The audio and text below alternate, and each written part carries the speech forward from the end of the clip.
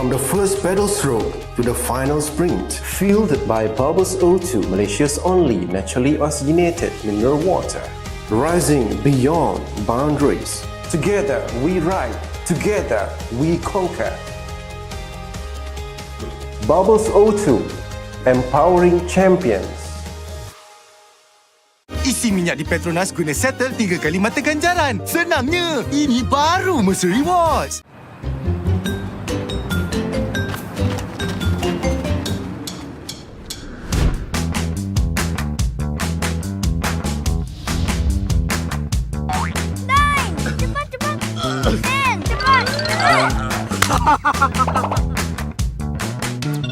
Hah? Buat apa tu?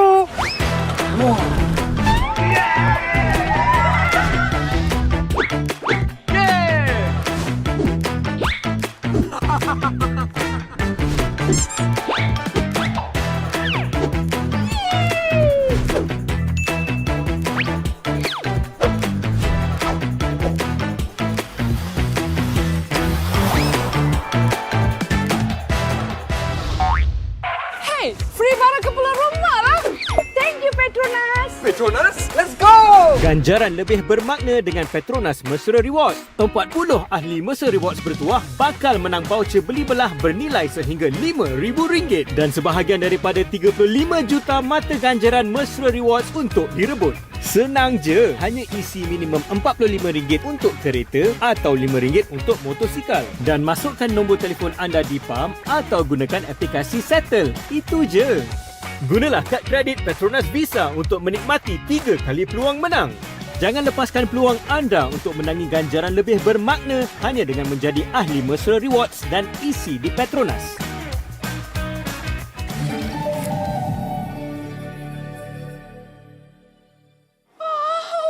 Barang elektrik pun boleh.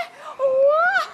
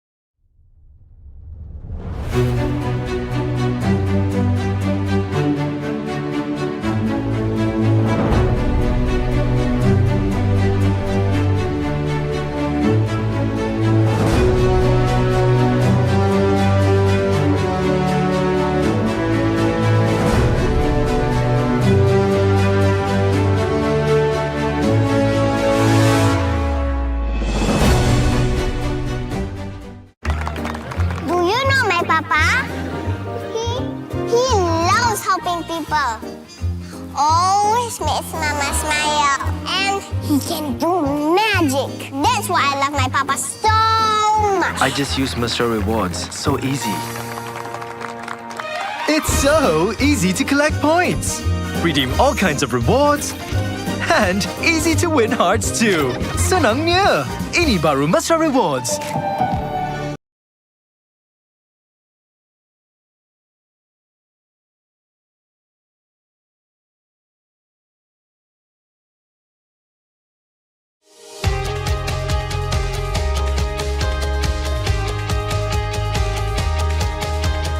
From the the first pedal stroke to the final sprint. Fueled by Bubbles O2, Malaysia's only naturally oxygenated mineral water. Rising beyond boundaries. Together we ride, together we conquer. Bubbles O2, empowering champions. Isi minyak di Petronas guna settle 3 kali mata ganjaran. Senangnya, ini baru Mesra Rewards.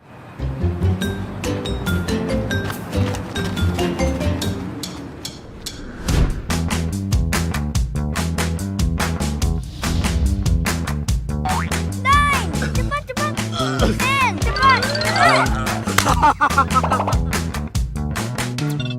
Hah? Buat apa tu? Wah.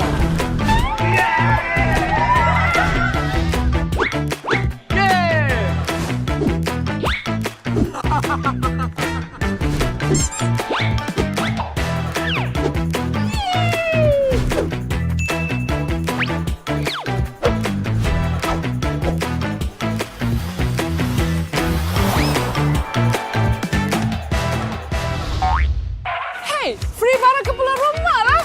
Thank you, Petronas. PETRONAS, let's go!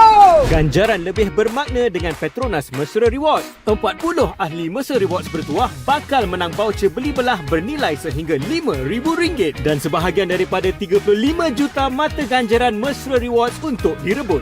Senang je, hanya isi minimum RM45 untuk kereta atau RM5 untuk motosikal dan masukkan nombor telefon anda di pam atau gunakan aplikasi Settle. Itu je.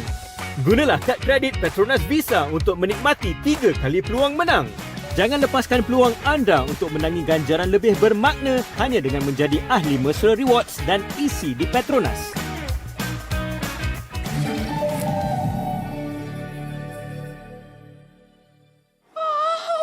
Barang elektrik pun boleh. Wah.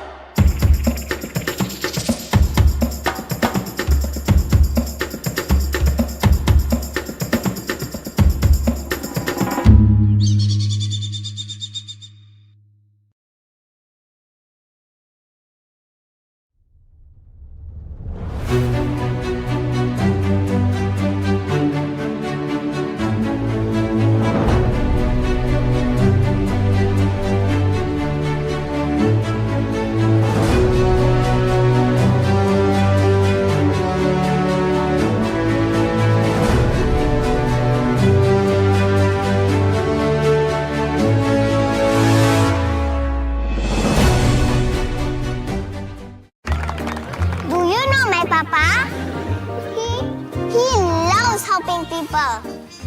Always makes Mama smile. And he can do magic. That's why I love my papa so much. I just use Mesra Rewards. So easy.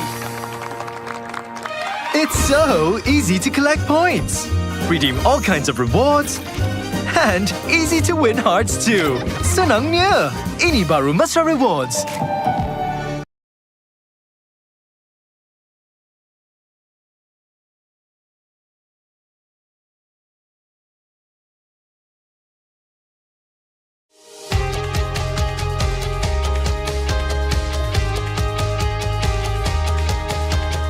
From From the first pedal stroke to the final sprint, Fueled by Bubbles O2, Malaysia's only naturally oxygenated mineral water. rising beyond boundaries. Together we ride, together we conquer. Bubbles O2, empowering champions. Isi minyak di Petronas guna settle 3 kali mata ganjaran. Senangnya, ini baru Mesra Rewards.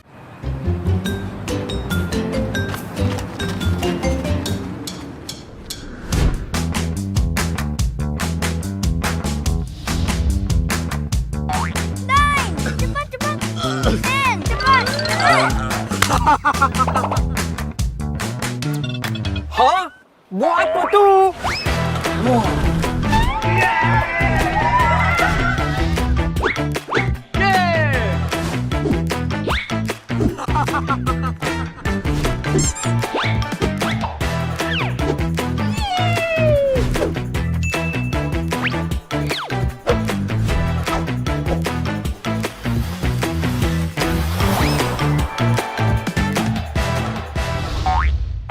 Hey, free barang ke pulang rumah lah. Thank you, Petronas. PETRONAS, let's go! Ganjaran lebih bermakna dengan Petronas Mesra Rewards. 40 ahli Mesra Rewards bertuah bakal menang voucher beli belah bernilai sehingga RM5,000 dan sebahagian daripada 35 juta mata ganjaran Mesra Rewards untuk direbut. Senang je, hanya isi minimum RM45 untuk kereta atau RM5 untuk motosikal dan masukkan nombor telefon anda di PAM atau gunakan aplikasi Settle. Itu je. Gunalah kad kredit Petronas Visa untuk menikmati 3 kali peluang menang. Jangan lepaskan peluang anda untuk menangi ganjaran lebih bermakna hanya dengan menjadi ahli Mesra Rewards dan isi di Petronas.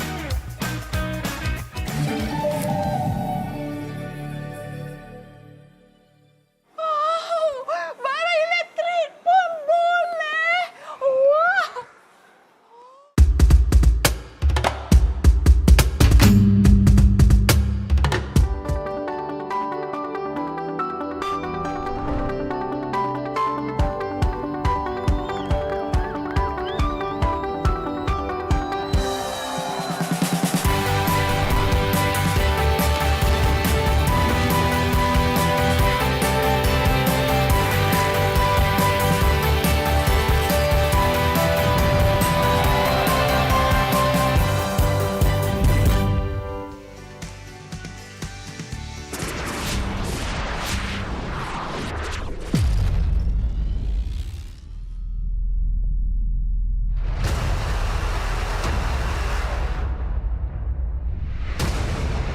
Hari ini keadaan hujan yang turun di padang besar. 3, 2, 1. Let's go.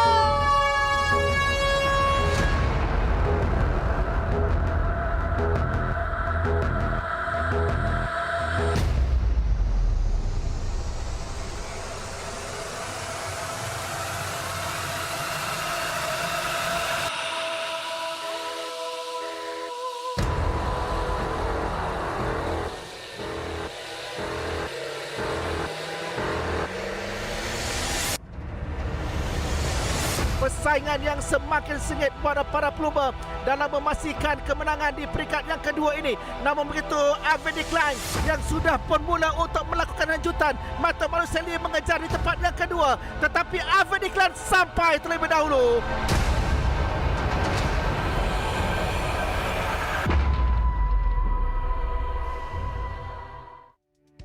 Di Pasir Puteh, White Gerik Sand. yang terletak di daerah Hulu Perak, Malaysia, yang terletak di antara Banjaran Bintang dan juga Banjaran Titi Wangsa. Laluan utama untuk ke Pantai Timur. Bagi saingan hari ini, hari yang ketiga, Petronas Seletul di Langkawi 2025. Peringkat yang ketiga yang akan menampilkan laluan yang berbukit dengan jarak perlumbaan sejauh 198.2 km. 3 zon pendakian melatih para pelumba 3 zon pecutan. Assalamualaikum dan salam sejahtera, apa khabar semua? Saya Akbar Sari. Ini adalah PETRONAS Letua di Langkawi 2025. Terima kasih kepada anda kerana terus bersama dengan kami untuk menyaksikan secara langsung, sama ada di platform di Astro Arena 801-802, begitu juga di platform YouTube dan juga di Facebook, MSN dan juga LTdL. Dibawakan kepada anda oleh Kementerian Belia dan Sukan KBS dan juga Majlis Sukan Negara MSN dengan penaja utama adalah PETRONAS. Okey. Hari ini adalah hari yang cukup perit bagi para pendaki untuk setiap pasukan. 3 zon pendakian, ketiga zon pendakian ini letak bersebelahan sahaja. Baik, bersama dengan saya untuk membincangkan mengenai hari yang ketiga, tak lain tak bukan adik Usaini, Olimpian kita dari adik. Sebelum kita bicara mengenai peringkat yang ketiga. Sebelum tu saya nak kongsikan juga, adik. Kalau anda masih ingat, laluan ini termasuk antara laluan pada perlumbaan LTdL tahun 2018. Siapa ada kat situ yang menang di tempat yang kedua? Matteo Malucelli. 2018, dia sebagai seorang sprinter mendapat tempat yang kedua. Okey, baik, itu sejarah 2018. Baik, adik, kita nak recap hari yang kedua semalam. Daripada Padang Besar sampai ke Kepala Batas. Hujan, pertengahnya dah okey dah. Dan di penghujungnya tu, perebutan antara Malucelli dan juga Decline. Baik, Akbar. Semalam, peringkat yang kedua, kita pun tahu perlombaan yang pada awal-awal ni seperti juri ataupun organizer mahu meneruskan perlombaan atau tak. Tetapi kita dengar juga ada saat-saat akhir ada macam nak kena delay perlombaan semalam daripada pukul 11 sampai 11.30. Tapi macam Akbar sini tahu, perlombaan di Malaysia ni memang dah biasa dengan hujan, dengan panas. Jadi perlombaan harus diteruskan.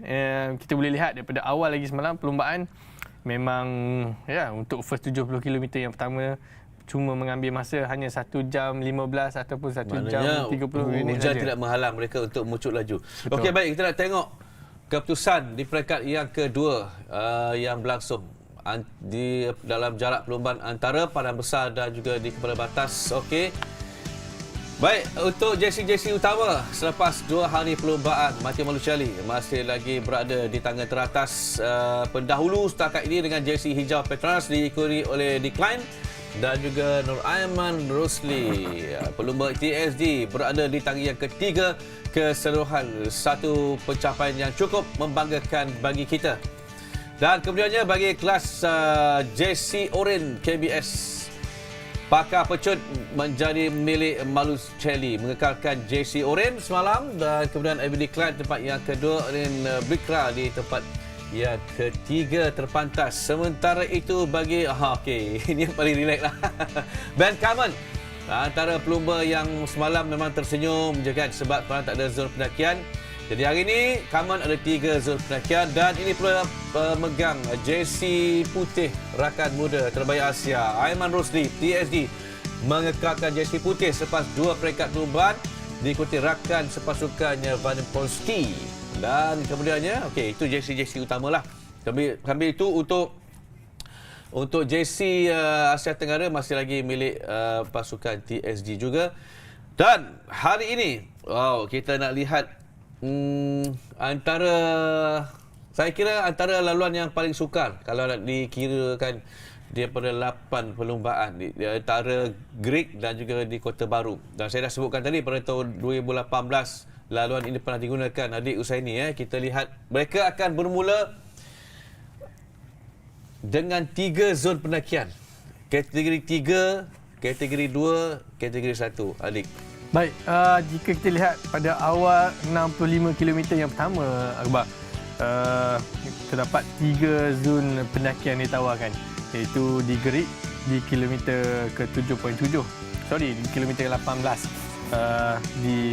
Kita boleh lihat ada kom 3 di situ, dan di Sri Banding dia punya gradient 3%, kom 2, dan di Puncak Titiwangsa, kom 1 yang ditawarkan di situ. Jadi Selepas itu mereka akan meneruskan perlombaan ke Pasir Puteh. Kalau kita lihat di situ, Akbar, hampir lebih 140 km daripada banjaran Titi Wangsa itu menuju ke Pasir Puteh. Dan all the way jalan dia turun ke bawah, dan selepas itu kita tengok dia punya laluan memang landai sampai Pasir Puteh. Jadi kemungkinan besar saya rasa hari ini mungkin jersey-jersey utama akan bertukar tangan. Betul, Akbar. Okey, baik, itu pendapat dan pandangan daripada Adik Usaini. Jersey utama akan bertukar tangan. Tadi kita akan nantikan di penamatnya nanti. Baik, kita nak ke Gerik di Hulu Perak bersama dengan rakan Sugas Lili Hamzah yang ada bingkisan menarik yang telah pun disediakan untuk kita semua. Jom kita bersama dengan Lili. Baik, peringkat ketiga, saingan Petronas Suri Langkawi akan bermula dari Gerik dan akan berakhir di Pasir Puteh, Kelantan dengan jarak sejauh 198.2 km. Dan masuk hari ketiga, akhirnya kita akan mulakan perlumbaan dengan cuaca yang agak baik namun sedikit mendung dan dijangkakan hujan pada sebelah petang. Dan laluan kali ini dijangka lebih mencabar kerana pelumba perlu berdepan dengan pelbagai bentuk perjalanan yang memerlukan ketahanan fizikal dan juga ketajaman taktikal. Kita akan saksikan pecahan-pecahan kumpulan juga akan berlaku.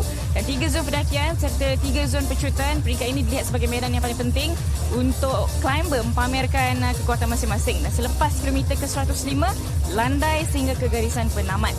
Kita akan saksikan perubahan strategi mengikut situasi perlumbaan dan inilah yang akan memberi kelainan pada edisi kali ini. Dan tumpuan peminat pelumba tempatan sudah tentu terarah kepada wakil negara Malaysia Pro Cycling Team.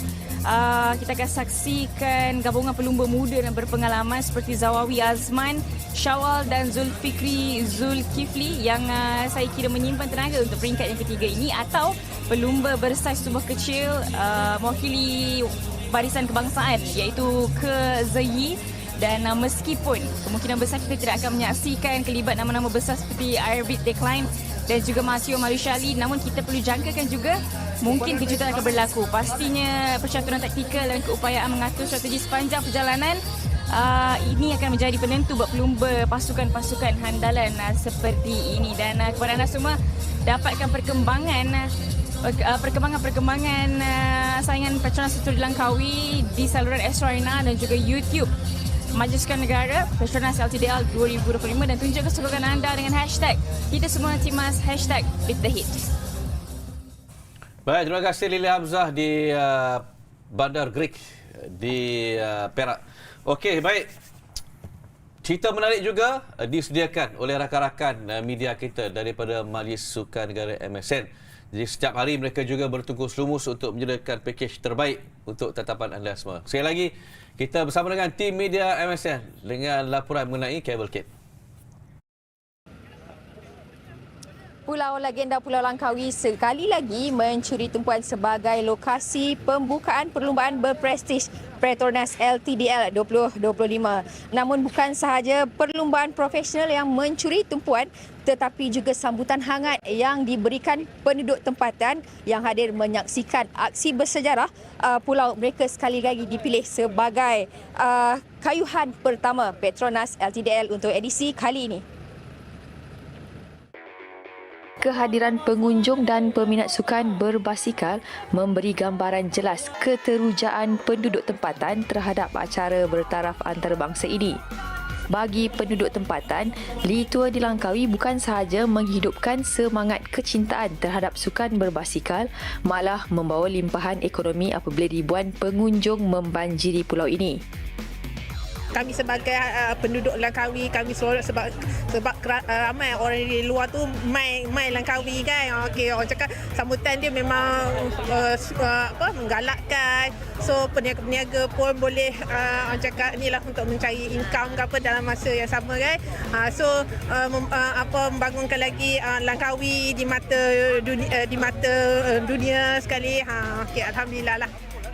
Selepas sekali lagi dipilih sebagai lokasi pembukaan Litua di Langkawi 2025, penduduk Langkawi melahirkan harapan agar acara bertaraf dunia itu terus kekal dianjurkan di Pulau Legenda ini. Bagi mereka, LTdL bukan sahaja mencetuskan kemeriahan, malah membawa limpahan manfaat kepada komuniti setempat.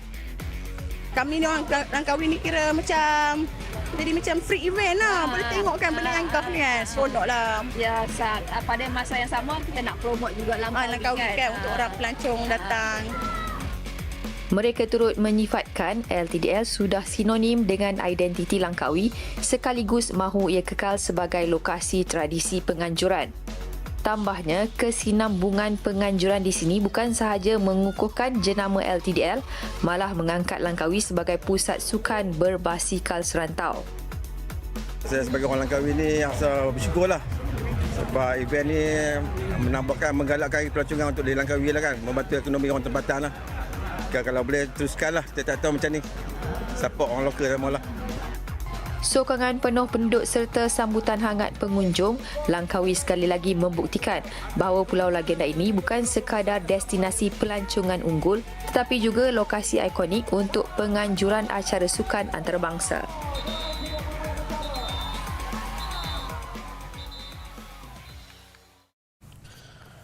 Okey, memang LTdL sinonim dengan Pulau Legenda Pulau Langkawi. Tapi pada anda semua, sebelum saya terlupa, kalau nak muat naik apa-apa status, gambar, video dan sebagainya tentang Letup di Langkawi 2025, jangan lupa untuk meletakkan juga kat situ #BeatTheHit. Okey, baik.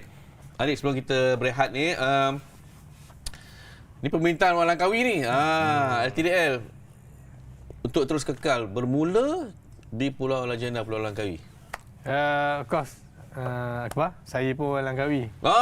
Mak orang Langkawi. Kampung Mayas. Untuk semua yang tak tahu, adik Usaini ni mak dia orang Langkawi, bapak dia orang Kelantan. Tak ada kena-mena dengan Terengganu. Tapi tak apa, mungkin dia lahir dan besar di Terengganu kan. Okey, baik. Teruskan. Ya, sudah pasti saya pun orang pulau. Orang Langkawi lah, orang pulau. Of course, kalau Langkawi ni memang sinonim. Saya masih ingat ketika saya bersama tim Pro Tour di Europe, selalunya dia akan tanya saya, where you from? Saya dari Malaysia. Apabila dia cakap kat saya, Malaysia, okey, tu Langkawi. Ya, itu yang jadi orang cakap tu Langkawi ni memang dah sinonim. Di kalangan pelumba seluruh dunia memang tahulah kewujudan Datuk Langkawi dan LTdL harus kekal bermula di pulau. Betul. Setuju orang Langkawi? Of course. Okey, baiklah kepada anda semua, saya pasti tak sabar untuk melihat aksi yang akan bermula pada jam 11 pagi ini dari Gerik sampai ke Pasir Puteh. Tak apa, kita nak berehat seketika, jangan ke mana-mana, kita akan bincangkan antara prospek yang mampu menonjol di 3 zon pendakian. Kita akan berehat dan kembali selepas ini.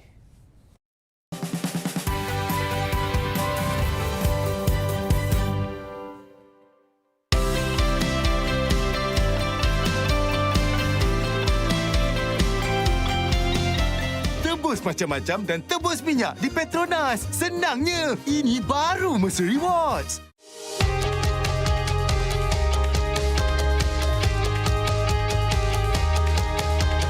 From the first pedal stroke to the final sprint, Fueled by Bubbles O2, Malaysia's only naturally oxygenated mineral water. rising beyond boundaries. Together we ride, together we conquer. Bubbles O2, empowering champions.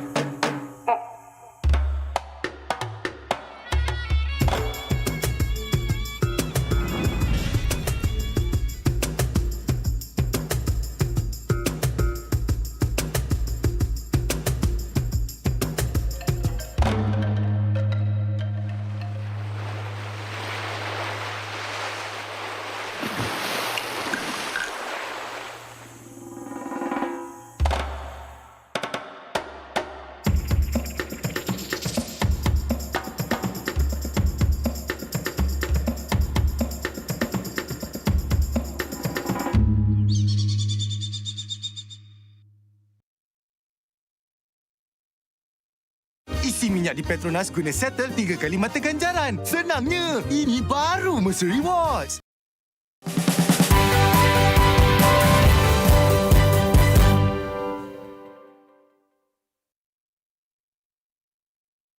Okay, 5 riders today. In the Tour de Langkawi last year, why have you wanted to come back? Well, I will try to go to take the podium. Is the objective, and we will try. Did you think this is a race that suits your characteristic? I don't hear. Did you think before coming, knowing from last year, that this is a good race for your characteristic? Yeah, we have a 7 stage flat, but it's one mountain stage, and yeah.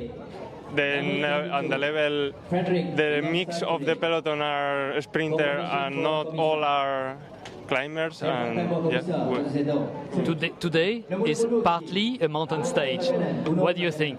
It's a difficult stage because we have in the first 70 kilometers 2 climbs and the rest is flat, and we will see how the teams are or attacking, or we will see if the sprinter pass the mountains.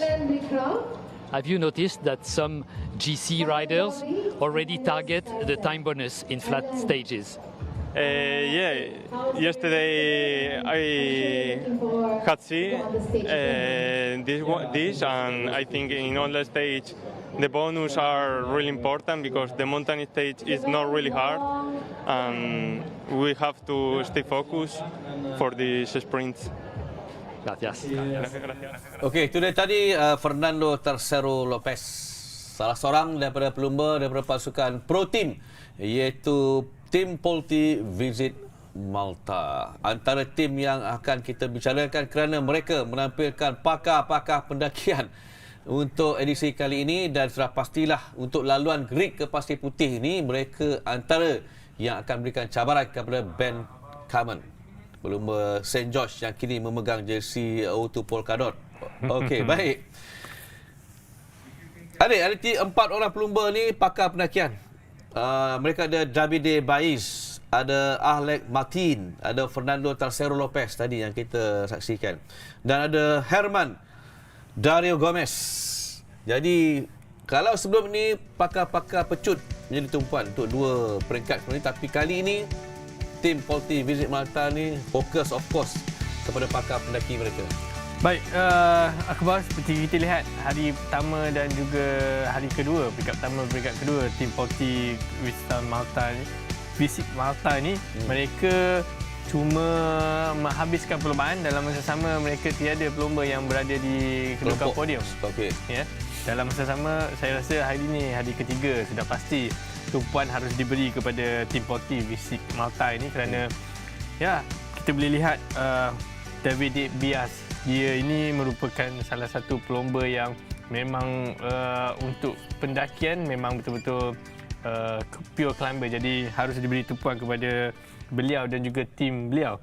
Dan kita harus lihat juga kepada tim Burgos, kerana peringkat pertama, peringkat kedua seperti tim Polti, dia tiada apa-apa result yang boleh dikatakan menarik untuk kita lihat, kerana dia datang sini of course dia mempunyai misi untuk memenangi peringkat dan juga memenangi juara keseluruhan. Jadi sudah pasti hari ini saya pun looking forward untuk lihat tim-tim daripada Itali dan Spain ni untuk memberi saingan antara satu sama lain. Ya, betul. Jadi kita sebenarnya ada 2 laluan daripada 8 peringkat perlombaan tu, ada 2 peringkat yang menawarkan pendakian yang tinggi, boleh katakan kategori 1, iaitu kita ada di Gerik dan juga nanti akan ada di Fraser Hill. Jadi di sini nanti pakar-pakar pendakian akan menjadi tumpuan, kerana kalau kita masih ingat lagi Max Poole bagaimana dia menawan peringkat yang ada pendakian dan akhirnya dia berjaya memenangi perlumbaan LTdL. Okey, baik. Itu tentang Polti Visit Malta. Jadi kita nak tengok nanti mereka ni akan cuba untuk merampas JC Polkadot daripada Ben Carmen yang rehat semalam. Okey. Seterusnya, tadi ada sebut Burgos kan? Burgos. Tim Burgos kan? Okey. salah seorang daripada pelumba yang akan pasti menjadi tumpuan. Mario Aparicio Munoz. Pengayuh pelumba Sepanyol. Aqua, Mario Aparicio memang tidak asing lagi. Edisi yang lepas dia merupakan King of Mountain untuk edisi yang ke-28 tahun lepas di PETRONAS LTdL Langkawi. Mewakili pasukan Burgos juga. Jadi tumpuan harus diberi kepada beliau kerana saya rasa hari ini kemungkinan ketiga-tiga zon pendakian yang ditawarkan sudah pasti Mario Aparicio mempunyai misi beliau tersendiri dan of course untuk defend dia punya King of Mountain jersey untuk edisi kali ini mesti of course dia mesti target benda yang sama, Akbar. Okey, jadi bermakna hari ini pakar-pakar pendaki akan menyalahkan kredibiliti dan juga kemampuan mereka.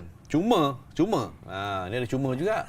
Sebab kalau ikutkan 2018 kan, yang menang stage Gerik Kota Baru masa tu sprinter. Betul. Termasuk Malucelli. Yes. Tapi tak tahulah tahun ni mungkin pakar pendaki ni juga akan berada di depan untuk memenangi stage yang ketiga. Okey, baik. Kita macam biasalah. Kita nak bincang pelumba-pelumba Malaysia yang ada dalam LTdL kali ini. Kita ada tim TSG, kita ada MPC dan ada Malaysia. Anak tempatan Gerik. Nama ayah ni sama dengan bapa ayah saya. Yusri Syari. Tak ada kena guna dengan Abang Syari tapi baik, adik Usaini, bagaimana anda melihat kemampuan anak tempatan Gerik ini? Baik, Yusri Syari merupakan pelumba track endurance kebangsaan kita. Dalam masa yang sama, Akbar. Dia mempunyai kelebihan seperti diri saya dulu, Akbar. Boleh kayuh road, boleh kayuh track. Dua-dua awak kayuh dulu? Ya, betul. Jadi Yusri Syari ini merupakan LTdL yang kali kedua untuk beliau. Jadi saya rasa kemungkinan besar dia seperti saya lihat apabila umur dia meningkat, dia punya pemikiran dia lagi lebih matang dalam masa sama. Of course hari ini start kat kampung dia, nanti kita boleh lihat dia punya fan dia, minat dia, orang kampung dia support dia daripada all the way from 0 km sampai dekat Banjaran Titiwangsa, saya rasa. Okey, jadi dia laluan tu dia dah kenal lah kan? Yes. Cuma saya nak tanya, sebelum kita beralih kepada seorang ahli pelumba tempatan ni, untuk tim Malaysia ni, jadi mereka masuk dalam LTdL ini untuk berikan cabaran. Okey, ni kena nak tanya pada ahli, nak berikan cabaran ke atau untuk meraih pengalaman? Of course, sudah pasti, Akbar. Setiap tahun LTdL, pasukan kebangsaan Malaysia tidak pernah tidak mengambil bahagian. Mereka akan selalu mengambil bahagian dan masa sama di situlah pelumba-pelumba muda kita ataupun pelumba-pelumba yang tiada kontrak dengan mana-mana continental team akan mewakili Malaysia dan di situlah dia orang akan cuba untuk memberi saingan dalam masa sama, cuba untuk collect point UCI sebanyak mungkin. Point UCI? Ya, di dan kebanyakan daripada mereka ni berusia di bawah 23 mostly 22 tahun. 70% daripada 6 rider ni adalah bawah 23 tahun. Bawah 23 lah. Tadi saya rasa ini satu pendedahan yang sangat baik apabila mereka berdepan dengan pasukan World Team, Pro Team dan juga Continental. Okey, baik, seterusnya pelumba daripada MPC Malaysia Pro Cycling, Muhammad Zawawi Azman. Okey, ni dia juga adalah merupakan antara pakar pendaki lah untuk pasukan MPC. Jadi peluangnya untuk menyulah kali ini berbanding dengan nama-nama daripada tim pro yang kita dah sebut tadi. Baik, Awi ataupun dikenali sebagai Zawawi Azman, anak kelahiran Perak. Hari ni start kat Perak kan? Perak juga, negeri dia lah ni. Alright, anak kelahiran Perak. Awi sudah tidak sinonim lagi, memang sinonim lah dengan LTdL dan pasti dia pun last month bang, lomba dekat Kom Geting nombor 1. Jadi saya rasa tak ada masalah untuk dia naik Gerik dalam masa sama, mungkin berada di kedudukan yang kelompok depan dan hari ini dah hari ketiga, saya rasa mungkin Awi akan membuat sesuatu yang menarik untuk kita lihat. Baik, prediction daripada Alik Usaini untuk peringkat yang ketiga ni. Tumpuan sudah pasti kepada Declan dan juga Malucelli, tapi Christoph jangan dilupa. Legend tu. Macam mana hari ni? Baik, sudah pasti hari ni peringkat ketiga saya rasa kumpulan-kumpulan pecut, antaranya Arif Saleh, Alexander Christoph, Acik dan juga semua pakar-pakar pecut hari ni mungkin dia orang akan take it easy hari ni. Dia orang cuma survive dekat Gerik punya climb and then dia cuma habiskan lomba. Sebab memang untuk mereka ni, raja-raja pecut ni, untuk climb seperti hari ni yang jauh, hampir 70 km, saya rasa mungkin tidak berapa orang cakap sinonim lah dengan pakar pecut ni. Dia orang cuma survive dan cuba untuk habiskan lomba ni. Perlombaan. Betul. Okey, baiklah. Kita akan melihat nanti siapakah yang akan berjaya untuk melintasi garis penamat selaku pemenang untuk peringkat yang ketiga PETRONAS Tour di Langkawi 2025. Ayuh, kita saksikan hari ini perlombaan peringkat yang ketiga dari Gerik di Hulu Perak hingga ke Pasir Puteh di Kelantan. Dan kami akan bawakan secara langsung di Astro Arena dan juga di Facebook dan juga YouTube, MSN dan juga LTdL. Anda sudah bersedia? Let's beat the heat. Peringkat yang ketiga PETRONAS Tour di Langkawi 2025.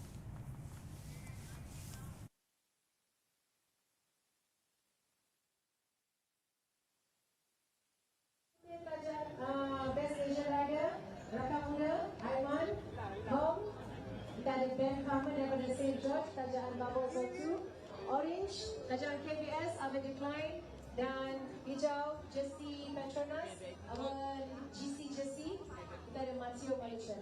Alright, terima kasih tamu-tamu kehormatan. Kita tinggalkan belum-belum di atas pentas. Only all the rider on the stage. Aiman, group photo all the rider. Only the rider on the stage for the group photo. Terima kasih. Terima kasih. Tamu-tamu kehormatan, terutamanya YB yang berhormat. Group photo. Alright, a few seconds for group photo to all the rider. Alright, thank you. Can come this side. Come this side.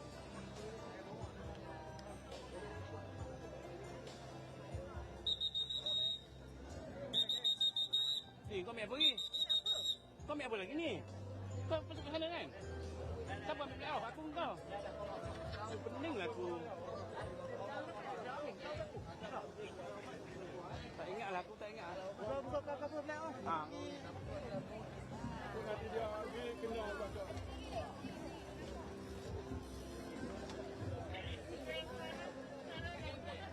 Tak perlu lagi, tak perlu lagi.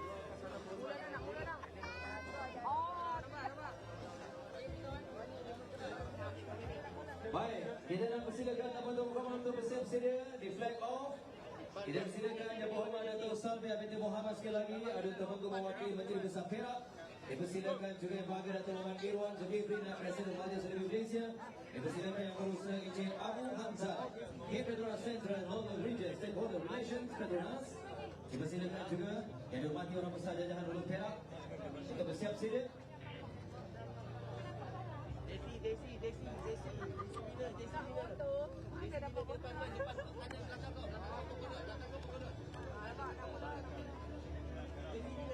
Alright, please all to the jersey holder. Green jersey, orange, orange.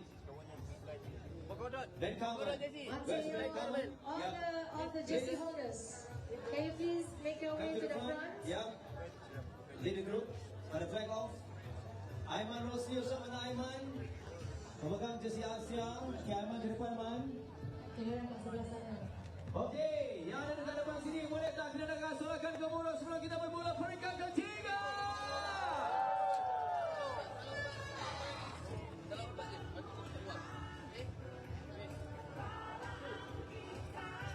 Hari ini 1, 2, 3, 1, 2, 3.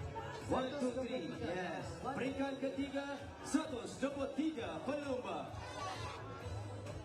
Alright, kita sama-sama countdown boleh tak semua? Okey, suara kuat Boleh start sekarang? Okey, kita countdown sama-sama. 10, 9, 8, 7, 6, 5, 4, 3, 2, 1.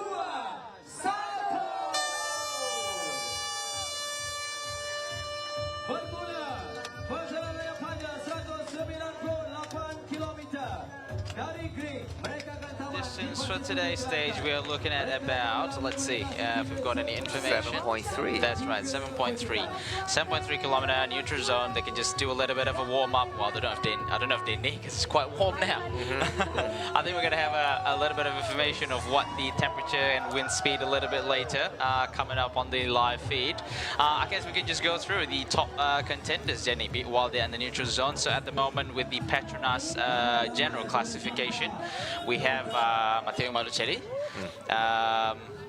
Arvid de Klein, second after a quite a dominant win yesterday. Got the better off of Matteo Malucelli in the sprint finish, and then third is the homeboy Muhammad Nur Aiman Rosli from Terengganu cycling team. And then KBS Orange Jersey, still Matteo Malucelli, still holding the most points, 3 points ahead of Arvid de Klein, and third is Ellen Blikra from Uno X.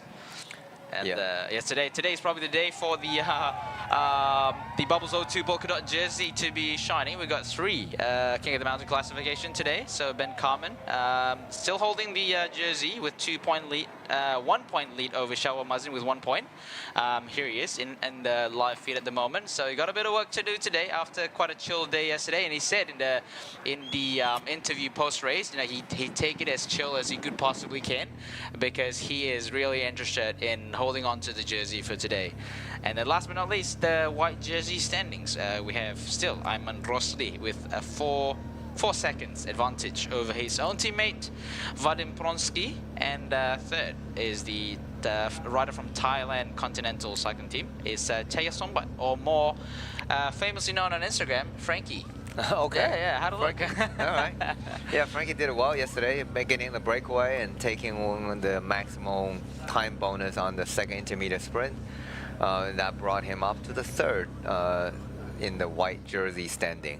Pretty much same time bonus, same timing as Vadim Pronsky. Yep. So I guess today is the day for them to play it out. All right, so here's a look at stage 3 from Gerik to Pasir Puteh. So 18 kilometers in, the first King of the Mountain, category 3 climb, and then not far from that is Sri Banding in kilometer 26, and then back-to-back 65.9 kilometer category 1 at the peak of Titi Wangsa, and then from there they're going to descend down to Jeli, first intermediate sprint point at kilometer 117.3, and then not far from that Bukit Bunga, second intermediate sprint, and third intermediate sprint at Machang 179, before finishing it off at kilometer 198 at Pasir Puteh.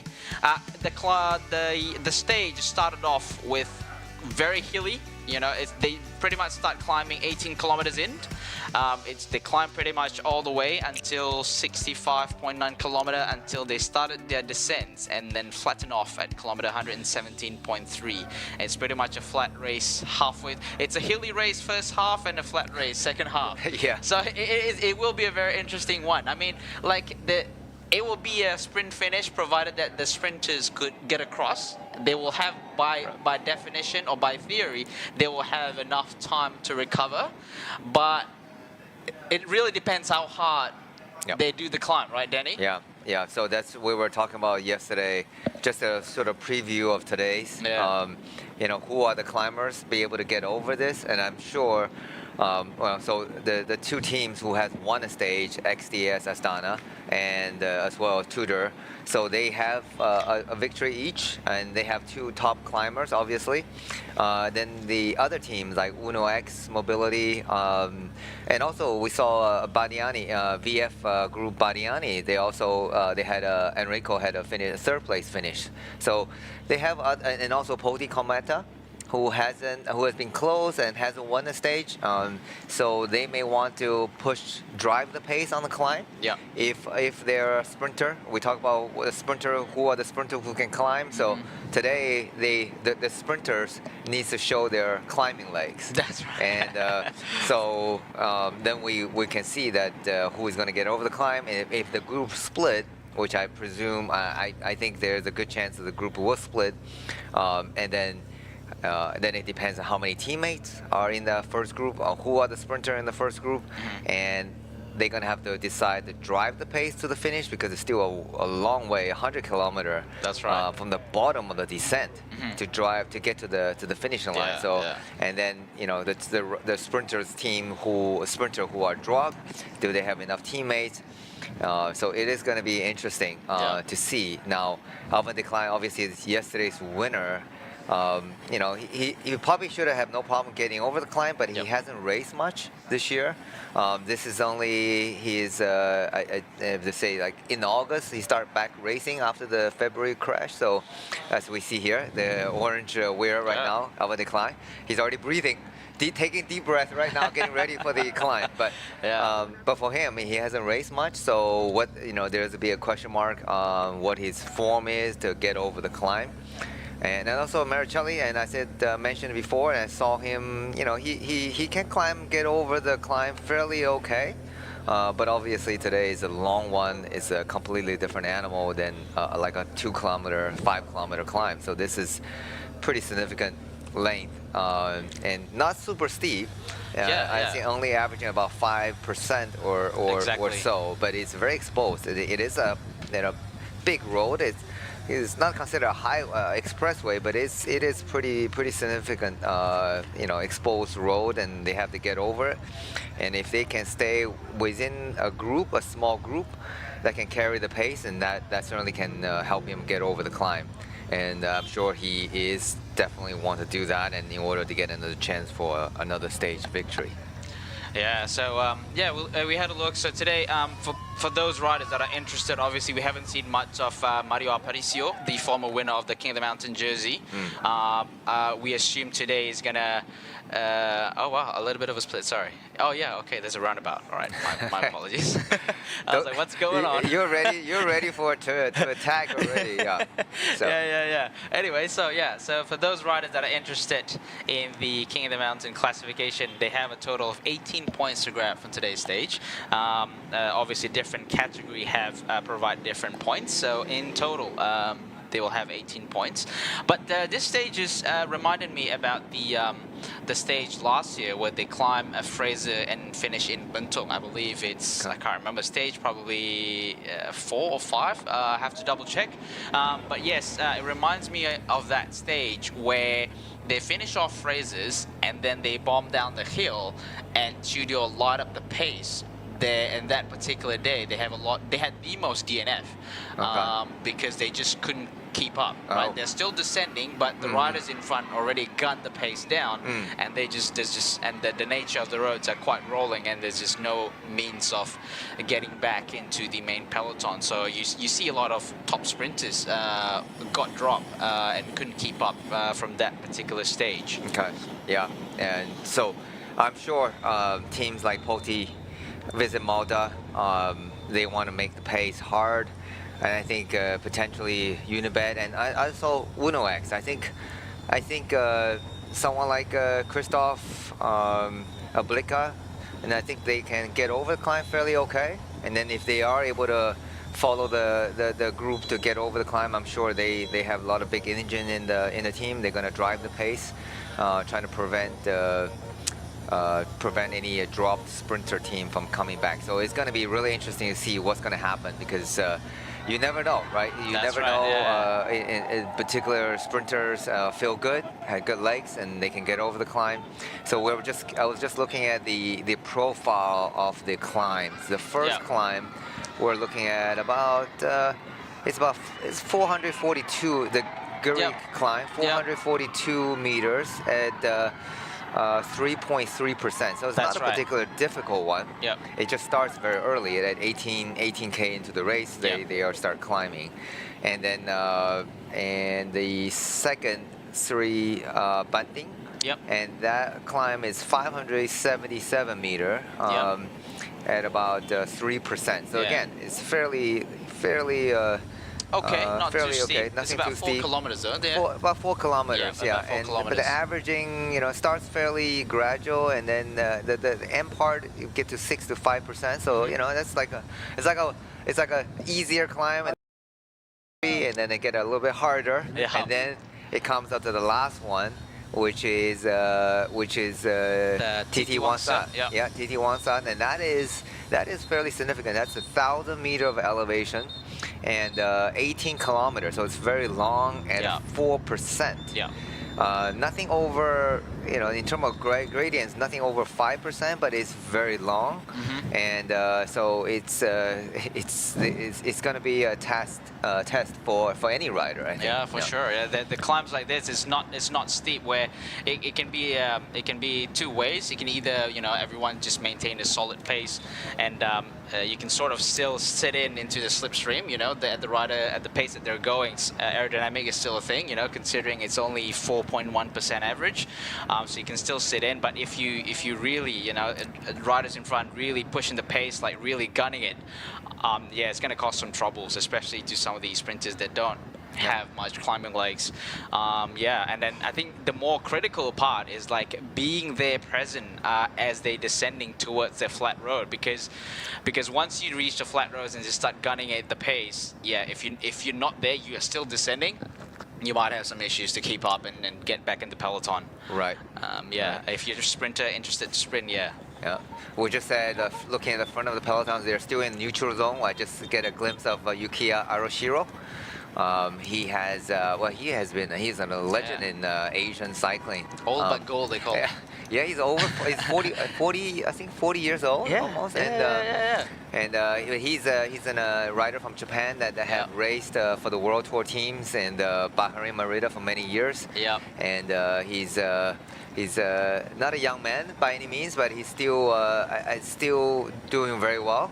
Riding very strong, because I remember, he was a rider under the Ekip Asada, Nikib Asada team, and then I was the assistant DS, and that was one of his first big, I think first Tour de Langkawi major race, and I remember like he went on the break, and the break was caught. I think just with a few kilometers to the finish, and he was trying to lead out for his sprinter Takashi Miyazawa. Then he crashed and had a huge scar, on his face. That's where it came from. Okay. So so in the team meetings, even in team meetings, and we were all talking about, and I was looking at him bandaged up and pretty much look like a zombie.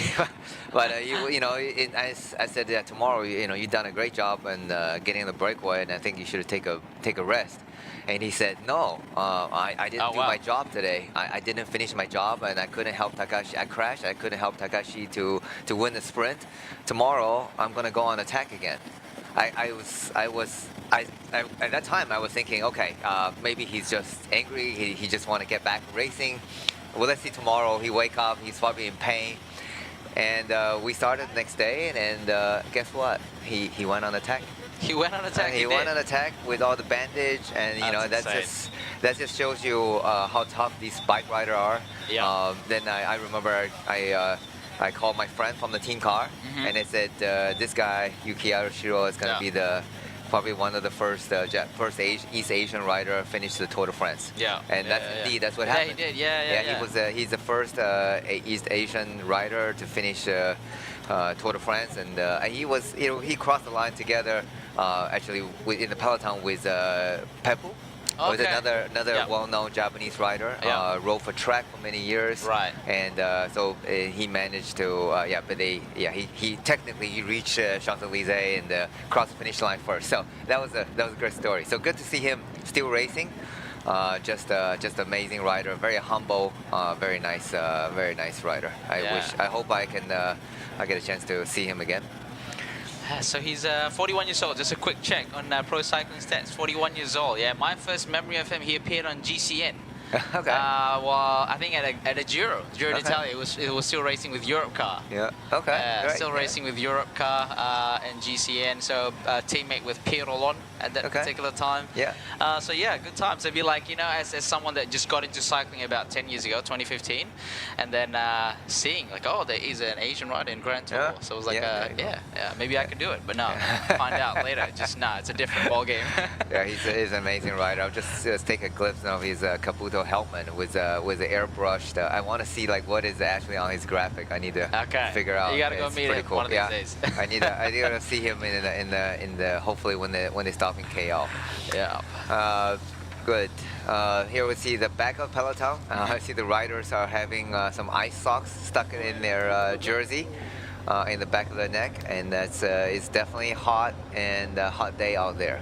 Yeah, so the thing with this, like the temperature, we just had a look on the live feed screen at the moment, just now actually, about 27 degrees Celsius, but then like because of the humidity, it can feels hotter than 27 degrees Celsius. So it's really important, like we've mentioned throughout the last few commentaries as well, for these riders to really keep their cooling down. Because when we talk about cooling, I think it's a well-known scientific fact that like if you're like overheating, that could actually cause some performance degradation, right?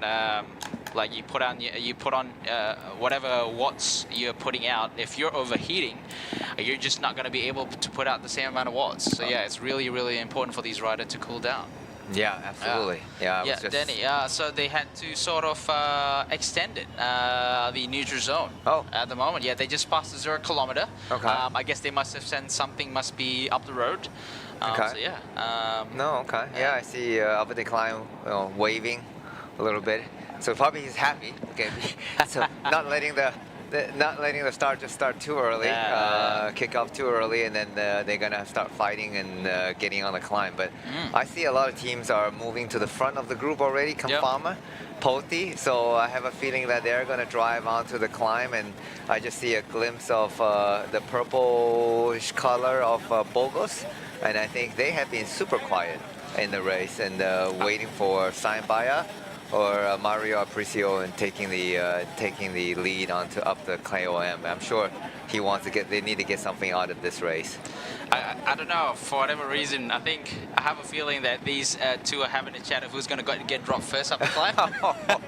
Like, let's bet. Like, if you drop first, you give me this. Yeah. If I drop you, oh my God. That is funny. Yeah. Yeah, but I mean, like, we saw it last year as well. I don't know, but this is like a whole 12 months ago, right? Like, Arvid had the climbing legs, Matteo Malicelli as well, because once they did the race up Fraser, or even the race up Bukit Hantu and Bukit Ampang, where it ends up in a bunch sprint, like you see these two riders are quite fit, but then again, that's 12 months ago. Matteo Malicelli had more racing legs compared to Arvid Decline, so it'd be interesting to see. And we saw an interview as well that Jeff, our friend, had with Ibon Ruiz from Confama. They're interested to finish it off with the sprint as well, with two sprinters, either Fernandez or Brustenga. Yeah, we'll see how. See, the riders are still in neutral zone and neutral pace zone neutral pace zone, and they are just getting, I think they're getting ready to clear up the road. I see the UCI Commissar Jamal. He's a Malaysian, and I think currently now he's living in Indonesia. So it's good to have him back to the race. Oh, here he goes.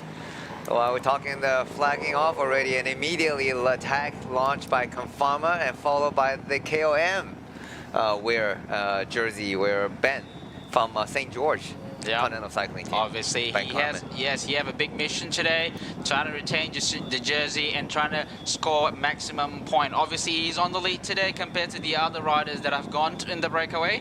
But yes, he's definitely interested in keeping the jersey. Followed alongside, we see a rider, Burgos Borpele Bihej, just behind him, trying to join these two riders in front. And I see also, the Bogos rider. We can't get it. We don't have a visual on who the rider is yet. But look like another two rider trying to jump across. Red jersey, 711 at Badiani. Badiani rider also want to get involved early on to the race, and they have a pretty big gap quickly. Yeah, they're pretty solid. I think it was quite a slight uphill road, a perfect road for them to launch an attack, and then it can sort of demotivate the other riders. And I think maybe the big teams are more interested in protecting their sprinters for the finish rather than, you know, going and chasing these breaks, because it's going to be quite a tough climb. You don't want to kill your sprinters early. You know, the likes of X, the likes of XDS Astana, and also the other Tudor Pro Cycling. You know, you want to maintain a quite sustainable pace so that, you know, you don't burn your sprinters too early. Otherwise, they won't have the legs to sprint at the end. Right. And so I think it's important to have a steady pace. Yeah. You know, a steady, fast pace. You can go a long way versus short surges or bursts. That definitely kills the leg. And we see Tudor riders sitting on the back. You know, it seems like they are not interested to just take up the chase just yet. But I do see, so there was 5 riders in the first leading pack, and then follow with a probably 7-8 riders trying to get across. As soon as we get a visual and the time gap, we will update you. But from the back of the peloton, looks like rider just again, looks like they're going easy and just warming up. But I'm sure the race pace will heat up very quickly, especially on the front, and we will have a very exciting contest for the KOM jersey. Yep. So yeah, it's just for those of you that are joining in our feed, so we just started off the 3rd stage of the 2025 Turf Langkawi from Gerik to Pasir Puteh, riding up the Titiwangsa range. So these are the 5 established breakaway riders. We have rider 156 from 7-Eleven. This 156. John Patrick? Yeah, John Patrick. Yeah, John Patrick, a Filipino guy. We have Burgos rider, which is number 75. 75. Yep, it is Josh Burnett. We have Ben Carmen. We have a rider, Equipo Confama Fernandez, and a rider from Bardiani, rider number 91, Federico Biagini. Okay, all right. That's a good 5 riders setting up a steady pace, or a fast pace, like a little team time trial going on right now, trying to reach the bottom, trying to reach the KOM points, led by the KOM jersey wearer Ben Carmen. Yep. We're yet to get a time, but looks like there are a few more riders chasing. Peloton not actively chasing. But we can see some visual of few riders attempting to bridge across to these 5 established breakaway in front here. Consist of Fernandez, Biagini, John Patrick, a rider from BH, and Ben Carmen. Yeah, we saw an interview earlier with Ben Carmen's teammates, Malaysian rider Rumbal. Of the same St. George team, and he said their intention is to defend to try to rack up some more KOM points earlier today and defend that jersey all the way to the finish. So it will be interesting to see that if Ben Carmen of the St. George cycling team able to defend the polka dot jersey by end of today, because there's a lot of points. There's a category 3, category 2, and category 1 climb. So for those who are not familiar with different category of climb, so Izzat, if you explain, so what are the category 4, 3, 2, 1, and HC category? I mean, what are the differences? Okay, it's one of the main difference for you to understand in the simple words. I suppose the difference, it could be either distance or the elevation gauge. So the higher it is, the higher the category, and also the higher the category as well, the more points you can score. For example, we have category 3 today. Or let's start with the category 1 on first stage in Langkawi. So category 4 in Bukit Malut the other day was only 2 points, whereas in category 3 you have a different point classification. Yeah, more points. Yeah, so more category points from 3. there. Yep. Yeah. So category 3 you have a maximum of 3 points. That's right. So category 3 points, and then category 2 you have 5 points, and category 1, you have a maximum of 10 points. Okay. So yeah, it's really important for example, Ben Carmen, as the current holder of the Bubbles 02 King of the Mountain jersey, to play his part. You know, if he can't get all, you have to play his game and score as much as possible if he's going to retain his jersey. Right. And so this year we don't. This year the hardest category climb is category 1. Yeah. But in the editions where they're climb like Cameron Highland or like last year, or Genting Highland, that is considered the HC category, which is stand for horror category. Yeah, host which category. is host category. Yeah. The reason I remember is horror because it's a horrible climb because you have to suffer so That's much right. more. But the reason that is considered the hardest climb, and that the rider can score the maximum point. So in this year edition, the hardest climb is only category 1. But by no means it's going to be easy because it's still 1,000 meter of elevation gain on the today's hardest climb, and the Fraser, Booker Fraser, which is comes on stage 5, and that's going to be 1,200, almost 1,250 meter of climbing. So yeah, it's by no means it's easy, but it's in this particular edition we talked about earlier, because it doesn't have Genting Highland. Actually, there are numerous riders are potentially contenders to win the climbing stage, the Fraser stage, and also the time gap is going to be so minimal. And then the following stages means that the rider have to really fight out for every intermediate sprints and for bonus seconds and trying to move up to the GC. So that actually makes the race potentially more exciting to watch. Yeah. So we just had a quick look at the front of the peloton, front of the race, but unfortunately it looks like the peloton is about to catch. There were a few riders that were in the chasing and joined the breakaway, but unfortunately we can see that the peloton is actually quite actively chasing. So I'm not sure if they're just going to let these hanging, or they're gonna reel the riders back in. We'll see what the peloton wants to do with these few riders in front. We're trying to get they already reeled back in, trying to get a glimpse of who are the teams on the front. And it looked like it's Tringano Cycling Team Ednan on the front, drilling the pace. Right. Interesting. Yeah. To see, that's an interesting tactic. Maybe they're trying to launch their climber Vadin and Matthias. Yeah, so that'd be an interesting one, obviously. Just a bit of a heads up, we are going to go through some quite a remote area up the Banjaran Titi Wangsa, or the Titi Wangsa range. So we might experience some connection disruption. So just a bit of a heads up, that might potentially happen, but I believe the media is doing their best to improve that from year to year. So here we are, head of the race with 189.9 kilometers. That's a long way to go still, Danny. Yeah, that is a long way. So today the rider is going to cover total 205 kilometers. So that includes the neutral zone as well. That including the neutral zone. That's so for those who are sitting at home watching the race, just get an idea. 200 kilometers, and that take average average weekend warrior probably about 7 hours to ride to finish. But I think for these guys, I think maybe a little less than 5 hours, and they will be able to finish, because we were estimating the average speed of yesterday's stage. Oh yeah. So stage 1 was over 48 kilometers an hour. Yeah.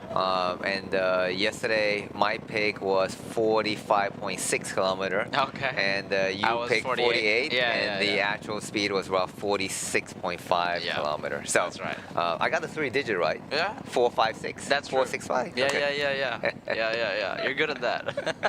So there we go. Back to the front of the race, and it's front of the carnival. Yeah, that's the cavalcade, they call it. The cavalcade, bringing all, I guess, like the head of the pack, I suppose.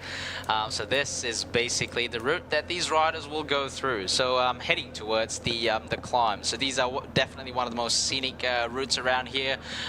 It's going through the peak of the Peninsular Malaysian jungle. Yeah. As they're heading up to the they call it Banjaran Titiwangsa. So Titiwangsa is like a form of range that I guess becomes the backbone of the peninsular Malaysia. So it stretches basically from north to south of Malaysia. Yeah, it's basically a backbone range for peninsular Malaysia. Same range as the Cameron Highland, the Fraser, and up to Genting Highland. Exactly. As well. Absolutely right. Yeah, it's beautiful. I saw, saw the riding through the jungle, through the forest. Yeah, it's absolutely a beautiful aerial shot of the region, of the mountain region. Yeah, and then a lot of these this route is quite familiar for those that likes to, like I think mentioned in the last few commentaries. It's quite a famous route for people that does Odex. Odex riding. They call it the Odex Big Hill, where they have to go across the range into Kelantan and then come back up, right? So I think it's like 600 meters with like 5,000 meters of elevation or something like that.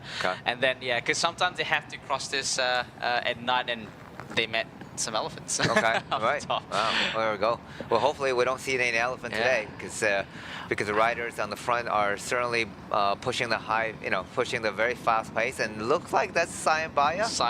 Is that ex Terengganu cycling team rider, and now with the Bogos BH team, and that looks like Sayembaya. Yeah, I think he's familiar with this route. It's part of maybe one of those training camp days. Yeah, he's a formal KOM jersey winner of the Tour de Langkawi, and certainly no stranger to Malaysia. He spent a couple years with the Terengganu cycling team and done extremely well, and so we were very happy when he got the contract with the pro team, Bogos.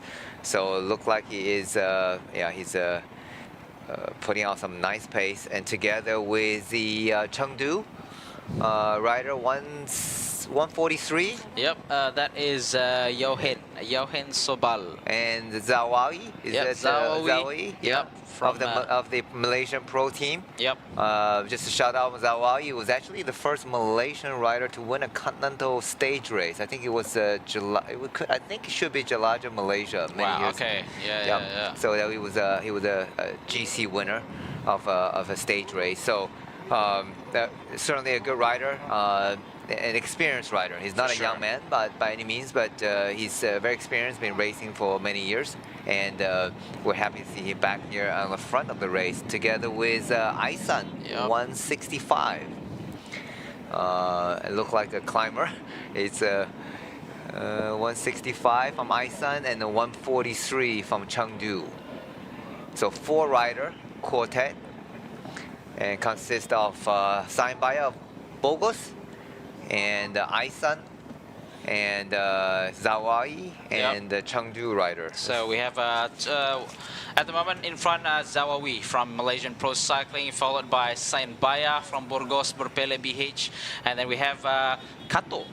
We have Shinosuke Kato from Aisan, and also Johan Sobal from Chengdu.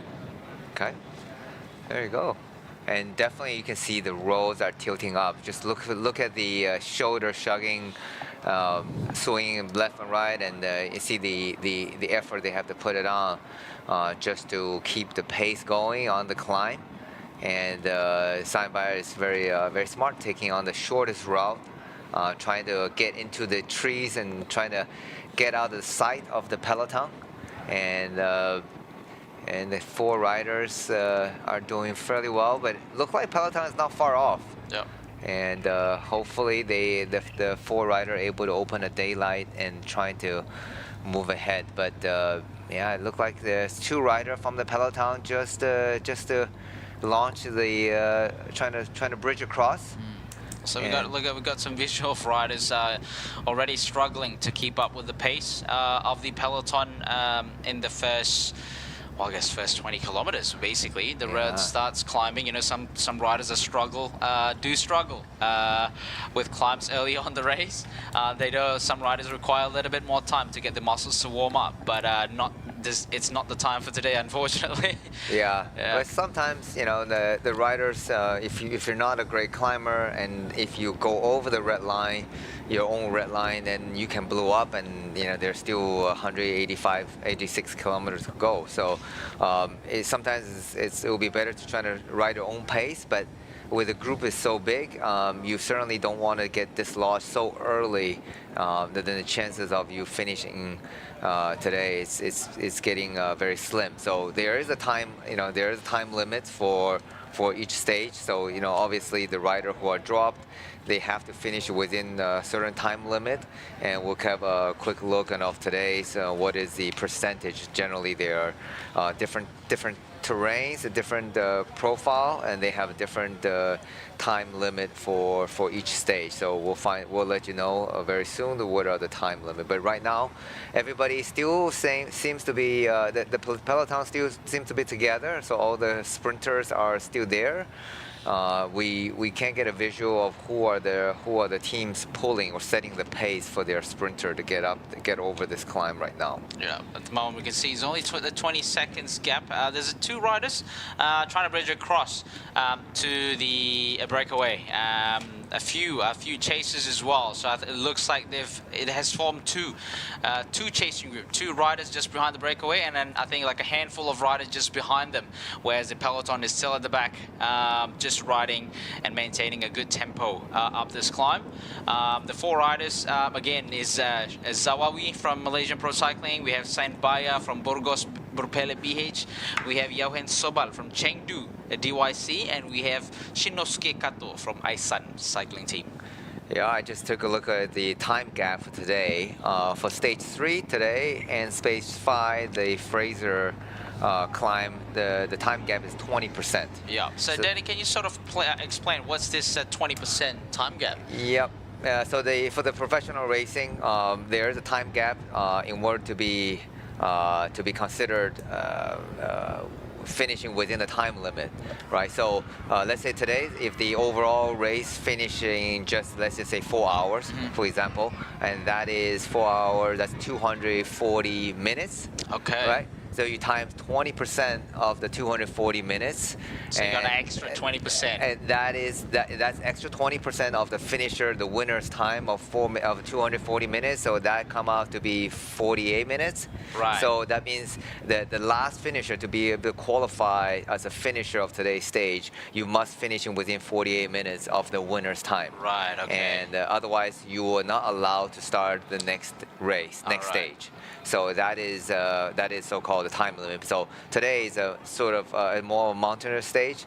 The other stages are 12%. So today at 20%. We see on the back of the front, and that is another ex-Tringano Cycling Team rider, Daniel Whitehouse from New Zealand. Riding for St. George and launching an attack because he sensed that the group is not going fast enough. The peloton is catching up to the breakaway, and Daniel is certainly a very good climber. He was former winner of the 12 Philippine, and then he took some time off riding, and so it's really good to see him getting back to the racing, and especially at the front of the peloton. And he's certainly a rider with a climbing pedigree, and followed by another ex-Tringano Cycling Team rider. There he goes. Here's an Tringano Cycling Team in the breakaway. Sain Baya just launching another, trying to bridge across, and he is indeed getting back to the wheels of Daniel Whitehouse. So I think they missed Tringano. They want to reach there first. You're absolutely right. I'm sure. They missed Tringano. They want to reach there first. So it's good to see they are well represented. Okay. And Daniel Whitehouse and Sain Baya at the moment, two riders in front. So both riders are good climbers. So if the peloton sit up a little bit, those two guys certainly are able to grab a lot of valuable KOM points. But let's see. It's still early. It's still way early in the race. We only covered about 15 kilometer. Yeah. And so there's still 3K to the first KOM points at the Gerik. That's right. So we're running along well together. We can see that these riders are working well together. We have Sain Baya already dropped to the small ring. Probably prefer a little bit more higher cadence. We see Danny Whitehouse still riding in the big ring. I guess everyone have their own way of climbing. So here's a visual from the first King of the Mountain. We can see the riders are not far off, Sanbaya and also Daniel Whitehouse. And Peloton is already strung out, pretty strung out. It's not in one line, but there's a good. I think from the front of the Peloton to the back end is at least 200 meters. Yeah, that's right. Yeah, quite a stretch. Yeah, so two riders looking really good. And they have Sanbaya on the Bogos on the BH bike. On the BH bike. And Daniel Whitehouse on the Paddles. Yeah, Paddles. Shimano group set, BH. Yep. Majin group set and Paddles, but looks almost exactly as the Shimano shifter levers. Yeah. We are definitely, you know, the Shimano Di2 has been the flagship, like the market leader. Oh yeah, for sure. And everyone certainly trying to copy that. Copy the leader. So we, you know, it's no surprise to see. I know when something works so well, and certainly the other guys, competitors, gonna try to copy the product because it's difficult to invent something great each time. So sometimes the form of flattering is, I guess, when people copying your product, that means your product is really good. Yeah, for sure. And it's interesting to see as well. Like I think, although it starts off, I think you kind of have to make the choice, right? Like, do you compensate on the climbs, or do you gain on the flat stage? Like you see, like not many riders are going super shallow rims these days. Like you see, even like Danny Whitehouse looks like no shallower than 50 millimeters, I believe. But I guess Sanbaya with his wheel sponsor Vision, they either have 60 or 45. So it looks like he's on a 45 millimeter wheels. Looks like the Breakaway have joined by another two riders. This is a rider from Picnic Post NL, finally on the Breakaway. There haven't been many representation of Picnic Post NL in the last couple of stages, but here he is, a rider from Picnic Post NL. We get to get a visual of which rider this is, and also another rider joined. Looks like the Rockets. Okay, all right. And the Breakaway again. Maybe for another €200 this time. Well, we talked about yesterday. They have been getting the most combative riders, stage 1 and stage 2, and why not making 3 in a row? So there you go. So that's a really good 4 riders, and you know, from Picnic Post NL and also the Unibet Rockets, and those four riders could certainly make a significant gap, because even earlier, just before today, you were mentioning there was a cycling news article about one of the riders from Picnic Post NL, and he stopped. Was that the Christensen?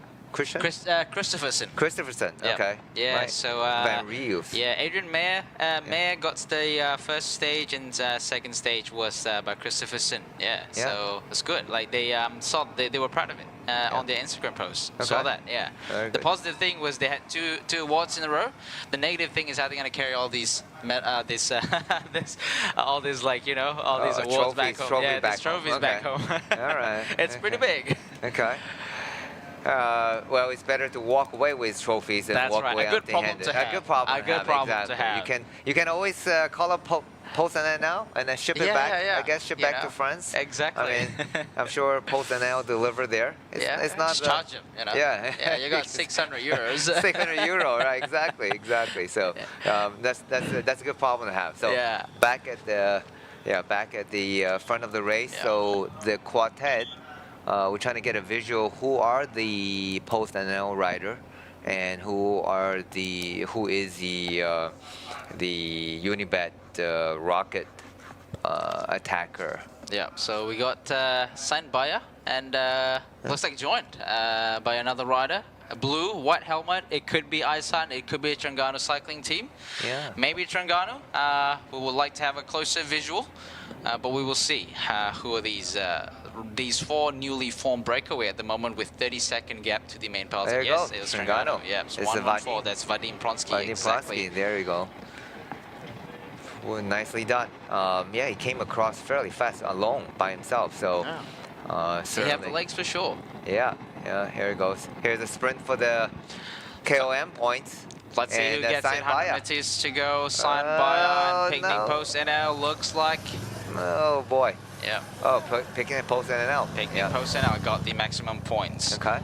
For the first King of the Mountain category 3 climbs. All right. And 5 riders on the front, so they're gonna try to regroup because I think they're still the second category, the second climb, it come up fairly quickly. It's still 12 kilometer away, but it's the start. They're still climbing right now. So still climbing. Yeah. No race and no rest. So it's rider number 12. Number 12. Yeah, it's Patrick Eddy. Yeah. He was contesting the sprint yesterday. Yeah. Very interesting. Australian rider Patrick Eddy. Okay. Contested a sprint yesterday. I think he switched his mode. He's a climber today. Yeah. Yeah. Here and look like we had a glimpse of a peloton, and they're seems like going pretty steady. They're not in a chasing mode, so they must be happy with the pace. And we just see a glimpse of the little gorilla going through the jungle. Okay, that's good. And it looked like he's just taking a breezer, and no problem at this pace. No problem, yeah. And so it is. Seems like the peloton is happy with the 4 rider on the front, a 5 rider on the front. Yeah. 5 rider on the front, going up on the road, taking away the KOM points. Yeah. So interesting to see. That they are deciding to sit up so quickly. Maybe they're saving the legs for the third and the category 1 climb. Wondering if any teams like Uno X and Poti Visit Malta is gonna take up the pace to trying to drop the race leader Marichelli and the sprinter from of a decline from the Tudor team and the race leader from the XDS Astana team. Yeah, so the roads that they're going through, obviously nowadays they have highways to go from one state to another to cross from west coast to the east coast. But this particular road that they're going, there used to be the old highway. So back then, before highway was a thing in Peninsular Malaysia, so this used to be the so-called highway. So basically back then, they don't have the technology to cut through mountains and stuff. So the roads have to flow with the mountains. So yeah, you can see some distance marker as well on the side showing Kota Baru, which is like the capital of Kelantan, on the side of the road. So yeah, so this is the old road that they're using. More hilly, a bit windy. Yeah. Okay. Yeah, it's a decent surface on the road, just surrounded by beautiful jungles, which is great. We talk a lot about, if you ever get a chance to visit Malaysia, certainly Langkawi Island, certainly this is a very nice, very scenic. It's a little bit further away from Kuala Lumpur, but it's very scenic, and we know that the traffic is being shut down, but generally there's very little cars here as well. So it's very nice to come here and ride. And if you don't want to hassle bringing the bicycle, I just recall there are companies in Kuala Lumpur you can rent bicycle. All right. I think one of the company called Jung Velo. Jum, J-O-M. Jum Velo Tours, and then you can actually rent the bicycle from them, Polygon bike, and then also just, so you can just go out for a bike ride around Kuala Lumpur, or you can go all the way, taking a tour, go up Fraser, Cameron Highland, and coming to this part of the world will be fantastic. And personally, I have not ridden here. I would certainly love to get an opportunity to come and ride in this part of the world. Yeah. Obviously, I've never ridden up this road as well. Okay. And obviously, both me and you, we have friends that have ridden up here. They've shared some insights of what the climbs are like. But yeah, like I said, we looked at the course profile, 18 kilometers of the Tinti Wangsa climb. So it looks like the gap for the peloton have grown.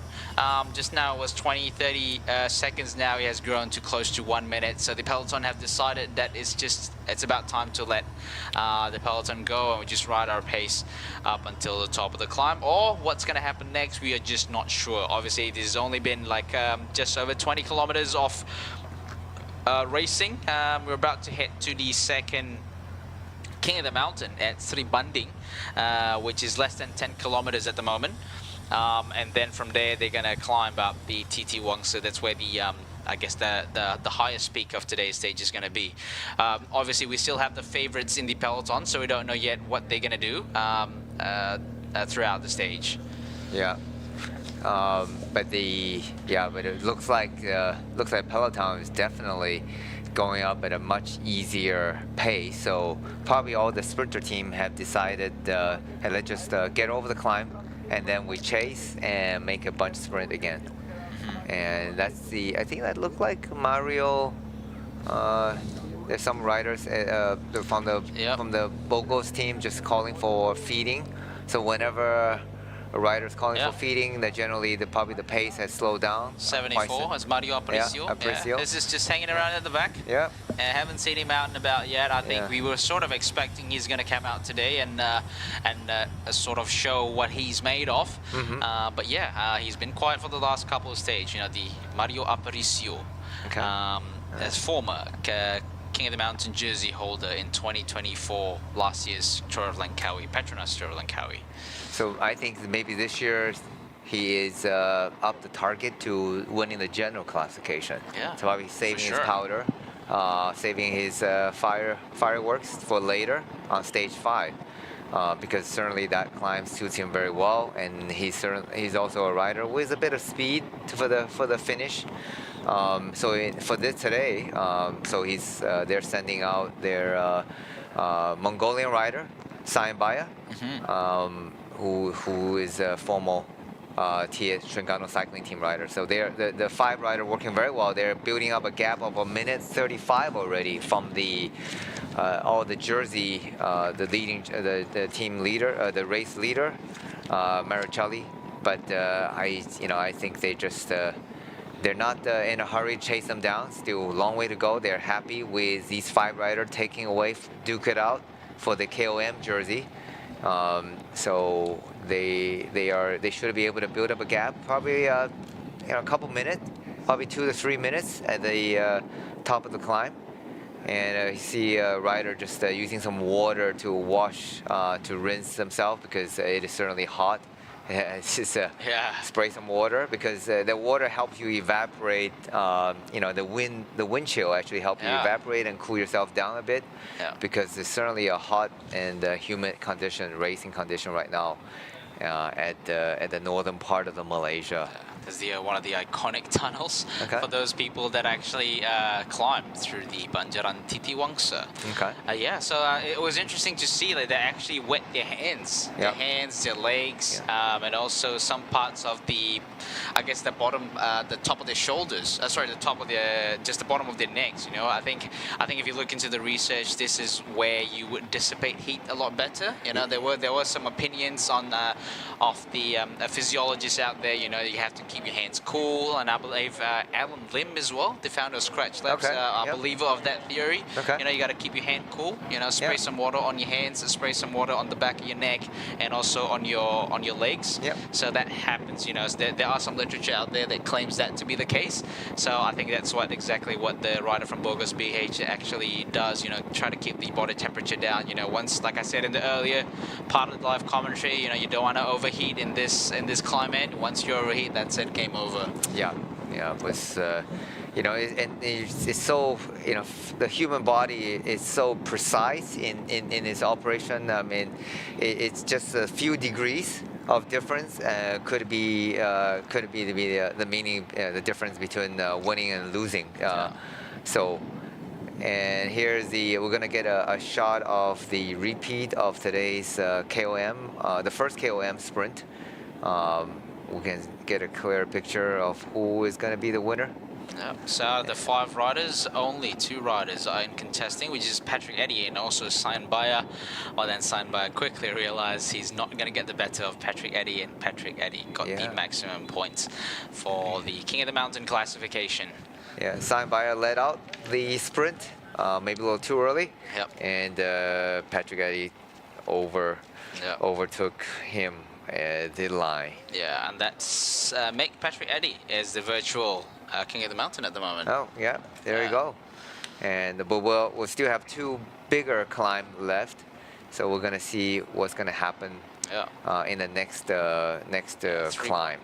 next to climb. Yeah, 3 points at the moment. 1 point ahead of the current holder of the Bubbles 02 King of the Mountain jersey, which has been common. And yeah, I think I can't remember. So they were interviewing. Who did interview yesterday? No, Bubbles 02 interviewing one of the riders. I think it's Ben Carmen. Yeah, they interviewed Ben Carmen obviously because he's the holder of the King of the Mountain jersey. Just to keep himself cooled down, he throughout yesterday's stage, I think he drank no less than 15 bottles of water just to keep himself cool. Okay. Wow. That's a lot of water. That's a lot of water. Yeah. That's a lot of water. Yeah. So, but that's that's essential, especially when you riding here. And then we see here at the front of the peloton, the XDS Astana and the Tudor cycling team are on the front, setting the pace. Maricelli is looking pretty comfortable, sitting fourth wheel. Yeah. In the group. Yeah, he's a climber today, sitting in front. Yeah, probably more consistent pace to sit in front. You know, sometimes when you sit at the back of the peloton, riders like surges trying to fill in the gaps, so that can cause a little bit of a problem. You know, you keep surging on and off, so that can burn some matches.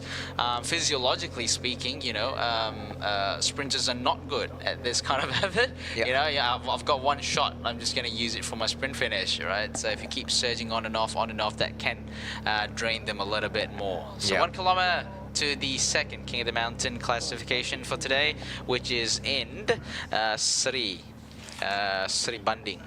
Yeah.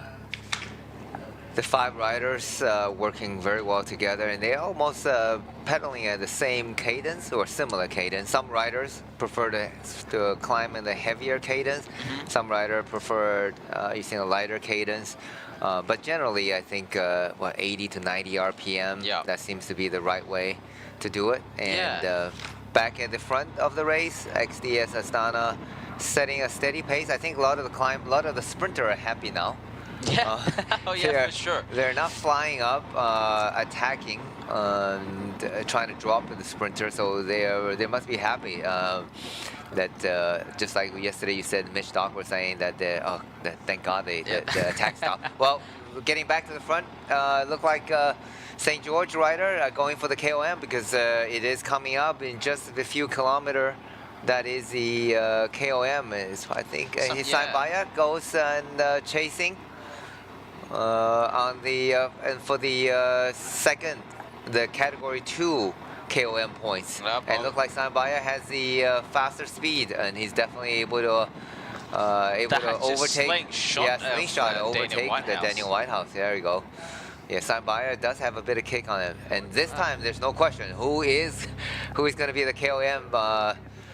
Who got the maximum KOM points. So it's pretty intense here, the fight for the King of the Mountain jerseys, and now the virtual wearer of the Bubbles 02 King of the Mountain is Sanbaya now with 5 points. Surprising, Patrick Eddy didn't even contest it for it. Yeah, it'll be interesting why that is the case. So now these two are riding together, Daniel Whitehouse and also Sanbaya, and obviously rider, Daniel Whitehouse from St. George Continental. Obviously, as we were speaking and as the points are counting down for the King of the Mountain classification, we know that the jersey has been stripped off from the team, from Ben Carmen, and I think it's up to Daniel Whitehouse to keep the jersey in the team, I suppose. Yeah, there he goes. Trying to be legal, what's your error? Yeah, trying to be error and legal at the same time. Yeah, so he's Baya doing a super tuck. Yeah, like his I guess his bum, his backside needs to be on the saddle, otherwise he'll be relegated or disqualified. So yeah, he says playing a little bit on the edge there. Yeah, I think these guys are very familiar with the rules now. Yeah, and nobody doing the sitting on the top tube super tuck anymore.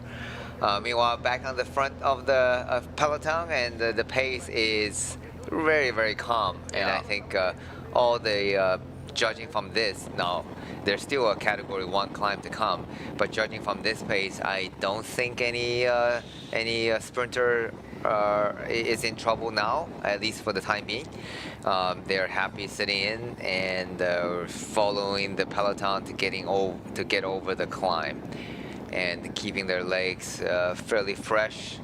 But although we do not know we do not know what's going to happen, and there's still quite a bit of distance. Still 40-kilometer distance from the top of the category 2, the second climb, to the next and last KOM point. So still 40K to go. That's why I think they're keeping their powder dry and setting a fairly steady pace, just in case other teams have different idea, trying to launch an attack on the third and the last KOM point. Yeah, it could be very deceiving seeing they soft pedaling, but you know, by no means they're soft pedaling by us mere mortals. I think they're probably doing upwards of 270 watts, you know, at least 300 watts. You know, I think their soft pedaling is probably 300 watts, yeah. Easy. You know, us at the back would just be, you know, tongues out, you know, head tilted sideways, you know, half dead, just trying to keep up. But yeah, so that soft pedaling is 300 watts. By no means it's easy to be in the Tour of Langkawi. You need to have a lot of watts, you need to have a lot of fitness to be here. Absolutely. Yep. So there, must be the waist zone or feed zone. There you go. The waist zone just near the top of the KOM. So the peloton just crossed the second KOM point. So they covered 26 kilometer so far, and now they're gonna bomb down to a bit of descent. Yeah, a little bit of a descent, a little bit of a breather. Yeah, and before they reach the official feeding zone first feeding zone at a 37 kilometer, and then they start climbing again to the TT Wansa. Exactly. Yes, a bit of a breather. So now they have gone 3 minutes. They have let the breakaway pass 3 minutes up the climb. So they're having quite a significant gap, probably the biggest gap so far we've seen in this year's Sri Lankawi after 3 stages. Patrick Addy looking at the back. Maybe he's looking for some fueling. Looks like the other 3 riders have joined back. The 2 riders in front. Or maybe signed by. I just said, oh yeah, true. Yep. My apologies. So everyone's back together. Vadim Pronsky, Daniel Whitehouse, signed by Christopherson. The 5 riders are back again riding together. Yeah, and that 3-minute gap, it will be interesting to see what will be the time gap at the top of TT Wansa. So we are pretty much on the bottom. They're going down.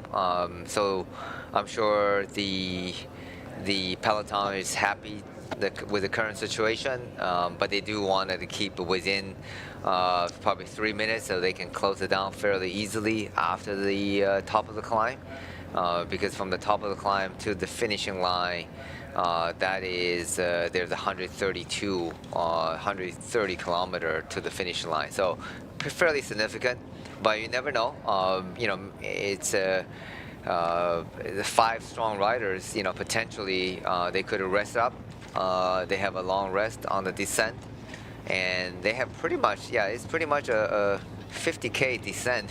Oh yeah, So it's a very long descent. Long descent, but it's not steep enough. You have to still pedal. That's right. Yeah. Pedal through, so it's not a completely rest descending. So, but they do have a bit of rest recovery, and then before they have another 100 kilometers to the finish. So it'll be really interesting to see that these 5 riders, do they have the ambition to make to the finishing line? But I'm sure they want to. I mean, it would be, sure. you know, if the chances of you finishing on the podium out of 5 riders is significantly higher than 150 riders. Oh yeah, so, you narrow it down for sure, you know. But then, you know, it really depends how. Obviously, the big sprinter teams wants it to come down to a bunch sprint. Considering you have, like, you know, you mentioned just now about 130 kilometers to go. That's a long time for the riders and also for the sprint teams to get organized and carry their sprinters back to the main peloton if they ever got dropped from the a few climbs that they're going to have in the first part of the race. So obviously the favourites are still there. Kern Pharma, although they're a bit more GC team, they're interested in the bonus seconds because that's more crucial for them. And I think they're going to let these 5 riders in front probably, do whatever they want to do, collect King of the Mountain points, and after that they're gonna reel it back in, or maybe even not reeling it back in. They'll add some representative. They will send some representative into the breakaway to collect as much points as possible. So here's a bit of a replay. Cyan Bayer trying to reach to Daniel Whitehouse and then carries over the speed on top of Daniel Whitehouse and got the better of him. And Yeah, he needs to slow down a little bit because he doesn't have to go sprint so hard. Save some energy for later. I think he's just trying to show who's the boss here. Well, the intention is very clear. He definitely wants the KOM jersey. So he's technically, he has 7 points, right? He was second in today's first climb. And so that's 2 points, and now he collected 5 points, so he's leading right now. He has 7 points in total in the KOM jersey. And the next climb, which is category 1, so that carries a lot more points. So if he collect a couple more points, and then he's definitely going to be wearing the KOM jersey end of today. But it is 10 points, maximum 10 points for the next climb. So that is super crucial, because if you win that climb, then you get to you should but if they also depending on how you finish among the other, because they're the first 10 points for the first finisher on the category 1, and 8 points for second, 6 points for the third, 4 points for the fourth, and 2 points for the fifth position. So really interested to see that who is going to wear the bubble KOM jersey by end of today. But for sure, it's not going to be Ben Carmen. That one we know for sure. And who's going to be the new KOM jersey, where that's something that we don't know. And we probably can ask Unibet what is the odds. That's right. So here they just passed the Belum Rainforest Park, Royal Belum Perak State Park. So for your more, more nature-loving people, that prefers, the serenity, does not prefer the city life, does not prefer the hustle and bustle of the city life. So this is definitely one of the places for you to go. A little bit outside of the city, to get out of here, you need a car and drive out a little bit, but the air is different here. The view is spectacular, and definitely a good weekend out at the Royal Belum Perak State Park out here. So you just saw just now, they were riding up some lake. It's very nice. It's actually amazing. There's a lot of camping ground. Oh yeah, for sure. A lot of my friends, go out camping, and I spent a lot of time in California, which is great for camping because it's fairly cool and dry. And I always had hesitation. I did bring my tent over from California to here, but I was always wondering, does it get hot and humid? But actually, no. It's actually in the jungle. It's very cooling. Yes. And there are fresh waters, and and so it's actually a very nice camping experience in Malaysia. Are you more of a camping person, Danny? Absolutely. I mean, I love nature. Absolutely. Okay. So if I have the opportunity to go on a camp, sitting around campfires and do some barbecue, absolutely, I love it. Yeah, absolutely. And I wish I have more opportunity to do that. So Malaysia is definitely a place that you can come out and do the camp. And one of my dream would be going with a cycling tour. You pack everything with you. Oh wow! Self-supported. That's definitely a nice experience. And go around the whole peninsula of Malaysia. Even get to the East Malaysia and explore that part of the world. So that's a whole other different experience on the other side. But you get to see so much on the bicycle, right? I agree. If you're in a car, first of all, the car driving is so much faster, and you are in the box. You don't really see everything. You don't really experience. You can't smell the airs. So you're not getting the full experience. But if you're on the motorcycle, it's not a bad idea. You can cover a lot of area also. But you know, I think, but it's much faster. So we found the bicycle. I think, yeah. Now we're just taking a looking. The riders are passing through a beautiful lake. Yeah, I think the organizers have really upped their game with these camera angles. We never had something like this last year. Drone. Drone. I think it's proper drone live shot. Good man. job, organizer. Yeah. I guess the team from the 2025 Petronas Children Langkawi, the Ministry of Sports and Youth, and the Malaysian National Sports Council. So I think everyone's been enjoying the live coverage this so far. It's been very good. It's been the camera switching has been amazing. Although, you know, first stage has a little bit of a hiccup, you know, but yeah, there it is, the Pasir Puteh Bridge. Yeah, so amazing shot, getting the nice lake view of the rainforest, the beautiful rainforest in Malaysia. Back at the front of the race, 5 riders still working extremely well. Led by Daniel Whitehouse right now at the front, and followed by PETRONAS Patrick Eddy and Sain Baya and Vadim Pronsky of Trengganu Cycling Team, and Christopherson. Yeah, he wants another 200 euro. He got one yesterday. Yeah, he definitely mentioned that specifically. There was 200 euros, so he knew exactly what the award is. So he certainly wants to collect a couple more euros and some more trophy to send back. And he's just see him sitting on the back of the 5 riders. He got a feeding bag, and he's taking up some bottles and gels and lunch. Basically, is there lunchtime? Yeah, it is. It is lunchtime. Yeah. What's for lunch, Denny? We don't have the luxury of stopping for lunch, but anyway, it's okay. See, Vadim is also getting some feed right now, so it's absolutely critical. It takes some skills, isn't it, Denny? Absolutely. It takes some skills for you to, like, you know, first of all, to take the bag at speed. You know, obviously it's a little bit of an incline, so that's okay. But then, like, you know, to get whatever you have from the bag onto your bike, onto your jersey pocket, and then you have to keep the bag. You can't throw it away. Yep. Yeah, otherwise you'd be fined, littering in Swiss franc. Yep. It's not cheap either. No. Yeah. So look at that. Probably some ice bag in there. Yep.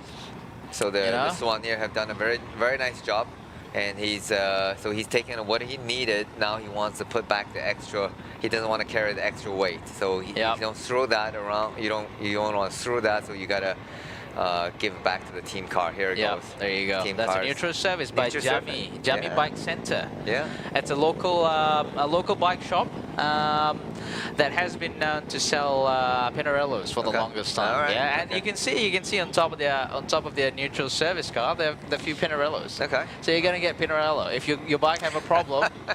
You know, let's say okay, you've been wanting Pinarello for a few times, for a long time. You know, you can like purposely puncture your front tire or something, and you'll be like, yes, I get to ride on a Pinarello. Yeah. Yeah. That's okay. That's good advice. But yeah, certainly, the Jami Bike Center. Yeah, they have been providing neutral service, which is very important for a rider in the breakaway. Yeah, but another shot. Yeah, Tasik Temenggo East Bridge. Yeah, so another amazing shot today.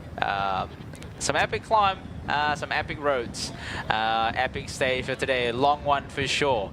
But yes, this is next level broadcasting by the local organizer. Amazing shot. Kudos and props to the organizer for giving this shot to all of us to enjoy at home and see. And more than anything is to let the world see the kind of demography and biodiversity that we have here in Malaysia. Not just Langkawi, obviously we had some shots of Langkawi in the first stage, but this is now in the state of Perak. Yeah. Well, in the entire Malaysia, I think there's so many different, every region has their own special geoparks and natural beauty, so which is really nice. I don't think I ever get sick and tired of riding in Malaysia, which is, again, if you ever get a chance to visit this part of the world, you know, bring a bike, or if you don't want to bring the bike, and you can rent the bike from the tour organizer local companies and enjoy the scenery as you see the rider at the front from Tudor team and going through their feeding bag, getting the water bottles. I think there was some friendly push. I saw that just now over decline. You know, I think Matteo Mellicelli grabbed something from the team Soigné, and then he lost a little bit of a speed. So over decline was like giving a bit of a push. Oh wow! Maybe Mellicelli was in his way a little bit, just giving a little bit of a push. You know, friendly competition. Yeah. Oh, absolutely. I mean, these guys, and we talk about they spend hours on the bike racing, you know, with each other, against each other. But you know, this year you may be rival teams, and next year you may be on the same team. You know, helping each other out. So this is a very common. They're not. This is obviously not the finishing sprints. So these guys, professional guys, they are friends off the bike, and then they are when it comes to fighting for the win.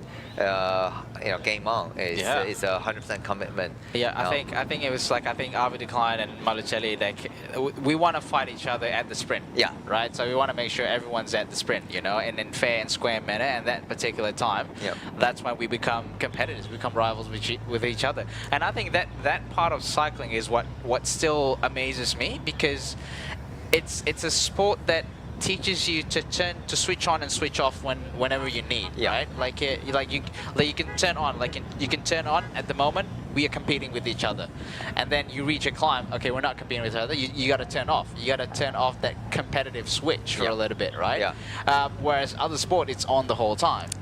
Right? You're competing almost. I think the most professional athlete, they compete with each other in and out. They actually spend more time probably against each other or with each other more than their families.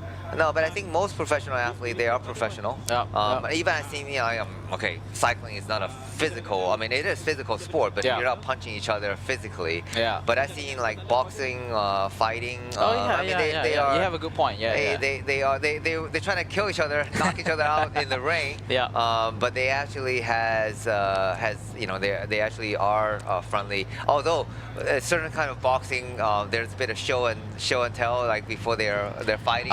Bit of show. But you know, I think that comes from mutual respect. Right. You obviously, they are competitors, they are rivals. But when it comes to off the bike or even in the race, they're not in the competitive situation.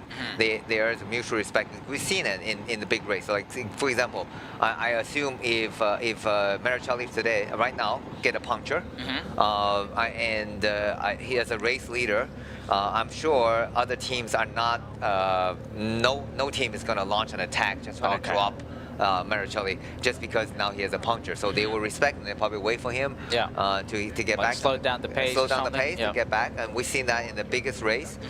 You know, you see Pogačar and versus Vingegaard, and they're the two biggest rival in the biggest race. And they every time across the finish line, whoever won the stage, and they actually get congratulated by the competitors. So, that's right. Then that's part of the mutual respect, and I think the majority of the professional sports has that. I've seen a bit from the Formula One as well, and so it is good to see. You know, it is. They are professional. That's what makes them professional. And so sometimes the ability to switch on and off. Like now they're competing, and now they're not competing, right? Exactly. I think I read somewhere. It's like a meta-analysis that talks like, you know, like a recreation of.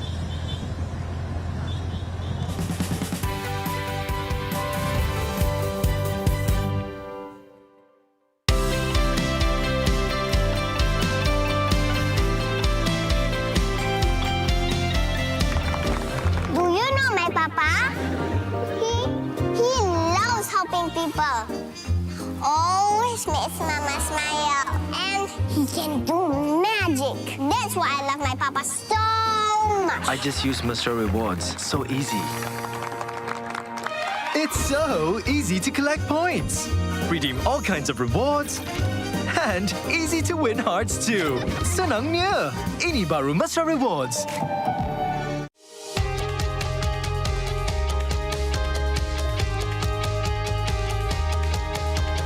From the first pedal stroke to the final sprint. Fueled by Bubbles O2, Malaysia's only naturally oxygenated mineral water.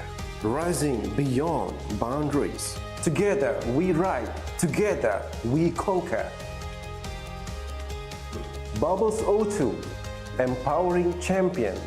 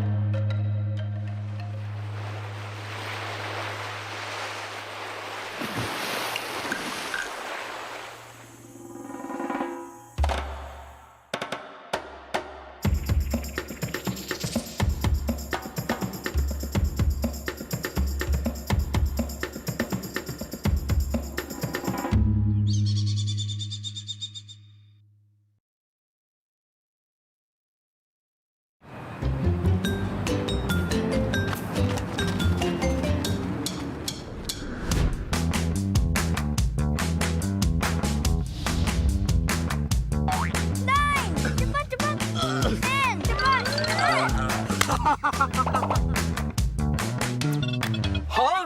Buat apa tu?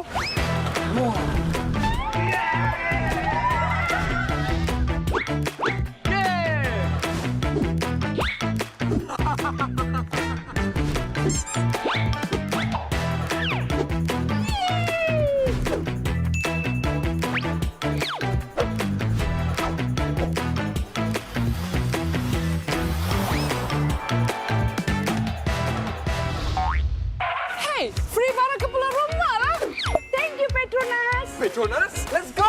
Ganjaran lebih bermakna dengan Petronas Mesra Rewards. Top 40 ahli Mesra Rewards bertuah bakal menang voucher beli belah bernilai sehingga RM5,000 dan sebahagian daripada 35 juta mata ganjaran Mesra Rewards untuk direbut. Senang je, hanya isi minimum RM45 untuk kereta atau RM5 untuk motosikal dan masukkan nombor telefon anda di PAM atau gunakan aplikasi Settle. Itu je. Gunalah kad kredit Petronas Visa untuk menikmati 3 kali peluang menang. Jangan lepaskan peluang anda untuk menangi ganjaran lebih bermakna hanya dengan menjadi ahli Mesra Rewards dan isi di Petronas.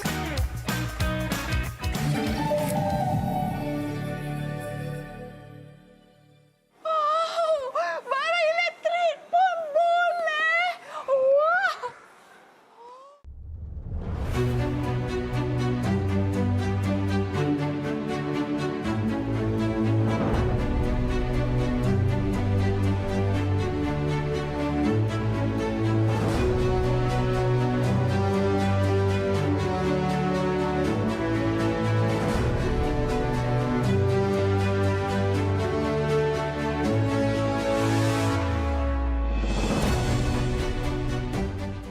Isi minyak di Petronas guna Settle 3 kali mata ganjaran. Senangnya, ini baru Mesra Rewards.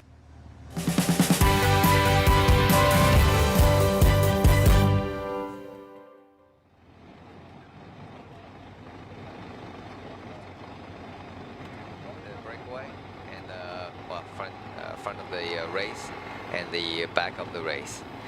And meanwhile, the rider from Picnic Post NL is getting some feed.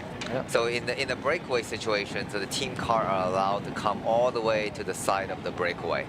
And meanwhile, in the we're getting inside shots, and the riders are talking to their DS. Take a 6 seconds. Yeah. Take a 6 seconds. Then you come back, and then we do the sprint with Christian. Yeah, I'm happy with that. Yeah. And then climbing good, huh? I can survive the maybe. Yeah. So take the 6 seconds, and then we come back. So they're talking to the team, the riders, something about taking 6 seconds, then come back. Yeah. I'm not sure exactly what's the game plan or what's the context? But yeah, so there's always one way. Obviously, you can speak to the radio, but sometimes connection can have a bit of an issue. Yeah, so here he is, Patrick Eddy, just trying to be as aero as possible. You can see just being. Obviously, it's not a super steep descent. It's a pedaling kind of descent, but it's definitely trying to maximize the aerodynamic efficiency so that you don't lose as much speed and you don't need to surge as much to come back to the slipstream. Yes, so this is the back of the peloton. We got a Iceland rider just at the back here, hanging in the back here, looking at the back, maybe looking for the team car or something. Yeah. Rider number 184. So that is George Matsui. He was in the break a little bit in the last couple of stages. Yeah. There you go. He's probably having a radio problem right now. You just mentioned. Look like he's having radio issues. He cannot talk to his team car, so he's trying to shout to the camera. But I think you need to tell that to the Commissar, because the Commissar has the radios that they can inform. Talk about the elephants. Yeah, we are looking at not a real elephant right now, just a photo of the elephant, a picture of the elephant. Yeah, just giving you a bit of a warning that drive slowly. There's elephants on the road. Yeah, absolutely. So Malaysia is some of the apex, right? You have the Malaysian apex predators and animal. So you have the elephant, obviously. Then you just see, and then there are tigers as well. Yeah. Are there leopards? Yes, they do. We do have leopards. We've seen some sighting of it in Negeri Sembilan, out the infamous what do you call Bukit Tangga. They did have some sightings. That is a common cycling route, so yeah, be careful if you're running around that area. Yeah, so obviously on this side of the town, on this side of the peninsula of Malaysia, it's elephants. Okay. Yeah. And also, I know, just even cycling around Kuala Lumpur, there's a lot of monkeys. Oh yeah, monkeys. Monkeys is another thing. So it's a little bit. If you're in Australia, it's a little bit like koala. Okay. Yeah. So it's the koala version of KL monkeys. Yeah. Yeah. And some of the monkeys can be quite aggressive on the road. As you are passing by, and most of them are very friendly. Very friendly, I suppose. Yeah, sometimes some of the males can get a bit territorial, probably during the mating season. So it's quite interesting sight.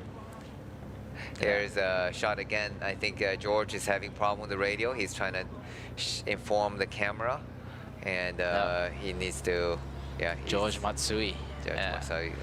Matsui on the that's a new POC helmet, POC sighting. Okay. Yeah, I have one of those. Okay. They're nice. All white. Yeah, all very white. airy. And but does it look? I mean, is it aerodynamic? It looks pretty chunky. It's pretty chunky, but I think the way it works is that this is POC claims is that they allow for ventilation through the helmet, so that it acts a little bit like an exhaust. Okay. So that it sort of like disperses air towards the back of the helmet to avoid any vacuum formation. Okay. Yeah. I see. Okay. So I guess it's when you talk about aerodynamics, that's CDA. Yeah. So they're not really improving the A, they're improving the CD part of the equation. Okay. Yeah. All right. So, thanks for the insight. Meanwhile, we'll get a shot of Nusantara rider, BYC. From Indonesia. There's Nusantara BYC and there's Chengdu DYC. Okay.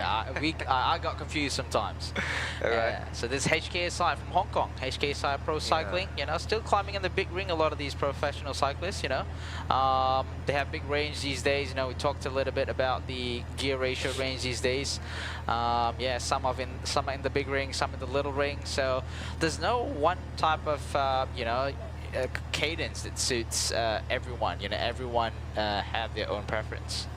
You're right.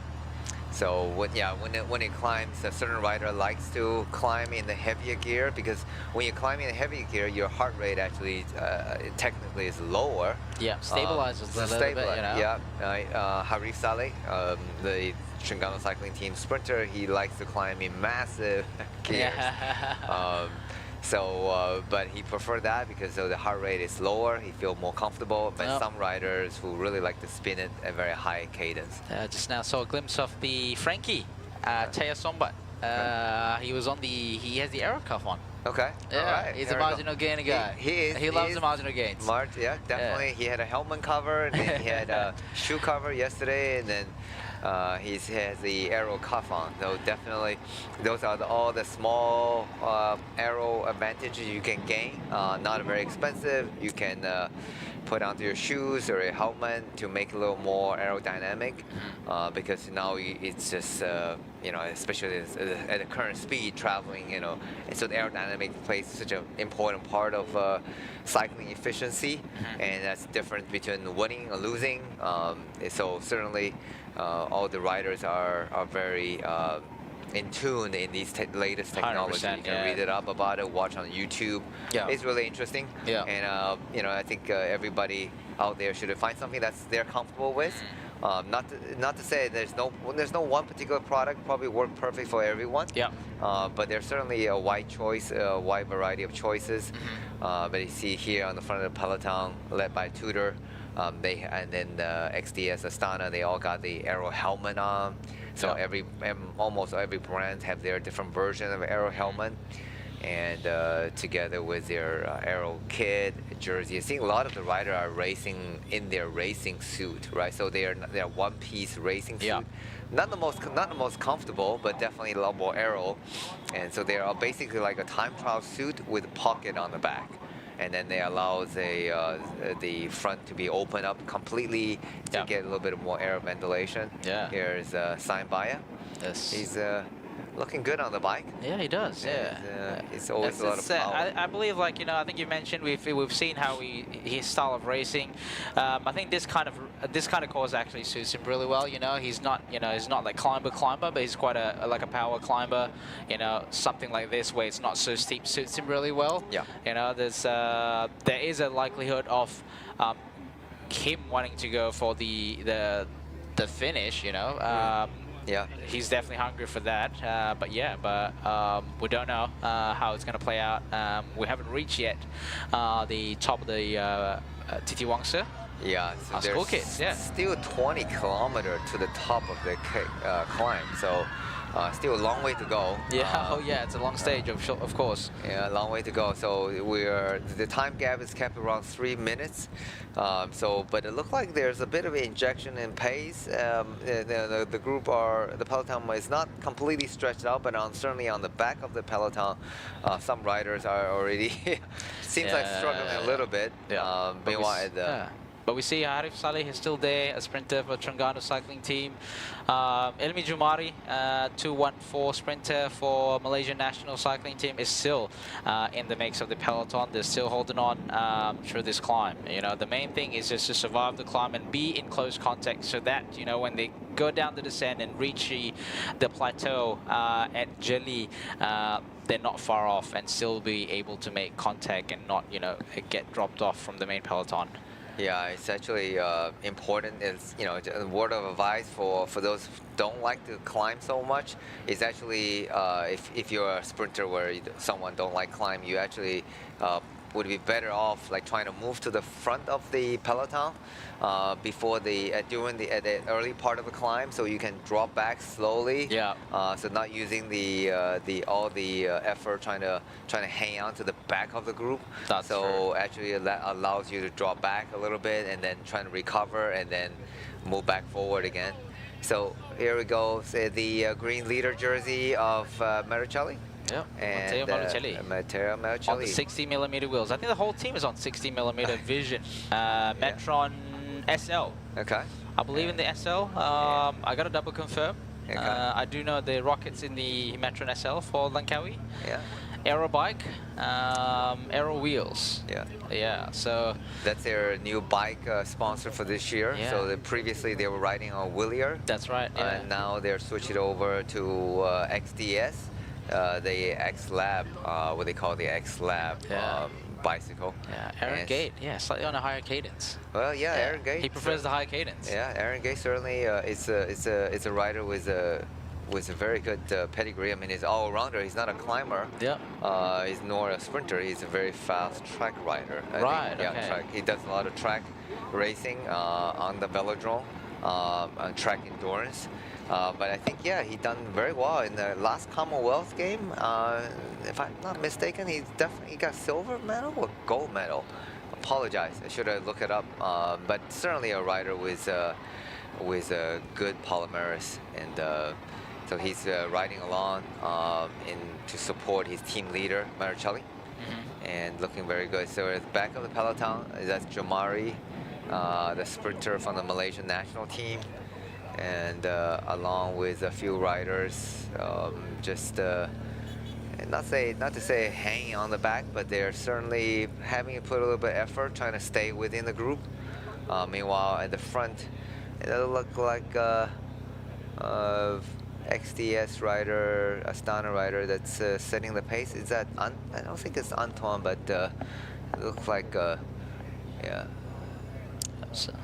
It looks like there's so the whole XDS. That's right. It's just in front. Yeah, just double check. It's the Metron RS. Yeah, okay. Yeah. So Metron RS. They're the new top of the line wheels. Okay. From FSA. No, from Vision. Oh, from Vision. Yeah, from Vision. But they are now carbon spoke, 23mm internal width, fully equipped with ceramic bearings. I think a lot of these top tier Pro, even two-door Pro cycles on DT Swiss are on ceramic bearings as well. So carbon spoke? Yeah, I'm not sure. I don't think DT Swiss are on carbon spokes just yet. But yeah, nowadays, talking about, wheel sets and how wheel technologies have come a long way, like some of these wheels, like when you're coasting, the hubs are almost completely disengaged, although they have the sound. For example, like the DT Swiss just launched some special tune-up you can use. You can have like a different angle or degree of how much engagement you want these days. Like for example, the Vision ones, the PRS, the power ratchet system, like with without any funny mechanism, they were able to sort of design a hub where mechanically when you're coasting, it just goes super fast. Like they completely dislodge the ratchet mechanism. Okay. Yeah, so wheel technology have come a long way these days. I think just generally technology in general come a long way, and it just like carbon frames. Like I think you mentioned, like even nowadays, like weight is not a thing. Okay. Like I mean, like I think you had that similar experience. Like nowadays, riders don't actually necessarily want the bike to be as light as possible. They don't necessarily want it to be like 6.8 kilos on the dot compared to back then. They want them to be like super light, and then you have to add back to a slug of tungsten on the bottom bracket. But nowadays, like people are still smashing the climbs at 7.4 kilobytes or 7.5 kilobytes. So even like some of the mountain stages, we look at Tour de France, they're using aero bikes and aero wheels, you know? Like Pogacar, Y1 RS all the way, pretty much. Yeah, even on the hill climb TT, although he had to strip the paint off to bring the weight down, but aero is still king these days. Yeah, I think there's a good balance between aero and the weight. Yeah. It's not just a pure weight that matters because the guys are going so much faster, and also the efficiency of the bike, how the power transfer, how efficient it is, not purely weight. Because you think about it, one water bottle, here was having a look of the Ridley bike by the Uno X team. And they all are aero bike. Yeah, aero bike, deep section, DT Swiss wheels. DT Swiss wheel, right. So yeah, it's about the efficiency. It's not just purely the weight of the bicycle. Christoph also looking pretty comfortable in front there. Yeah, he's a man with a huge engine. He's just look at his huge legs, huge engine. Yeah. So just in front of him is rider number 26. That is Anders Korset. Okay. Just setting the pace, keeping Alexander Christoph in a comfortable pace. And Tudor is definitely sharing a bit of the work. They have one rider on the front helping out with the XDS Astana team, setting the pace. And I think they also want to set the pace comfortable for Alva Decline, because it's beneficial for them to help and set the pace, and so Alva Decline can get over the climb with. Not the minimal effort, but certainly not wasting any energy. Not going into the red, I suppose. Not going into the red. Exactly. Meanwhile, at the front, the riders are certainly not in the red, but they're probably riding close to definitely in their threshold for sure. And that's something that they need to do to keep the pace going, but all working very well together. Yeah, so these Peloton, the gap between them and the Breakaway rider, we have 5 riders in front here. Still the same rider. We have just in front, finishing off his turn, Baya flushing the water on his face to keep him cool. You know, he's quite familiar how to ride in this kind of climate, being the former Terengganu cycling team, Malaysian team. And then just in front there is Christopher Sen, who pretty much spent the whole day in the Breakaway yesterday. And again, this third stage, again in the Breakaway. Daniel Whitehouse just in front there, carrying a good tempo, good pace, so that everyone can ride together. And just behind Daniel Whitehouse is Patrick Eddy, an Australian riding for a Dutch team, Picnic Post NL. And speaking of Australian rider, we have another rider, Australian rider Matthew Dinham. Who have been away from racing for almost 2 years now. You know, he was a promising rider. He was like top 10 in the under 23 category for Tour de France, and then he did well in the Glasgow World Championship, where he got 5th in the under 23 men's race. But unfortunately, he had a bit of a fracture, and also he had some injuries. I think like a tunnel syndrome on his ankle, where he could barely walk. And he had some issues trying to walk. So it was quite a frustrating time for Matthew Dinham, where his whole story was covered in Cycling News, which I think I read earlier this morning. Yeah, so Tour Langkawi has been one of the race that he hoped to join in recovery from racing. So it was quite a sad news, you know. He thought he had to commit to a surgery where he had 30% of walking again. But that was the only option, you know, considering he didn't have, like, he was not living a normal life. He could barely walk or stand for more than a few minutes. So he had to take that risk. But after a long time, not giving up a dream, you know, being an Australian, he said it's hard work. To go to Australia, to go to Europe and race, and but he's here racing again after 2 years being in hiatus due to injury and sickness. So we're going to listen a little bit of an interview with Matteo Malucelli with Jean-Francois Kinney, our friend at the start line just now, giving him an interview just to see what his plan is for today's stage and stage 3.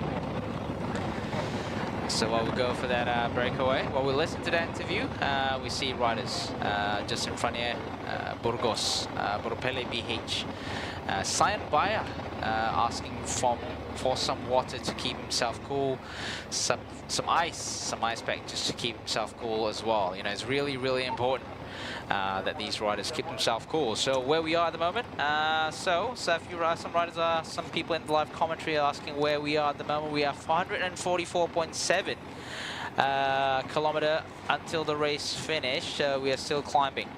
We don't have a clue where we are specifically, but we're still climbing towards the peak of the Titi Wangsa climb. Yeah, we're still looking at about 12 kilometers to the top of the climb, so they're still quite a bit away. But they're certainly they are on the big chain ring, but they're certainly on the incline. And you can see on the front, it's probably they're all running 54, 55, and on the back, but they're certainly in the bigger cassette. But that just shows that the climb is not super steep. But by no means it's a flat parkour. It's definitely climbing steadily at 4 to 5%. Vardin standing up just a bit, stretching out the legs. He's certainly a rider with a bit of a climbing pedigree, and he finished top 30 in the Giro and done the Vuelta. So a World Tour rider with the Astana team for many years, and now riding for the Terengganu cycling team. And he's very happy to be able to race. And he said to me, you know, in the World Tour team, you don't get a whole lot of freedom to race for yourself. And certainly one of the reasons you want to join the Terengganu cycling team, you want to win some races. Okey, Lily sekarang berada dengan salah seorang peminat LTdL yang turut serta memeriahkan perjalanan rider-rider untuk ke garisan penamat. Abang, nama siapa? Syed Zulkarnain. Okey, dekat sini memang tunggu rider-rider datang lah? Ya, sangat meriah. Okey, so hari ini dengan siapa? Family ke seorang? Family, daripada Taipei nak balik ke Kelantan.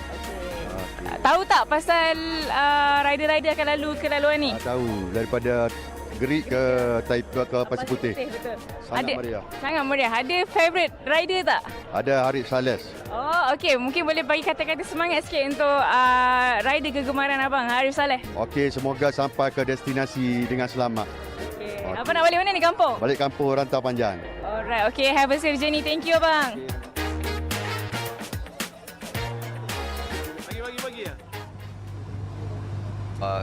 Bonus seconds, and then he was active again on day 2 on the beginning of the day 2, taking a couple more.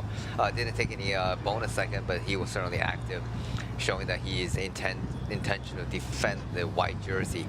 Although at this pace, he should be able to. Well, we hope to see that he is able to defend it, but although it is his teammate Vadim Prosky is in the breakaway, that they may also have the intention to pass over the white jersey to his own teammate, but I'm sure Sainbaya is also eligible for the white jersey, and he may prefer to get the KOM jersey instead. We shall see. Yeah, we just saw just now the riders on the roadside got a jackpot because there are not many other spectators, just them. So okay. They got all the free bottles. Okay, there you go. They got all the free bottles from the rider. I think there's an exception from the UCI that if you toss it to if you toss it to the spectators, yeah, you're not going to get fined. Right. So yeah. it is allowed. And in fact, a lot of the kids, especially now we see here, and as well as in the European racing, they actually it's a big souvenir. If they are able to get collect a bottle from the race, and also it's not only just any bottle, especially if they get a bottle from like a big rider. Oh yeah. Oh, they would treasure that, and I remember watching the stage in the Tour de France. Oh, here we're getting an aerial shot of the top of the climb. Yeah, I remember I've been there. Yeah, there's a little bit of rest spot, and as well as a lookout point. Yeah, maybe a little bit of restaurant, a restaurant or two, cafe. That's right. That you can look out to a beautiful view, surrounding view of TT Wangsa. Yeah. Yeah, so it's normally called the R&R. So R&R, I think it's quite common here. If you go to the highways, you can have the R&R. So it's basically like a rest. I don't know what's it short for. Maybe the viewers can let me know. Although I'm born and raised in Malaysia, but never actually know what R&R means. But yeah, so it's like rest and refuel. I don't know. Maybe rest and refuel. Probably, yeah. Maybe the viewers at home can let us know. All right. So yeah. So they're about to reach it. That's where they're heading. That's where they're heading at the moment. You can see the road tilting up a little bit. The gap has definitely increased a lot more. So it's now 3 minutes and 50 seconds. It's keep getting bigger than the gap. It's getting closer to the 4-minute gap. So that kind of tells me that, you know, the guys we're talking about, the guys on the front, these 5 riders are pushing at their threshold. And meanwhile, the peloton is probably just a little bit below threshold because they don't want to burn their sprinters. So they are pushing a little bit slower. These guys are riding with power meters, so they know exactly how many watts they're producing per kilogram of their weight. And so they are. That's one thing about. I think the power meter is by far the greatest. Recent invention, popularized technology for cycling. Yeah. So everybody know exactly how many watts per kg they need to produce to get over the climb. That really helped the training, not only for the professional as well for the amateur riders. And but you know, it's one funny thing that I always get a lot of the amateur riders talking about. They're able to produce 6 watts per kg as well. Okay. You know, they felt like they are just as good. But one big difference with the professional rider is that they are able to produce 6-7 watts per kg at the end of a 190k race. Yeah. You know, and riding at a 48 kilometer an hour. Yeah. And there's a lot of cases when the other races, like this one even, they have to get over 1,000 meter climbing, 1,500 meter climbing. And at the end of the race, they got to do 1,500 watts of sprinting. So, yeah, it's a little different when you produce that power over the entire course and end of a race. No, I agree. Like, yes, you can produce 6 watts per kg, but the difference between like the amateur or weekend warriors compared to like a rider that rides in the Tour de France. So, for example, we take the peak at the moment. Today, Pogacar, like he can still do that at stage 21. Like, right? Like after 3 weeks of racing back to back, he can still put out, you know, an attack that is, you know, like 10 watts per kg or something up a climb, right? You know, especially that this year's, like just now, like the recent Tour de France where they had a slightly different course in Paris where they had to go through that climb around Paris, right? On the cobble. Yeah, Wet and a cobble, and a wet cobble. So it's not easy to be able to unleash an attack that you could do on day one. So yeah, that's the difference between a lot of between me and you and these professional riders. But you can see Danny, the road is tilting up a little bit here. Some of them that prefers to ride in the big gear are now riding out the saddle. These guys are still maintaining in the big gear, you know, slightly, you know, grinding at a slightly lower RPM. Seinbauer prefers slightly lighter cadence in this particular one. Drop to the small ring. Maybe he prefers that.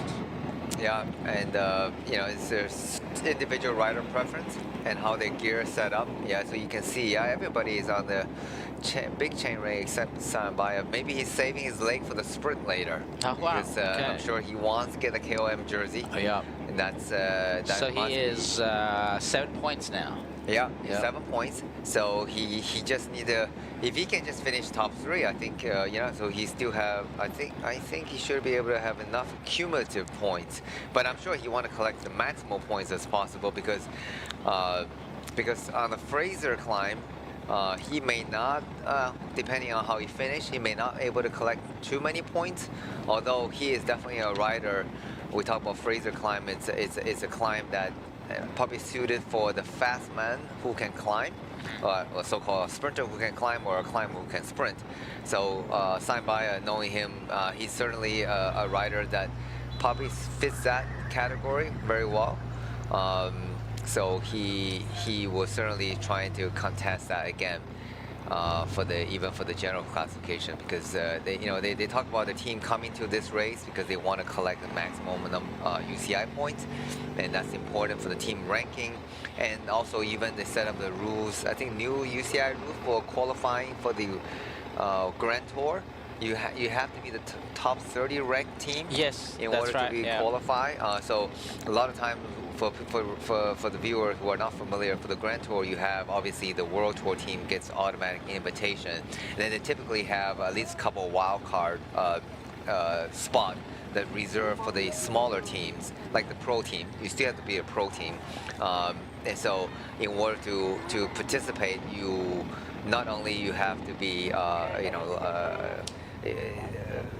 a lot of them are local team, like the French team gets the invitation, the wildcard invitation. The Spanish team gets Intermarché, or the French team, Spanish team gets the wildcard invitation for the Vuelta, and the same, the smaller Italian team gets the invitation for the Giro. So you still have to be a top 30 ranked team in order to get that the wildcard spot. So that's a new rule that UCI had put out. Yeah.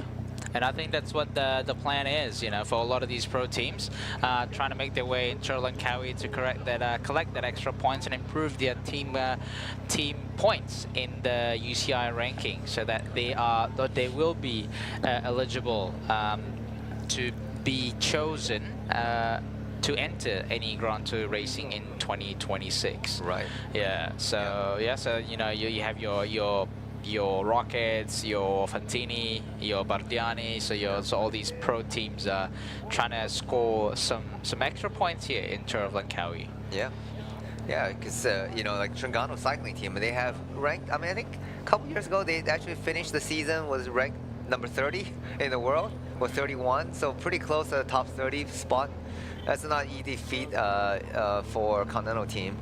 to do. So they obviously have a much smaller budget and limited racing.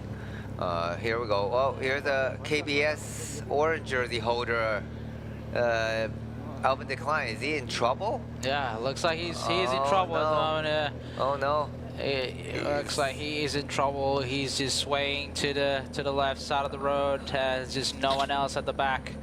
He's hurting at the moment. He is not looking good.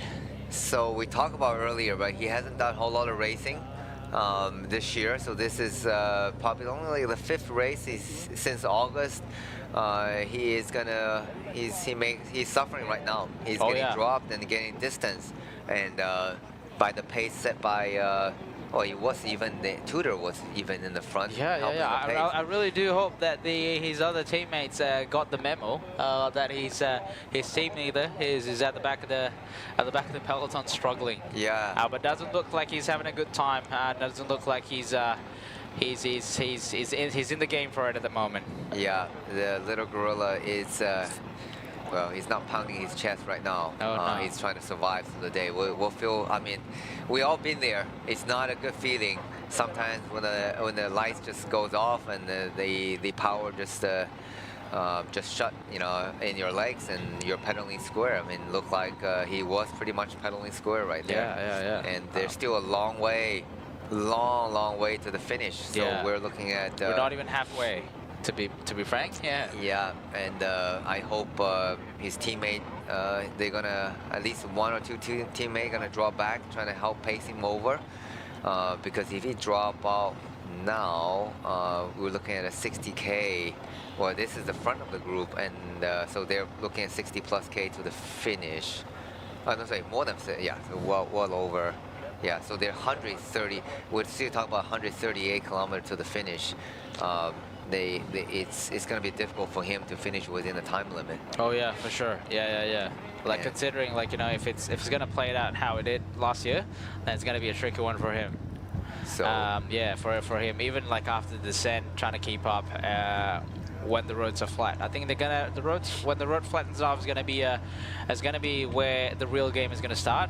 Trying to take as much points classification, either points or even bonus seconds at the intermediate sprint points. The gap have gone down from 3 minutes 30 seconds to 3 minutes. Team Car from Burgos Burpele BH, probably providing some support to their ride in the breakaway. Signed by Yeah, so we're looking at about 6. So for the front 5 riders, they're about 6 kilometers to the top of the climb. So it's not that far off. They're actually getting closer to the top, but they still have at least 10 minutes of climbing to do. Doesn't sound like a lot. Oh yeah. I think when you're at your threshold, pretty much for the 1.5 an hour. So you are getting close to the limit, and then even when you reach the top, there's still 132K to go to the finish. But at least you get the hardest part of the day done. Get over the climb, and then collect as many KOM points as possible. We'll look at Daniel Whitehouse. He looks very comfortable. He is. He looks like he's still breathing through his nose. His nose. Yeah, he is. He is an excellent climber. I certainly had enjoyed the times I spent with him when he was in the Tringano cycling team. What year was that, Denny? Boy, I gotta look it up. This was quite a few years ago. What bike were you guys using? Argon 18? Can't remember. Argon 19 or Lapierre. Okay. Yeah. So I have to. 21, 20. No, 20. I think his snow is earlier before than that. Pre-COVID. Definitely pre-COVID. Definitely pre-COVID. Yeah, probably Willier. Yeah, probably Willier. Yeah. So he was an interesting young man. Certainly had a lot of character. Very nice kid. But very interesting. But fun. Certainly a good time to have him being part of the team. He did he won the Tour Philippines. And even though he was sick, because it was so much raining, and now we're gonna pause for a minute for an interview. and we shall see who are we interviewing. I hope it's not Evan Decline. No, I think it's Matteo Malucelli. Okay. Yeah, I was gonna play the stage out a bit.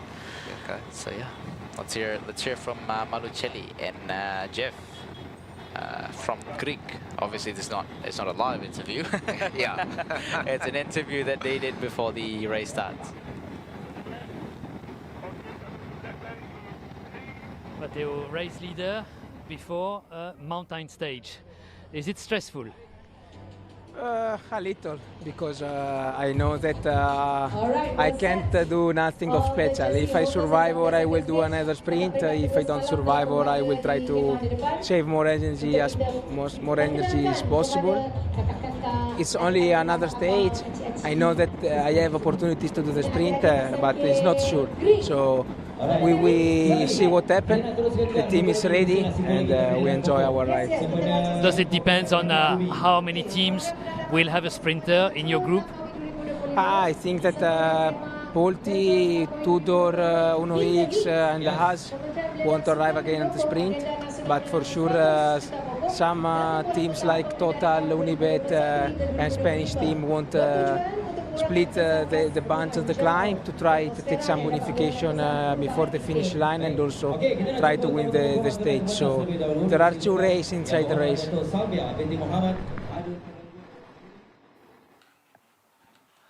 There we just hear the interview of the race leader, Marcelli, and so he was talking about a sprinter getting ready for a climbing day. He didn't seem to be too worried, and something that I think that I have seen him climb well enough, at least getting over not so steep gradients. He seems to be confident, but relaxed, fairly relaxed, and that's a good quality of a leader. That if you're stressed, if you're a team leader, you're wearing the leader's jersey. If you're stressed or worried, then you're gonna make your teammates stressed and worried as well. So he looked fairly relaxed, confident. He done a lot of racing this year, so I think he does have a good legs. But I mean, in the meantime, we saw Alva Decline. He's definitely suffering. However, his own teammate is still on the front, working. Well, at least one teammate is working on the front with the XDS Astana team.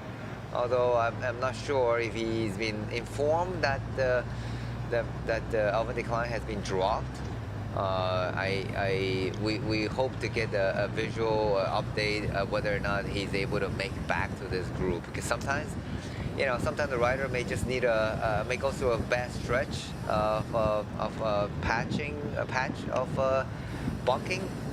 Maybe they'll be able to refuel and re-energy and ride through that difficult period. But although it is still quite a long way to the top of the climb, and I certainly hope Alva Decline get a chance to at least fight to, if it's not to make back to the front of the group, at least finish it within the time limit. Yeah. Then at least he can try for another sprint day tomorrow. Yeah. Which is going to be another sprint day. Oh yeah, for sure. Tomorrow is definitely another sprint day from Kuala Terengganu. Sorry, Kuala Terengganu to Kemaman. Yeah, so at least survive the stage. It may come back within the cutoff time. Yeah. But yeah, he didn't look very good, Danny. He was struggling. He doesn't look like he's having it. He looks like he's bonking. Yeah. He's just not having it today. It's hopefully we do hope the best for him. Like the Tour Langkawi is definitely have made his career. It has definitely made a huge enjoyment of seeing the rivalry between Malucelli and also Alva Decline. That has been the highlight for the past year. We would like to see him continue his fight, but sometimes if you had to pull the plug, you had to pull the plug. But yeah, wishing the best for him.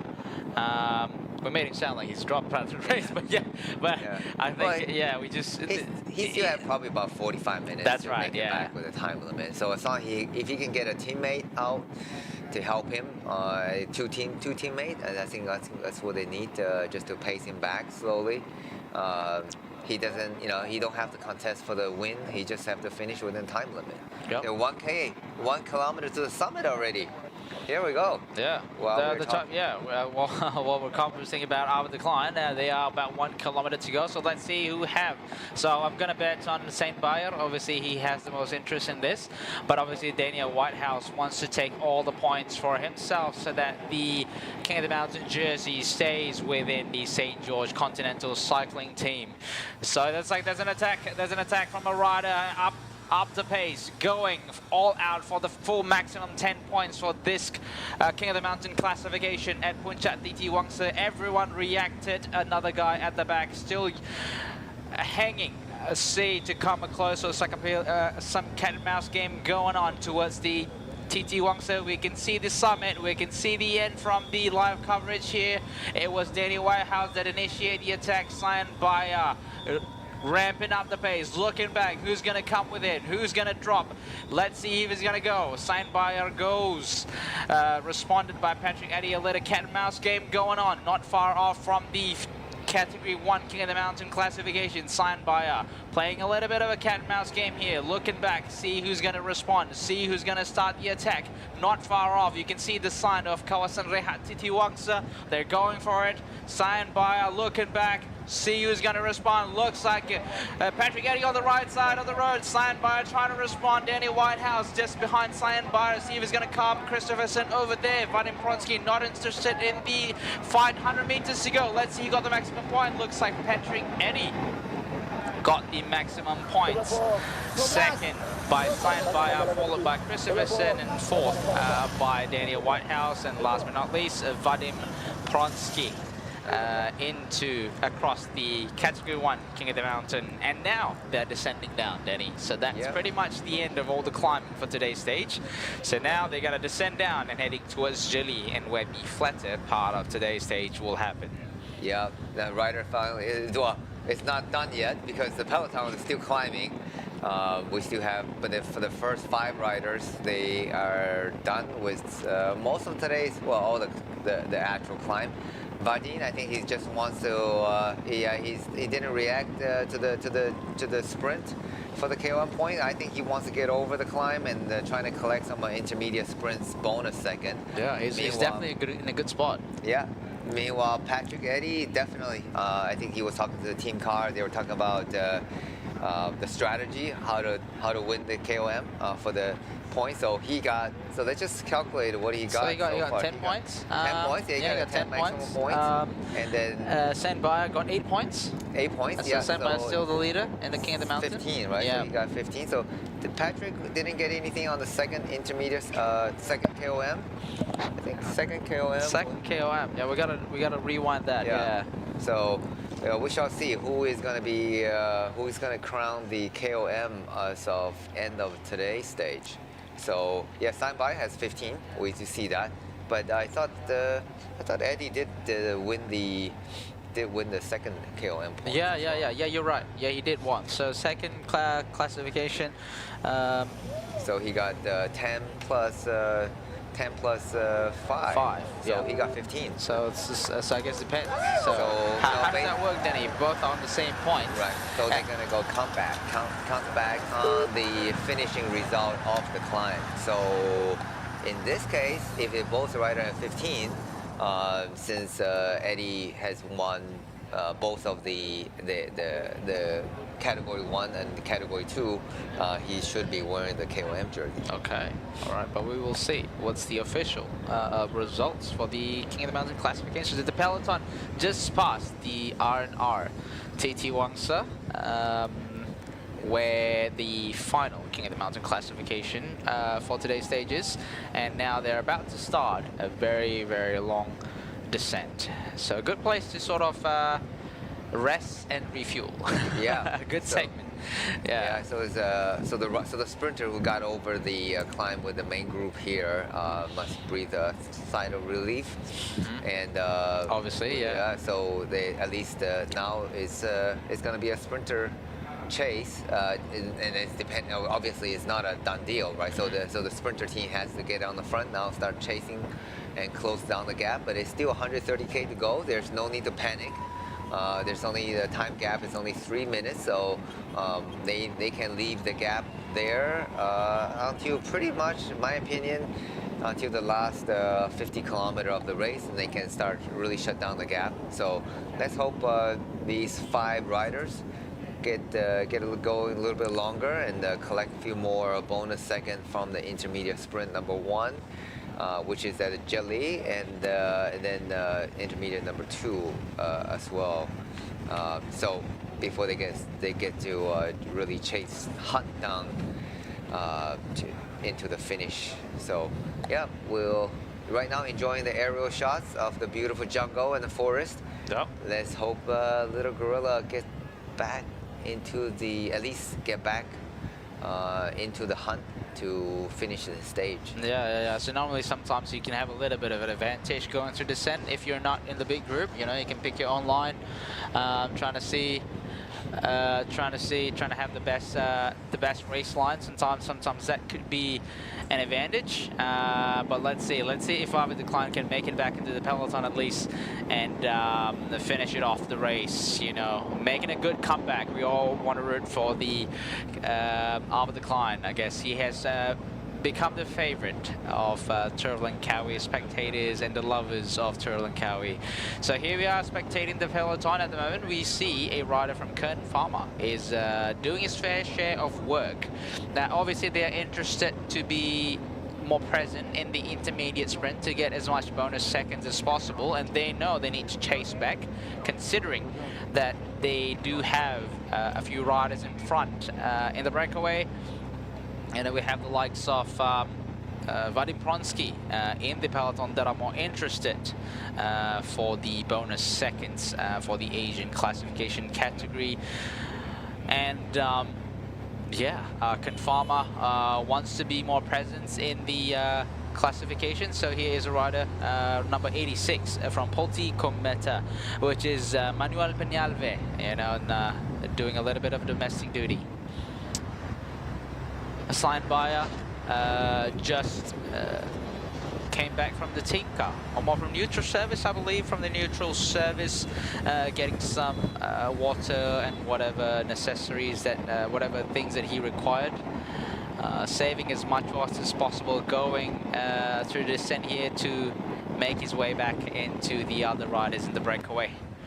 Into the tunnel. The tunnel marks about 126, about 128.9 kilometers to go.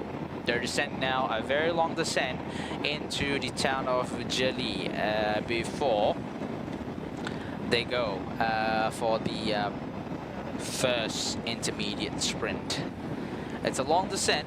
You're looking at about close to 50 kilometer, about 40 kilometer of descents that these riders have to do. But then again, it's not a straight on descent.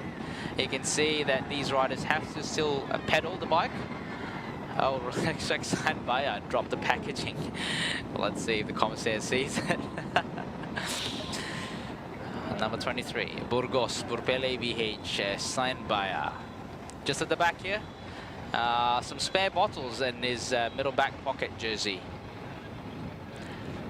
That's Christopherson from Rocket Cycling Team. Here's a bit of a replay about the winner. The replay for the winner, 100 meters to go. It was a confirmed winner, Patrick Eddy, after he saw a significant gap that he had created between himself and Saint Baya from Burgos Burpele BH. Well played by Patrick Eddy.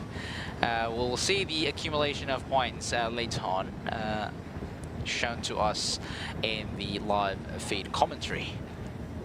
And for those of you that have joined us recently in the live commentary, we are about 127.9 kilometers to go, which is, we have done the racing about almost 70 kilometer.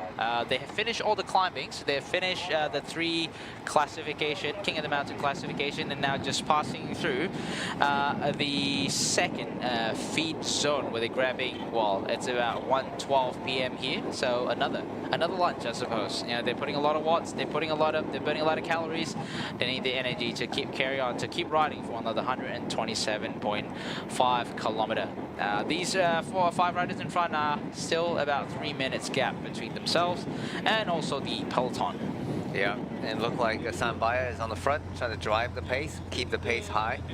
Certainly not satisfied with, with just the getting some of the KOM points. So he wants to push it on, and he want to collect as many bonus seconds as possible from the intermediate sprints, which will be coming up in about, they still got a 40K to go. And meanwhile, we see Vadim Kroski getting more feeding, more carbohydrate into their body, and we see counterattack. We'll see activity happening in the back of the peloton, in front of the peloton of the main group. Farmer rider decided to go, and XDS Astana rider follow the wheel and telling him, "Hey, where are you going? What do you think you're doing?" Yeah. Sort of. That is true. It doesn't seem like the disturbance that caused by the Farmer rider, because if you're not in the front of the group of the peloton of the breakaway, and well, there's no purpose for you to be there trying to cross over a 3-minute gap by yourself. You're just disturbing the pace. So XDS Astana team wants a steady pace, a steady chase. They don't want anyone to spur up unnecessary attacks. Meanwhile, Vadim, I think he trying to chase back because he was busy digging through the feedback, and meanwhile letting a pretty big gap go. So hopefully he could come back. Looks like he's slowly making his way back. So I think the speed is definitely faster than this, because he's running out of his 54.11 gear here. So I believe it's definitely faster than 68 km or 70 km per hour. It's no problem. He's getting back 70K, 70. Well, there 105. That makes more sense. There you go. That makes more sense. Because he was running out of his gears. 54.11. If I presume he is on 54.11, but so he's definitely running out of gears. So there's a peloton. Meanwhile, is doing a descending, and I see Uno X now also coming up to the front of the peloton and to help the chase. Probably also want to control preventing any attacking happening too early. Vadim Kroski still having a bit of an issue with his feedback, a good thing Team Car managed to get back to him. And that was his commentator car. No, that was his Team car. Sometimes you don't have the team car right there. And I see the neutral service car here, because I think right now, for Tour Langkawi, there are 2 team cars. Okay. A lot of the smaller races only 1 team car, but in Tour Langkawi, World Organized Race in HC category, HC category, pro category race, so they have 2 team cars. But I still think, probably they have riders, their sprinters getting dropped and split. And probably 1 team car feeding the main peloton and 1 car following the sprinter. So we shall see. We haven't got a visual on which sprinters are still in this group, but I'm pretty sure Uno X is here. I'm still seeing Tudor is here, so maybe Alvin Declan did make back to the group. It's let's see if we can have a visual of him, or maybe he's doing okay, just about to chase back to the peloton. Maybe he knows that he can chase back into the peloton, considering now it's a descent. Maybe he's a good descender, we don't know. So these riders in front here really driving the pace, considering it is a descent.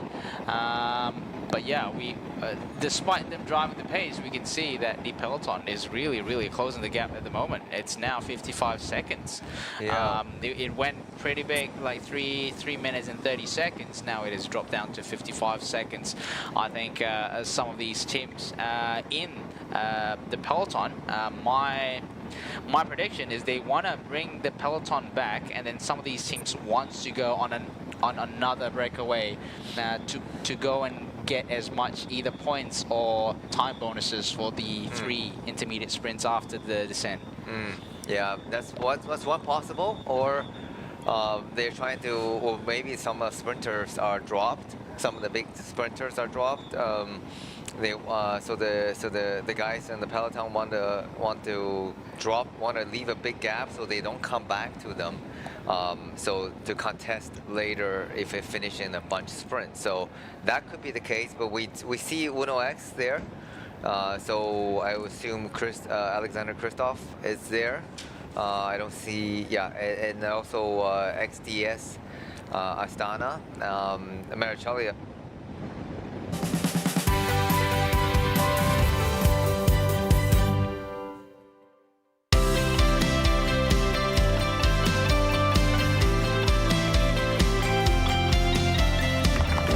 Do you know my papa? He loves helping people. Always makes Mama smile. And he can do magic. That's why I love my papa so much. I just use Mr. Rewards. So easy. It's so easy to collect points. Redeem all kinds of rewards. And easy to win hearts too. Senangnya. Ini baru Mesra Rewards.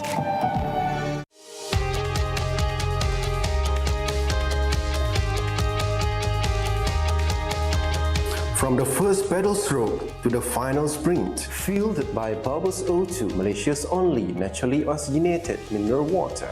rising beyond boundaries. Together we ride, together we conquer. Bubbles O2, empowering champions.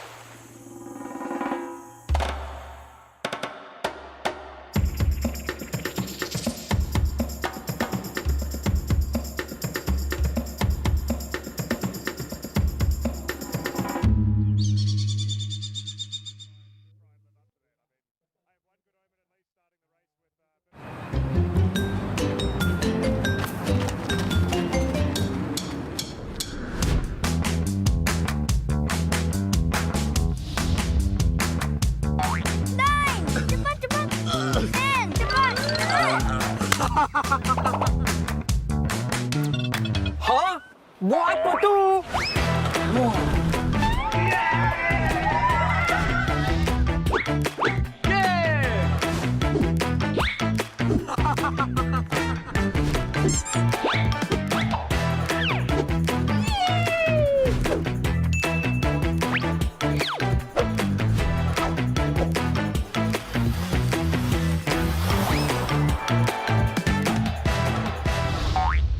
Hey, free barang ke pulau rumah lah.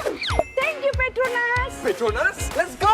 Ganjaran lebih bermakna dengan Petronas Mesra Rewards. 40 ahli Mesra Rewards bertuah bakal menang voucher beli belah bernilai sehingga RM5,000 dan sebahagian daripada 35 juta mata ganjaran Mesra Rewards untuk direbut. Senang je, hanya isi minimum RM45 untuk kereta atau RM5 untuk motosikal dan masukkan nombor telefon anda di PAM atau gunakan aplikasi Settle. Itu je. Gunalah kad kredit Petronas Visa untuk menikmati 3 kali peluang menang. Jangan lepaskan peluang anda untuk menangi ganjaran lebih bermakna hanya dengan menjadi ahli Mesra Rewards dan isi di Petronas.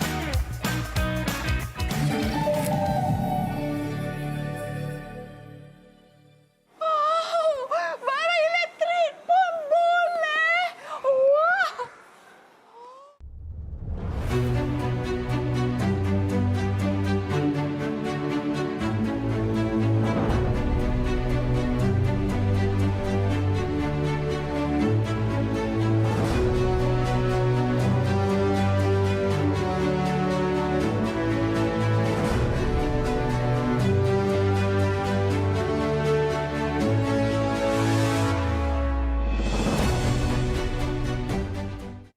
minyak di Petronas guna settle 3 kali mata ganjaran. Senangnya, ini baru Mercer Rewards.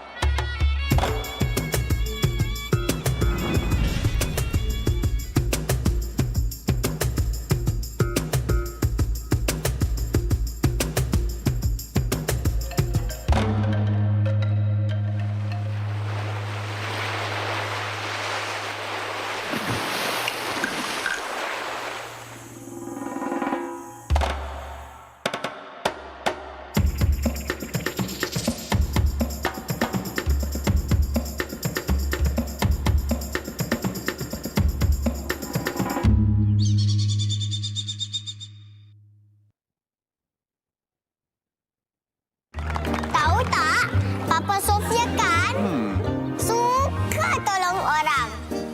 Dia suka buat Mama senyum. Lepas tu, pandai buat magic. Sebab tu Sofia sayang Papa. Lah, guna Mercer Rewards siang. Isi senang, tebus macam-macam, senang. Beli jiwa pun senang. Senangnya, ini baru Mercer Rewards.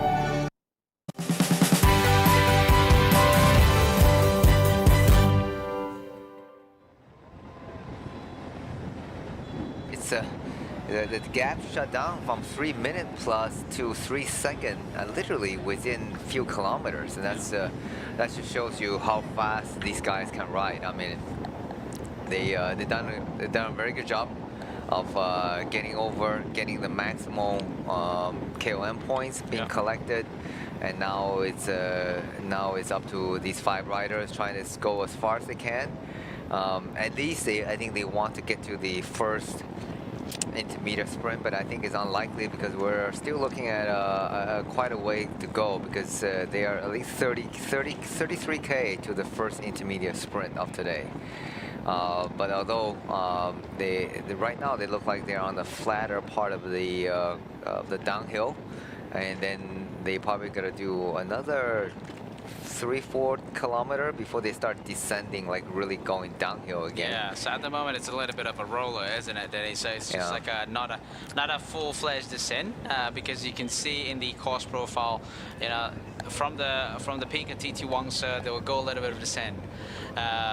So here he is, so back in the peloton. So we see the peloton is really chasing Denny. So we have a rider from Polti. And then just now, Kun Farmer was in front, and XDS as well in front. So they're really trying to bring back the peloton. The breakaway. Yeah, I think that's because some of the sprinters are dropped already. So we see Tudor, Ryder, sort of on the back of the peloton. I think of the decline definitely dropped. So I think that confirms. At least Paneve is here, should be in the group, and Confarmer, if they're trying to also drive the pace and preventing the dropped sprinter from coming back to this group. And that's why they're driving the pace there. Yeah, we had an interview early on. It was they had an interview with Ibon Ruiz. They want to go for either maybe for Brustenga, one of their sprinters there.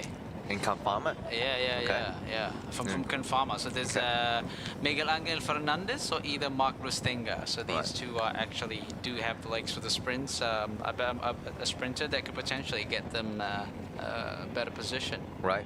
For today's stage. So for those who just, if you just join us for today's race, for the finishing 113 kilometer of the race still to go. If you just join us now, here's a recap of earlier today. There was, a 200k stage, started with climb, and there was a lot of actions. And these 5 riders from the peloton finally managed to break away on the climb to the TT Wangsa, and that contains Vadim Prosky of the TS Trengano cycling team, and as well Sain Baya of the Bogos BH, Daniel Whitehouse of the St. George, Patrick Eddy from the Picnic Post NL, and Christopherson from the Unibet Rocket team. And they had a maximal gap of close to 4 minutes, and 3 minutes 50, I think, maximal at one point. And they swallowed up all the they got across all the KOM points, and they're on the descent. But the gap has shut down from 3 minutes plus to just 35 seconds. However, the 5 breakaway riders are not giving up anytime soon. They are definitely driving the pace and trying to get to at least the first intermediate sprint, so they can take some bonus second and ahead of the peloton. And meanwhile, the peloton, some of the key sprinters seems to be dropped. We saw earlier Gaba Decline was dropped fairly early on the fair bit away from the top of the KOM points, TT Wangsa. So so some of the smaller teams, well, the team with less have not won the stage, doesn't have the pure sprinter, the fastest sprinter in this race. Like Poti Visit Malta and the Confarmer team are driving the pace on the front, and so is XDS Astana and Uno X. They're driving the pace, preventing. I think they want to prevent Alva Decline from getting back to the front of the getting back to the peloton to contest for another stage victory. They're.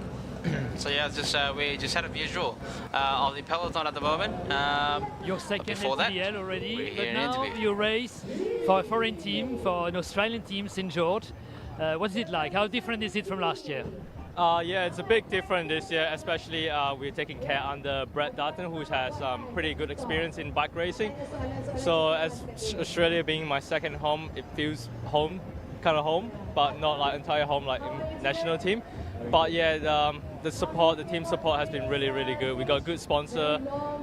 Brett has been really good to us. He has given us a lot of opportunity, and we just seize it all. You have started Le Tour de Langkawi smartly with taking the King of the Mountain jersey. Is that a goal to defend that King of the Mountain now with Ben Carman? Yeah, 100%. Why not? King of the Mountain jersey looks pretty good on Ben, and onto St. George. Yeah, we want to defend it and then hopefully carry through until stage 8.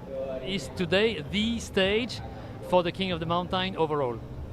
I reckon this stage will be where we can rack up a lot of points and we can defend it through Fraser, because we know what we to compare Fraser. We can't go one-on-one with Fraser, but hopefully we can rack up a lot of points throughout today and then carry over Fraser and on the last day. Do you have the feeling that many other riders in the bunch are interested in being the King of the Mountain? Yeah, 100%, especially we only have 2 points in the lead. So it's literally, if someone wins one sprint, they will take it. Win one comp, they will take it. So we definitely would want to defend it. Thanks, Joe. That was the interview with the Malaysian rider. Yeah, riding for an Australian team this year. Yeah, St. George team. So they were just talking about defending trying to defend the KOM jersey. Although that's didn't happen. Oh yeah. So they actually lose it. Although there was an attempt, Ben Carman tried his best to get in the breakaway in the first attempt. That didn't happen, and then followed by Daniel Whitehouse. He did try to contest for the, I guess, almost all the point King of the Mountain classification, but unfortunately, Sain Baya and Patrick Eddy was the better rider and was more, I guess, hungrier to for the points. Yeah. So that, I guess, you can only plan. And then I guess just move forward. I guess the only way, if they want to really capitalize on the King of the Mountain classification, they're going to have to do it either tomorrow, but that's not much point. It's only category 4 tomorrow, and obviously Fraser, it's going to be a tough one. You know, Fraser, obviously the first I guess 3/4 of the climb is okay, but the last 8 kilometers of the climb is going to be quite steep and quite narrow roads, and then to be up against these World Tour riders or some of the top pro riders is going to be quite a monumental effort for a team like St. George. Yeah, it will be difficult, but however, the KOM fight will be quite exciting to watch. It's going to have 2 riders, Sayambaya and Eddie. That's going to be tied on the points based on our calculation, although we have to wait for the official result. And that means that these 2 riders who are equal on points is going to have to duke it out all the way, most likely to stage 8, until they get to Kuala Lumpur. So because they will be fairly lumpy into the finish. So that means there will be a fight for the stage honors, fight for the overall classification, also fight for the KOM jersey. And that's makes the race exciting. And meanwhile, in the back of the peloton, we look like the peloton has caught up to the Breakaway riders. That's right, Danny. So the peloton have finally caught up with the Breakaway rider, and now Uno X is taking over the lead with as much speed as possible. We can see they are really powering it down the hill. I wish we can have a little bit of a glimpse of how much speed they're carrying down the hill. The motorbike is definitely struggling to make sure that they're not in the way for these cyclists. Yeah, so it's one big group. I might reckon they're doing probably 90 kilometer to 100 kilometer an hour. Yeah, they're going fast. Yeah, they run out some of the gears, pedaling down the hill. We don't know whose rider it is because he's just in front here. Maybe Mario Aparicio, I'm not sure. Possible. Yep, he's on a bit of a mission as well this year. Looks like he's definitely not interested in the King of the Mountain. You know, it was well aware he was not there in the mix to score as much point as possible. Maybe this year, considering his form in Vuelta, he might actually come here to Langkawi for a general classification. I think that should be replaced by definitely. I think he's definitely going for the trying to get intermediate points, intermediate bonuses. So trying to win the GC classification. So that's I wouldn't doubt that's Mario's plan, because Sayambaya obviously has a task of trying to take the KOM jersey. Wouldn't that be a good successful tour of Langkawi for Bogo's team by winning the GC and the KOM points, KOM jersey. So yeah, looking about just over 20 kilometers to the first intermediate point, first sprint intermediate point in Gerik.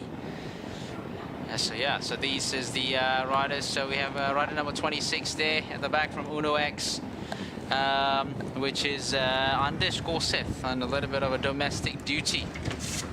Yep. And we are still quite far away. I mean, we're still about 14 kilometers to the first intermediate sprint of the day.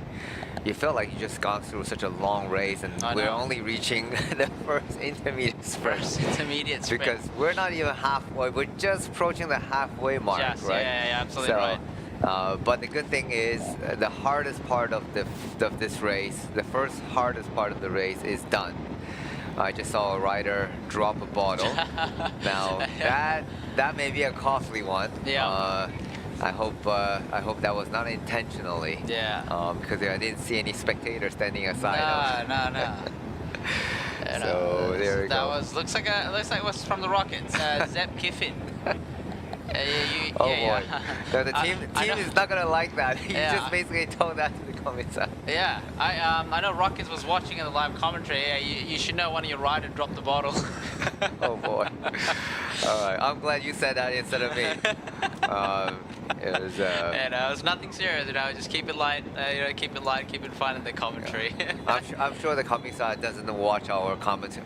Nah. Yeah, they have better thing to do than listening to two of us talking nonsense here. Here we go.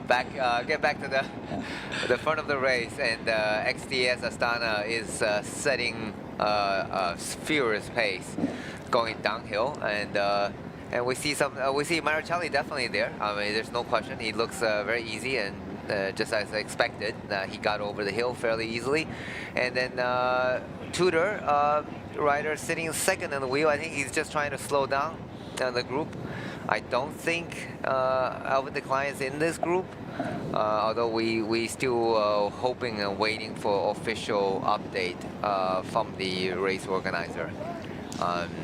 And meanwhile, at the back of the peloton, we see XDS rider, XDS Dana. We see everybody just post NL, and everybody seems to just cruising down. That's right. Following the pace, cruising down right now. Okay, yeah, so there's descending down the TT Wangsa climb.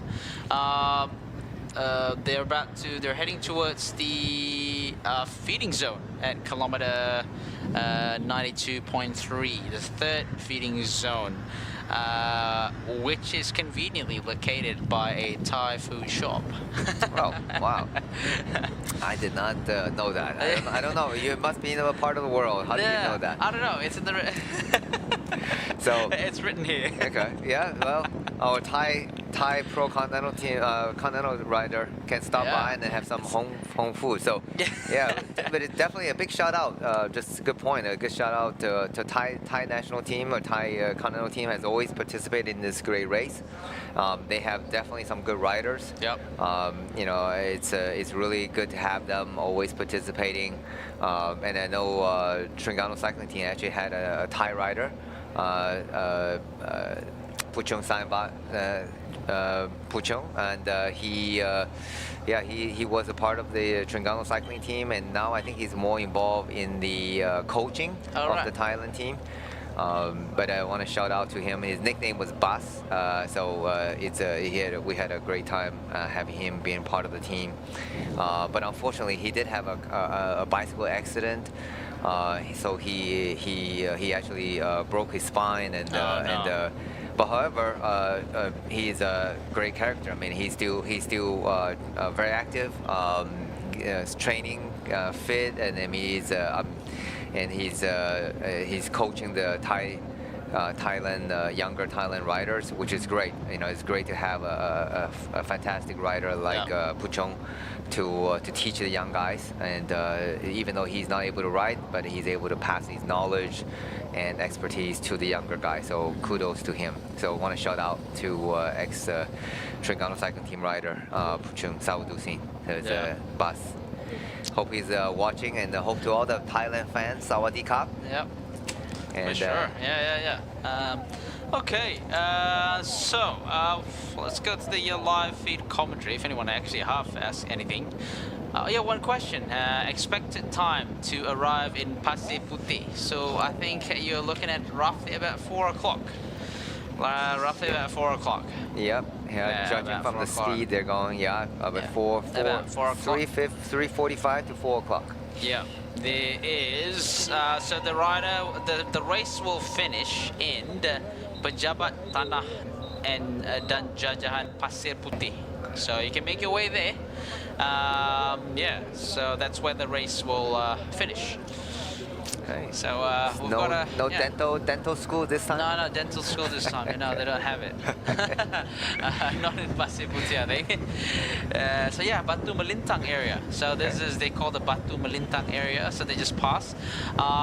Again, I'm still amazed by the road surface here. Yeah. Yeah. Looks they just resurfaced it. Yeah. And looks like the white line looks pretty fresh. The tarmac looks pretty fresh as well. And we're getting a shot of Kizi. And he's a former Terengganu cycling team rider. So but now he's racing under the national team. And here we're going to have a replay. So this is called the Gunung Ring Eco Park. I was just located somewhere around this area of TT Wangsa area. So Gunung Ring Eco Park, one of the tourist spots. There's so many tourist spots here around this area that are more, I guess, outdoorish style for those of you that prefer that outdoor style of weekend out or the holiday. For those of you that prefer the jungle a little bit, want to experience the jungle a little bit more, Perak is definitely a destination for you to go to. You can enjoy the river, the rainforest, some hiking and trekking around this area. So, of course, make your way down to Perak if you're ever in Malaysia. It's nice, nice rock. Seems like good for rock climbing. Oh, maybe they do actually have there. Let me just go do a quick Google while you're commentating. Sure. On the front of the race, front of the peloton, front of the race, we have XDS Astana is driving the pace together with Uno X, and we see Poti Visit Malta team also on the front. No longer I see any Tudor team, Tudor rider. I see a few in the peloton, but definitely the peloton has shrank a little bit. It's still a pretty big group, but it looks like it is probably I would say about 30-40 rider probably got dropped along the way, and these are the guys basically made over the climb in the first group. So. Well, it's if the group is big enough, the dropped group is big enough, and they should be able to organize and start chasing, be able to chase back. Yeah. But it's since it's still we're looking at just crossed the halfway mark, so we're into the last 98K to the finish. Yeah. So Denny, it's quite common, especially on the stage where there's some climb involved. You will have, obviously, we're quite familiar with the Breakaway group. We're quite familiar with the peloton, but normally in a stage where there's some quite a climb in the race, something like Category 1 like we have today. Normally they can form another group at the back, what we call is like the gruppetto, right? So like what's the difference between these three groups? If people that are new to cycling that doesn't really know what's the difference between these three groups. So the first group is the Breakaway. Yeah. Well, the Breakaway obviously are probably contain if it's on a mountain stage and the best climber of the race, and they're trying to get away and trying to win the stage. And then you have the middle chase group, probably the guys or the majority of the guys are there. That they're not the best climbers nor the worst climber, but they trying to make through the mountain stages, climbs, and then trying to get back to the Breakaway because they're still able to contest for the win. And then you have the so-called the gruppetto or the sprinter group, where they may get dropped early on the climb, and now they have a huge task ahead of them. Not only they had to climb their maximal, now they got to chase at their maximum capacity in order to get back or finish.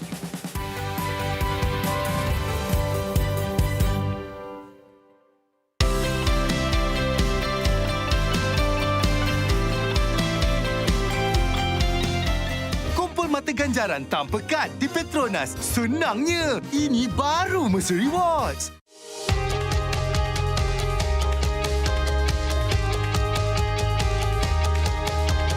From the first pedal stroke to the final sprint, Fueled by Bubbles O2, Malaysia's only naturally oxygenated mineral water. rising beyond boundaries. Together we ride, together we conquer. Bubbles O2, empowering champions.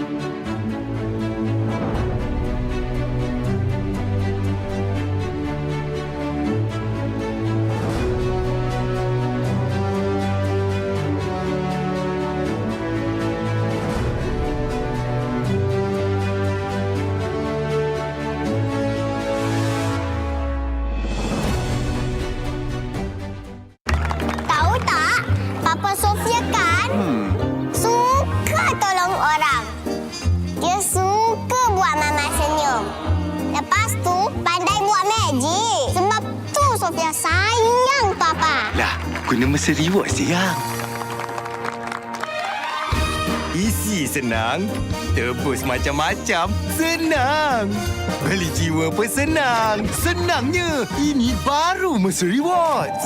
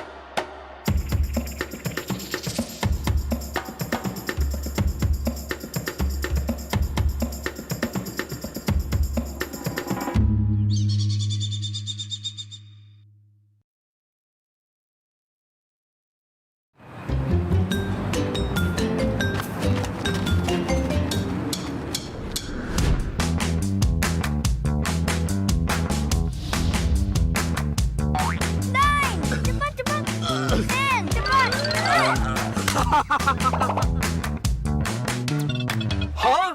Buat apa tu? Wah.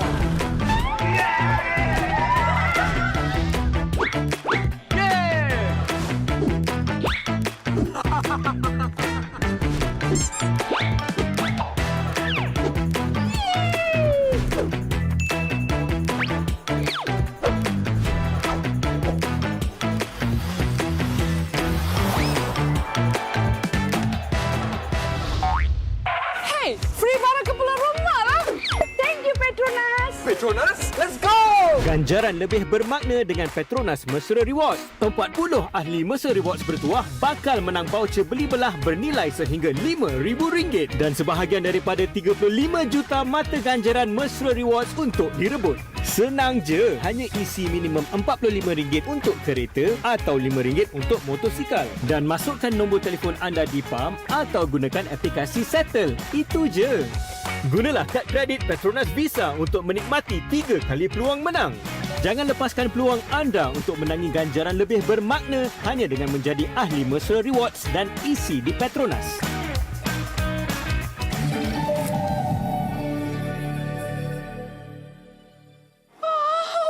Barang elektrik pun boleh. Wah.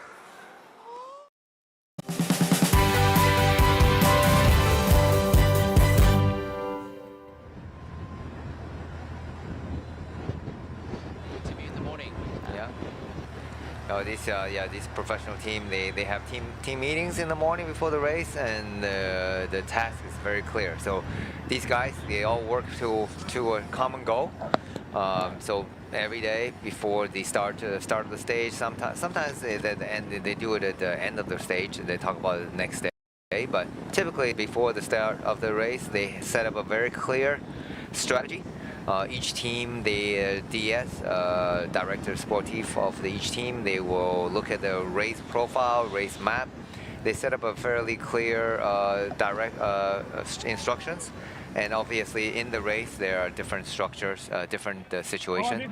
Meanwhile, we're looking back at the feed team car of Tudor. Providing that's the I think that's Alpha Decline. Yeah, Alpha Decline is still there, still in the mix. Yeah. He got his teammates at the back with him, so the team car is actually providing the feed to Alpha Decline and his teammates to make sure that he can push on and get back into the peloton.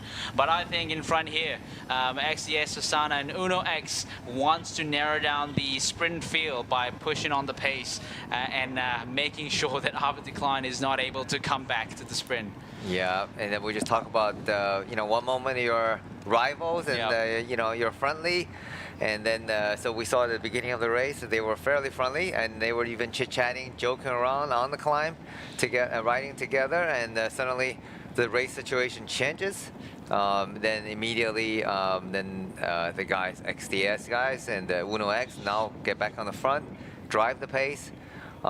It's not personal. Yeah, it's not personal. I'm sure it's nothing personal against Alpha Decline, but it's just bike racing, right? They need to. Everybody want to win the stage, so they need to try to keep the final contender to a minimum, so give them a better chance of winning the stage. So it is it's back on the front Uno X team with cuff on their shoes again. Good eye. Good Always aero spot. cuff. Aero cuff, yeah. So if your shoes are not the most aero, get a pair of aero cuff and put it over your shoes, and you just save another 2 watts right there. Yeah, I think it works out pretty well, because obviously if you go on like a full aero shoe covers in this hot and humid weather, it's probably not a good idea. You might have sweaty feet, it's not nice. Being more humid, you might end up having a little bit of a bacterial infection. So you don't want that. So aero cuff is definitely a good hack. Just cover it up. At least you allowing that ventilation to be exposed. You can get air to come in and give some cooling and ventilation into your feet inside. So aero cuff just basically covers. So you see these riders are really paying attention into these little details. Yeah. So number 44, Total Energies. That is Nicola Marcero. And meanwhile, talk about paying attention. Yeah, so these riders are. There's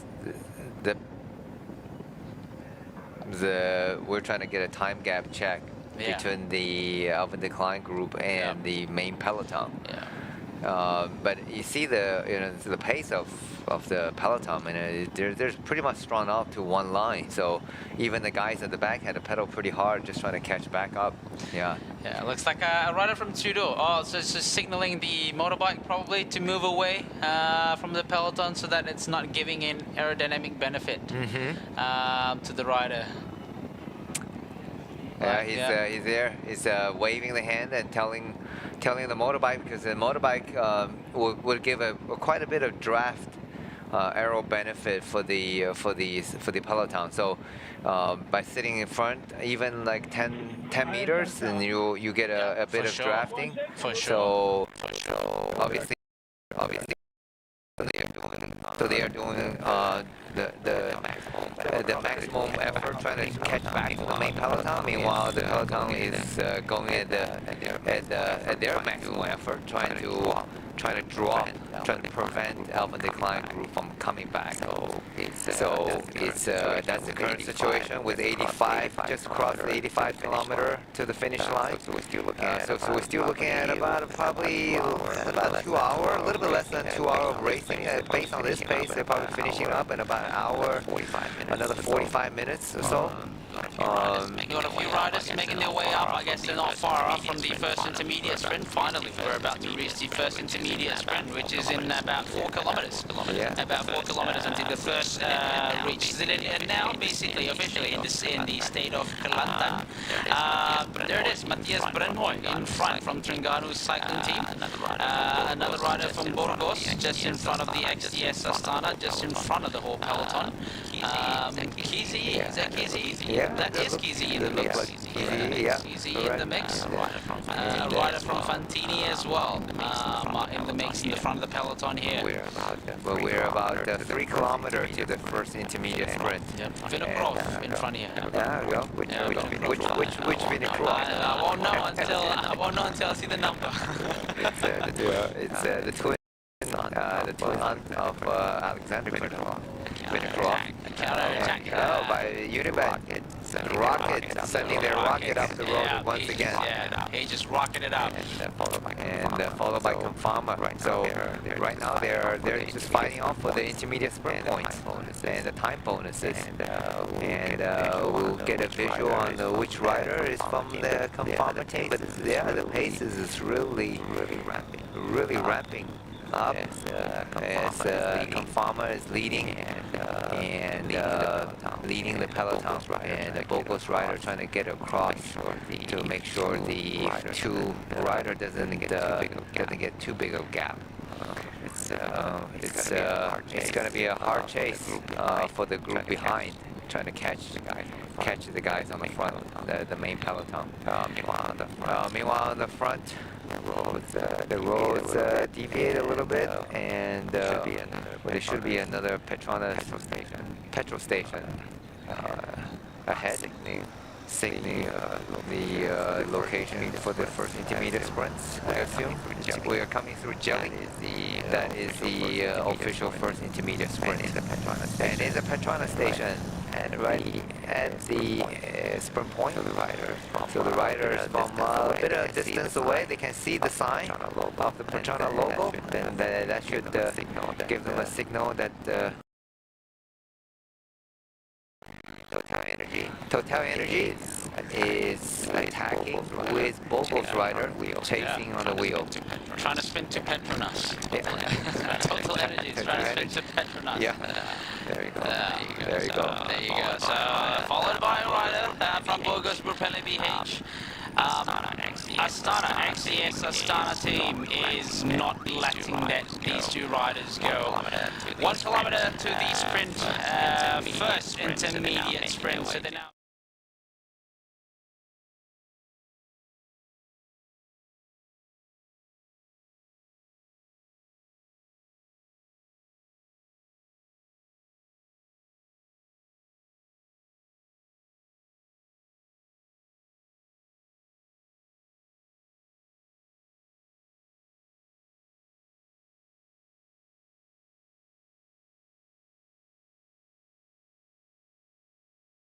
Under 1 kilometer until the first intermediate sprint. There you go. Badiani is looking back to see if someone is going to assist him to close the gap, but that's not the case. Let's see who's going to score the maximum points for the first intermediate sprint in today's stage. Not far to go. Not far to go, and they're in the visibility. Let's see if the rider from Total Energies in front here could pull it off. Uno X is bridging the gap, just caught behind him. Carried on.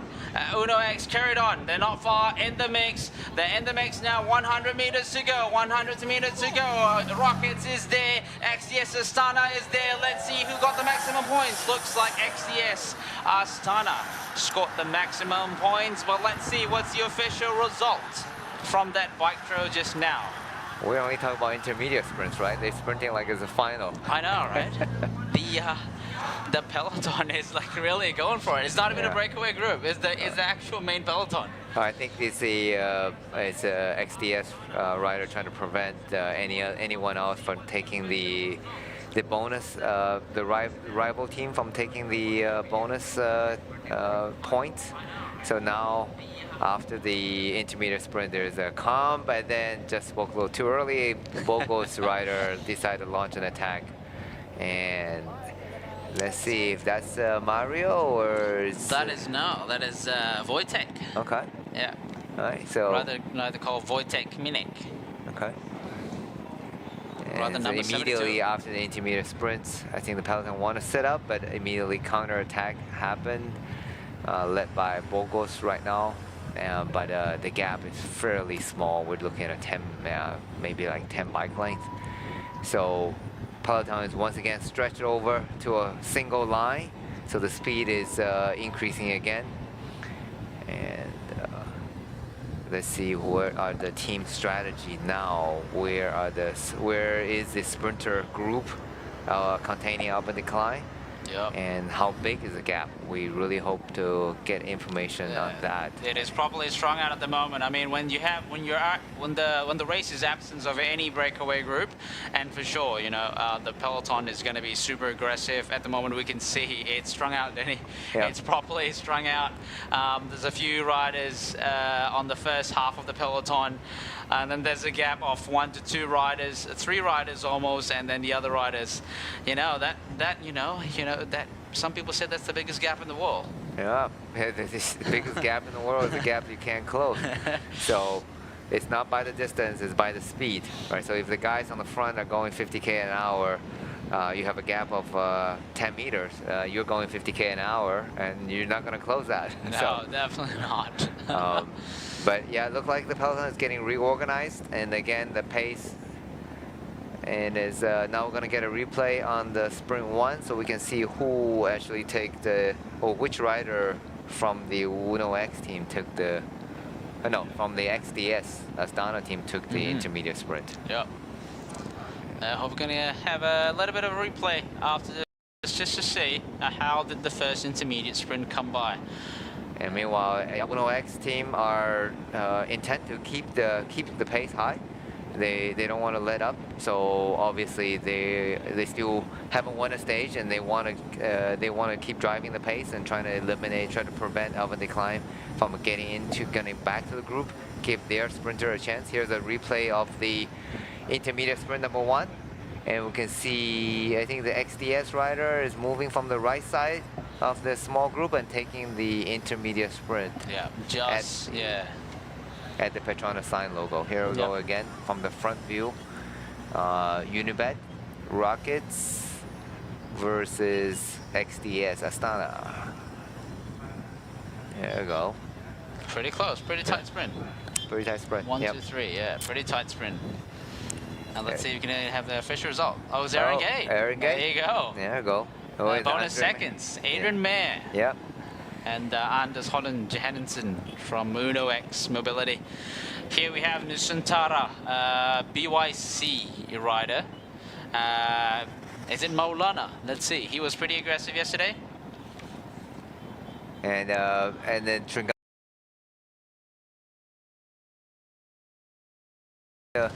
trying to go away and then trying to get some some intermediate, trying to build a gap.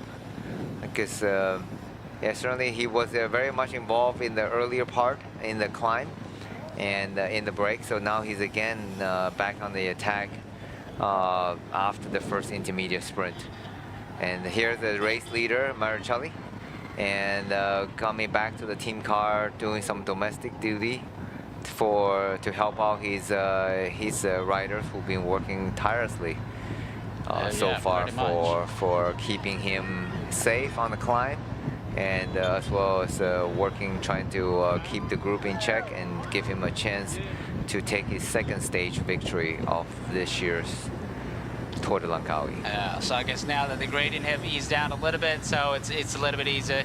It's a little bit easy for him to go and help the team out for some feed or get some bottles or return some stuff to the team car. He's looking pretty fresh. Nothing doesn't seem to be troubled, and just waiting for his team car to come across. And here's Mark Renshaw.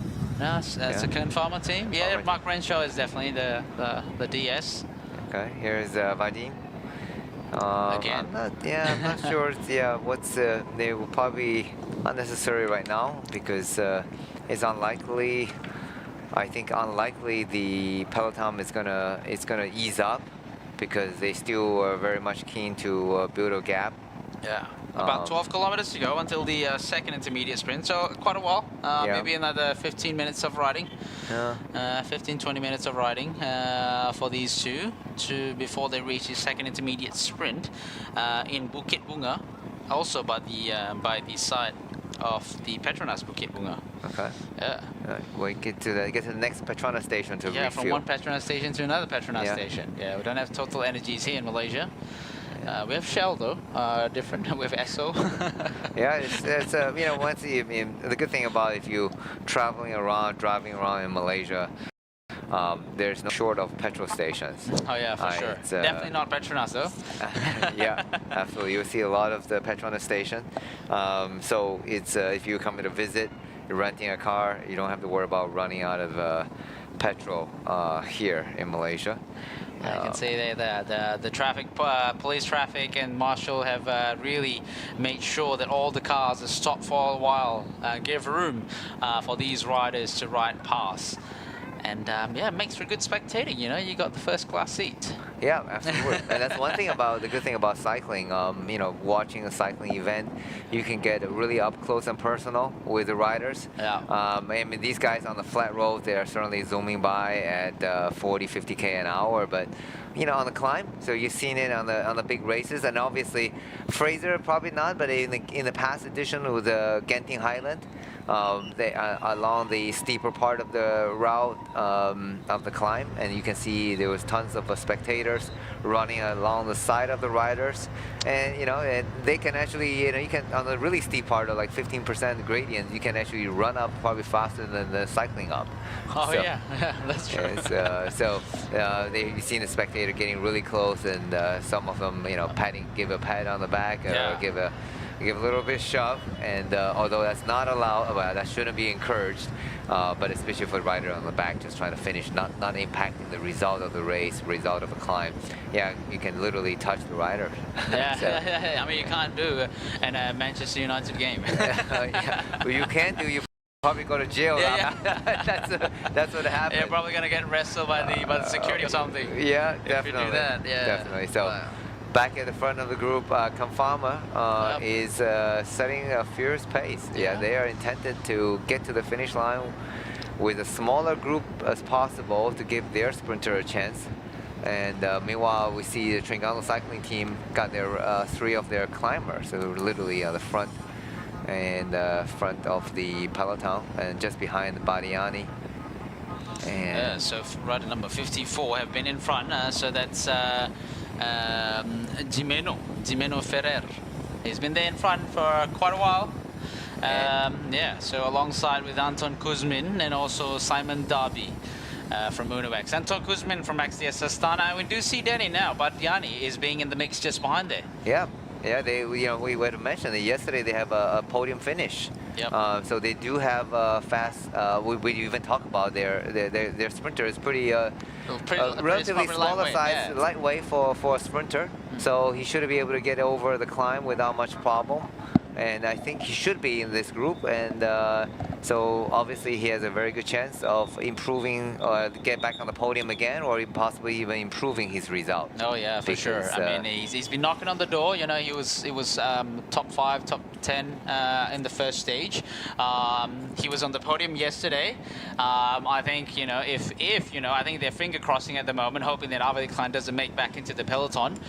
So that definitely reduces the chances and increases your likelihood into getting a better placing. Maybe second, maybe first place, you don't know. Yep. See how which sprinters have the freshest leg, you know. But we looked at, you know, Matteo Malicelli at the moment. You know, he can actually go back and get the feed, so I assume he has good legs at the moment. Still fresh to be able to help the team out, to set the pace out, make sure that the pace is tempo is comfortable for him to reach the finishing line. And we can talk about the finishing line a little bit. But yeah, so we don't know what's the condition of Zanoncello. And also the other sprinters, for example, like Miguel Angel Fernandez or Mark Brustenga from Kern Pharma, and also Manuel Peñalve. We can't discount him. Also, we will see if any of the local sprinters are in the mix as well. You know, the likes of Harif Saleh, or maybe Izzat Hilmi from Malaysia Pro Cycling, or even Elmi Jumari from the Malaysian national cycling team. I think for the time being, looking at the group, I cannot see Harif Saleh or Jumari, so I assume they must be within the over decline, the so-called the sprinter group right now. Although we don't have the exact time check, and also I'm not sure if Peñalve is here. Although he should be able to get into here, but they are not in the front driving the pace, so that's also a possibility he didn't make it to the first group. But the first group is still fairly big. I mean, we're talking about easily probably half of the peloton is here. At least half the peloton, looking like 60 rider, I mean, 60 plus rider. You look at how fast these guys are going at the moment. It's strung out, single file at the moment. You know that the peloton is going super fast when the first half of the peloton is riding single file. So we got 72.4 kilometers to go. Heading towards the second intermediate sprint, just under 10 kilometer. So now at kilometer 72.3, they are just passing on, still in the town of Gerik, the second, yeah, there you go. There's a signboard there, Ailanas. Look at the spectators running into the barrier there, the road separation, just to get it more close up to the pro riders riding to the town. I mean, it's always a good experience. I mean, you can watch in the live feed, seeing the rider from the screen, but being there, seeing how fast the riders zoom past you, is just as a sheer excitement. So they just arrived. Tanah Merah, quite a, I guess, quite a known town, quite a well-known town in the state of Kelantan.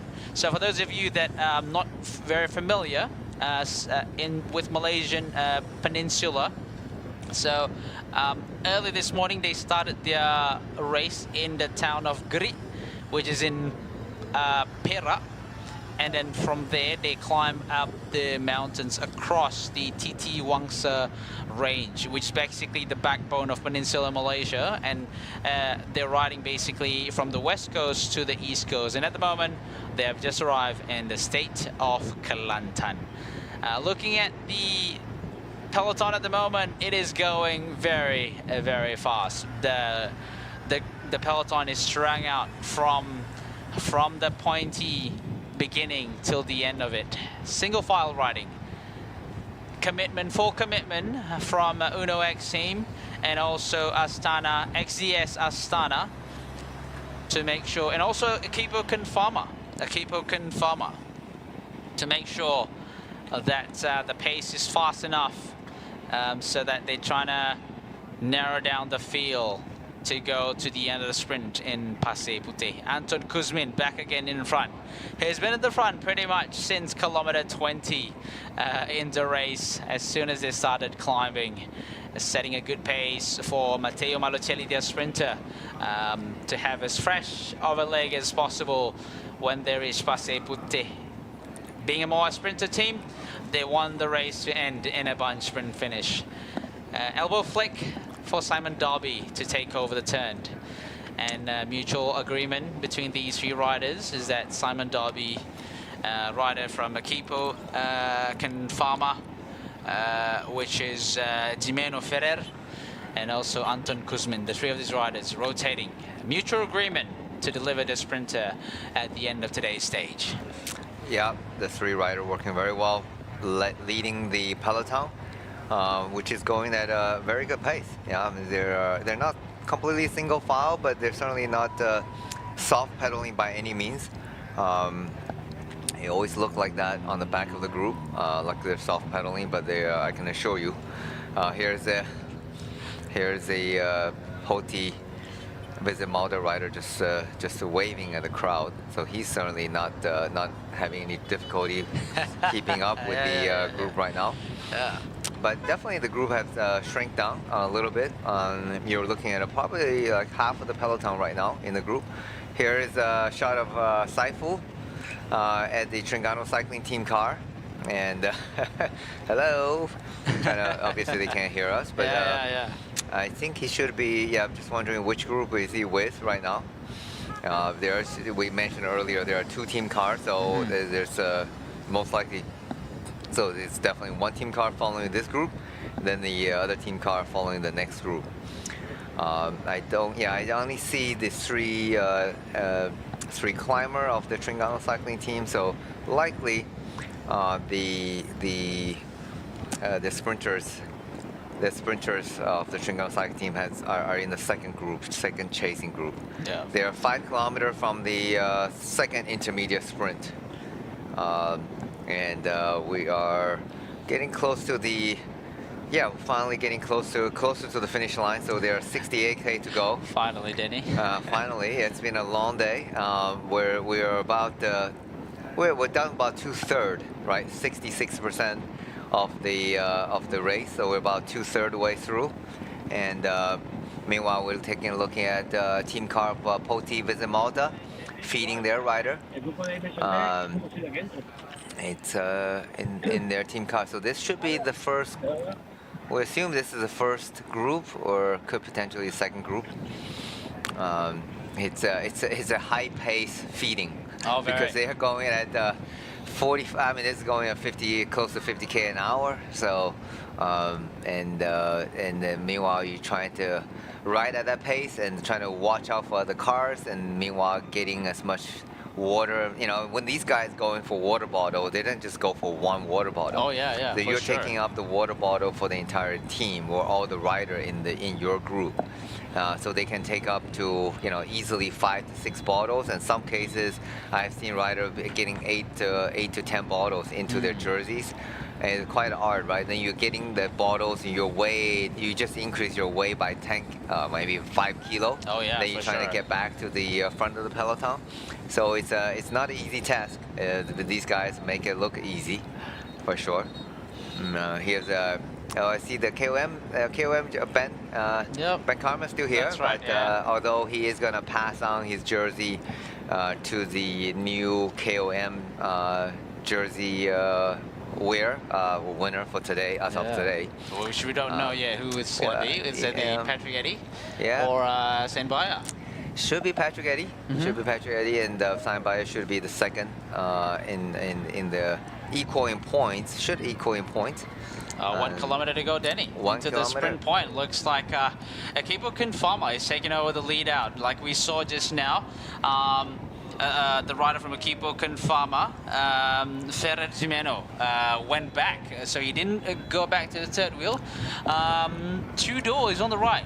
Not sure what's the plan there, but obviously Picnic Post NL is in the mix as well. But Diani, there's XDS Astana on the left side of the road, leading it out. Maybe for Aaron Gate to get the bonus second. That's the Total Energies rider, flicking elbow, giving the XDS Astana the next to do the pull. Not far off, we can see the banner almost into the 100 meters to go. Lining it up, Akipo Kinfama rider is lining it up, all out full sprinting for the maximum points of intermediate sprint. Danny, this is the second intermediate sprint point. They're going it like all out for the first sprint point. Looks like Aaron Gate in front here getting the maximum point. There you go. Yeah, I think not the maximum point that he's interested in, Danny. It is the time bonus, I'd assume. Absolutely, because he is a GC contender. So we talked about earlier that this year's GC is going to be separated by seconds, not minutes. So he, being a track rider, he has definitely some speed on him, and he taken both first place in the first two of the intermediate sprint. Counter attack seems to happen again, and by Unibet Rocket Team, he's launching an attack. Yep. And just trying to once again going for the most competitive of today. So I'm wondering, what's today? Who is going to get the most competitive rider? Yeah, that's going to be a hard task. It's going to be a hard task for the commissaires, for the jury. It's not our job, So we just let them think about it, whether they're going to make the Rockets a hat trick or not. Yeah. So it's been interesting so far. No breakaway in front, so it's been interesting fight for the bonus seconds. Aaron Gate also delivered whatever he wanted to do.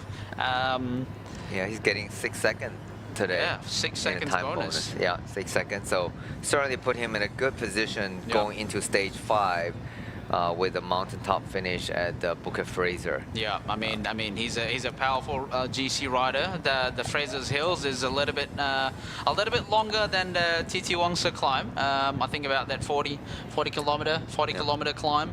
A little bit higher in elevation as well. A little bit higher in elevation, and also the last 8 kilometer is more for the kind of, at this level, is more like a power climb for these kinds. Punchy climber. Yeah, punchy climber. That would potentially, it's not a steady, hard gradient, but you do get a few kick, probably closer to 10%, but then a level off, and then you get a few kick once in a while. But it's not a hard climb, especially for rider of these calibers.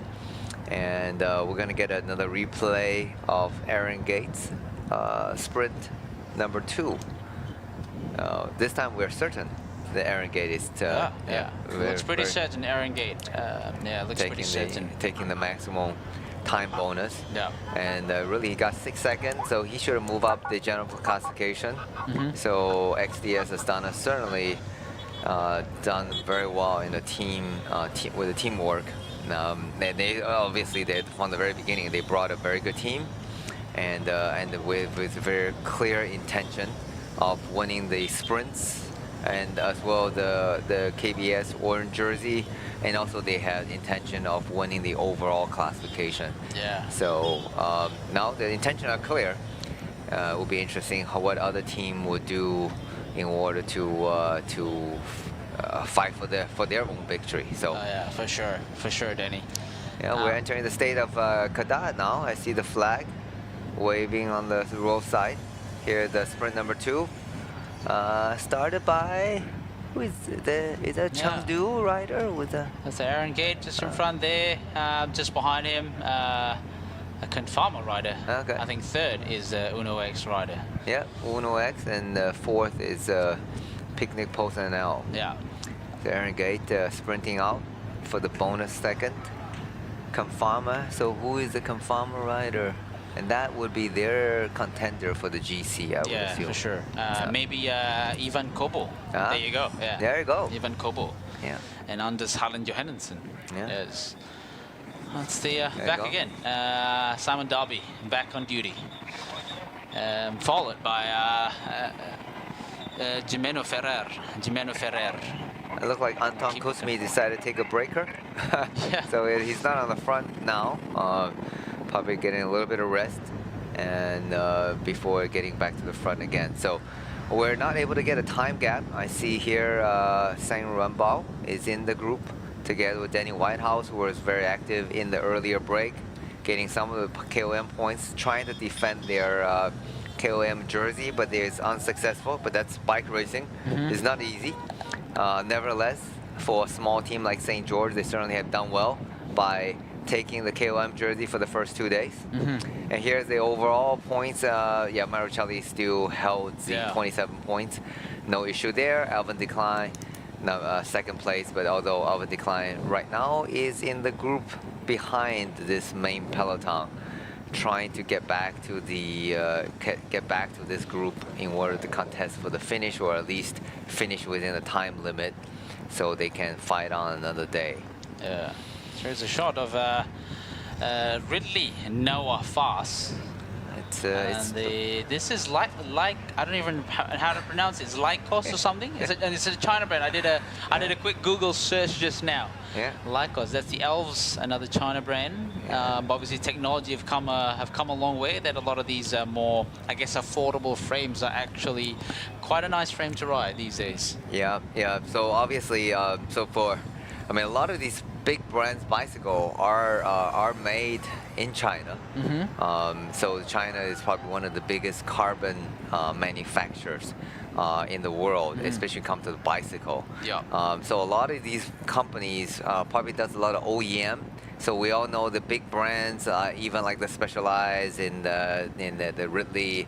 A lot of the bike are actually made by, without naming names, but they're actually made by other companies, other smaller companies, or in the bike industry. So they do the design. So big brands does the design, the marketing part of it, and then they send out their design to like a manufacturer specialist. Like I believe XDS is also like manufacturer for other bikes. But then they also now coming up with their own brand of the bicycles and selling it, marketing it directly. It'd be interesting to see. We know like one of the biggest companies, and also the Confarmers team, the Giant Bike. They manufacture for some pretty big names. Yep. And they have their own brand, but as well at the same time they also manufacture for other major brands as well.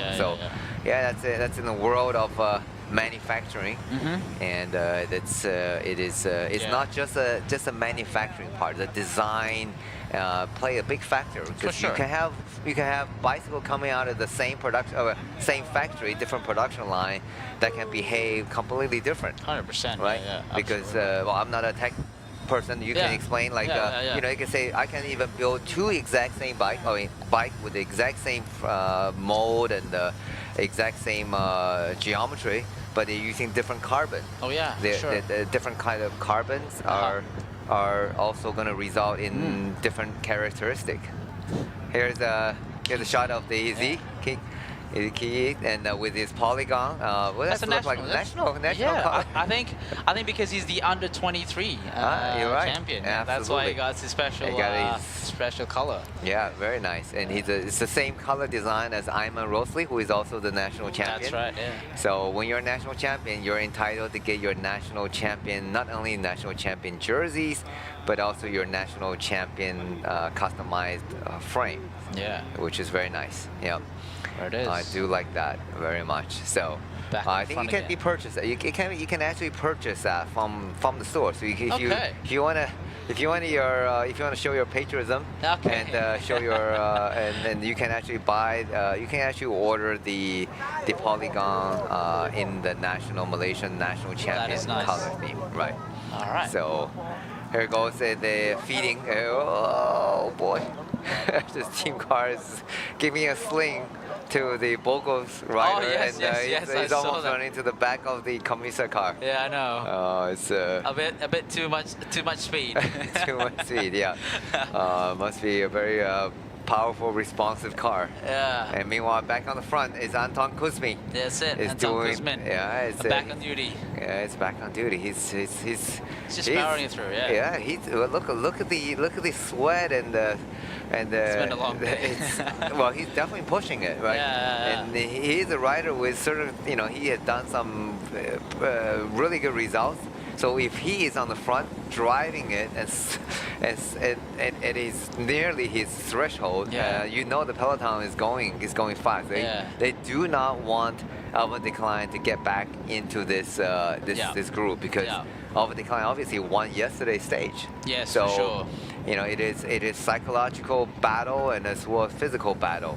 And Uno X also setting the pace and giving their sprinter Alexander Kristoff an opportunity, and maybe Alan Breakaway decide to also have a chance to sprint for a victory. So either way, they want to win. They wouldn't want to. This is their best chance, trying to win a stage in this year's Tour de Langkawi. There you go. So these riders, a few riders at the back here. We'll see some riders from iSun, 7-Eleven, Click, from Philippine, KSPO. We haven't seen much action from the KSPO team. Yeah. Here, rider 201 in the visual here, which is Kim Jin-woong from a team from Korea. Yeah. Kim Jin-woong just at the back here. They haven't seen much action from them. Our breakaway team. Maybe Fraser's tomorrow. Yeah, well, KSPO team has been, a participant.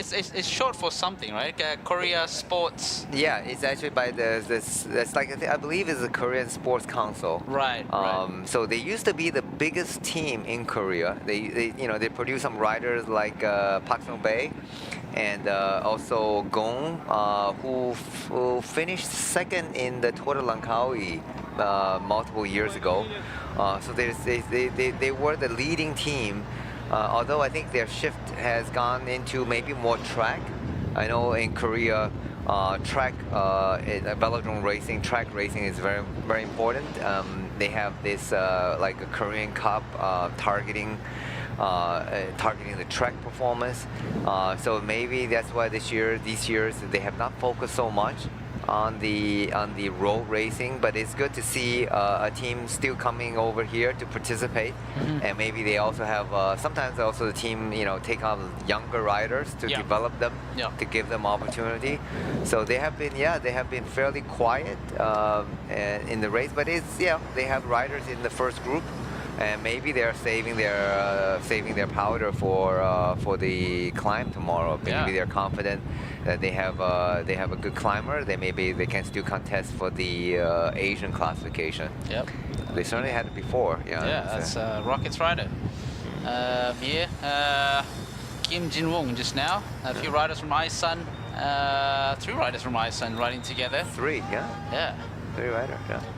And then Key is still here in the group, and I look like Thai rider, a couple Thai rider, 7-Eleven. Yeah. They are there, so they just happy to been dragged along Yeah, I mean, it's for these guys just to be able to tag along in the first group, it's a good achievement in itself, I suppose. Yeah. Yeah, it's a good motivation booster, I suppose. Oh, they really don't need to do anything. And their job right now is just to survive today. They're obviously not going to contest for a sprint finish.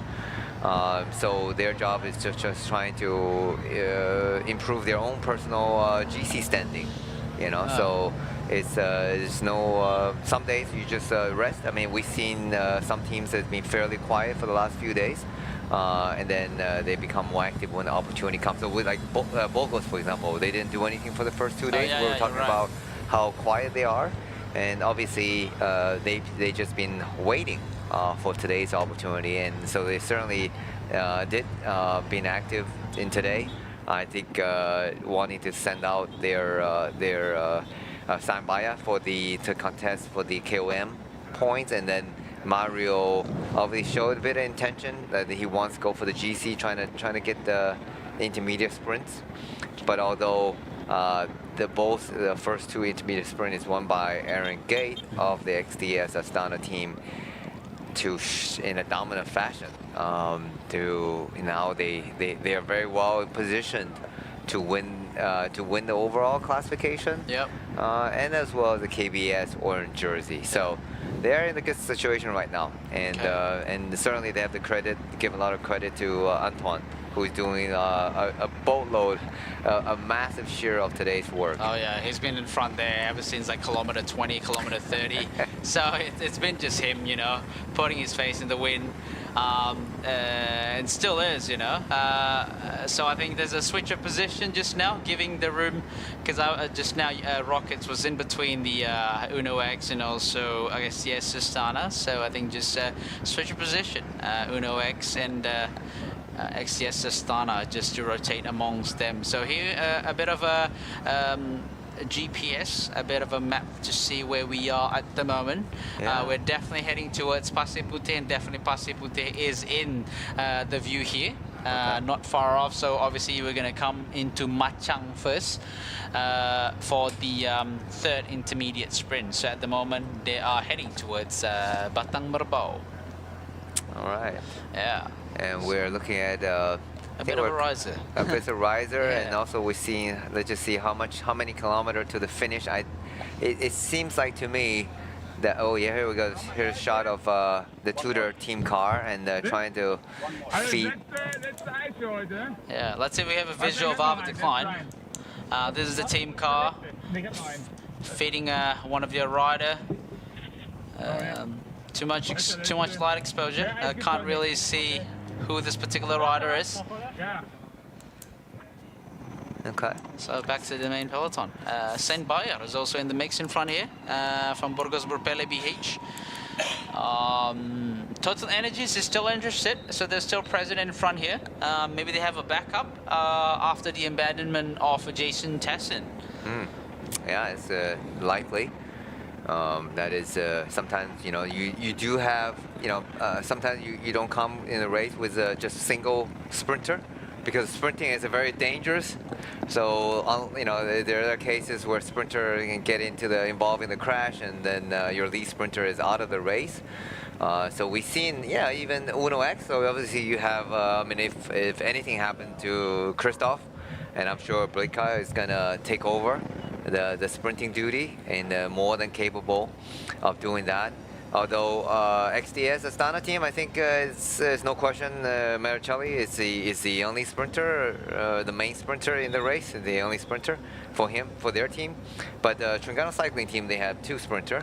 We saw Harry Saleh, and then Hamdan yesterday also did very well, finishing number 6.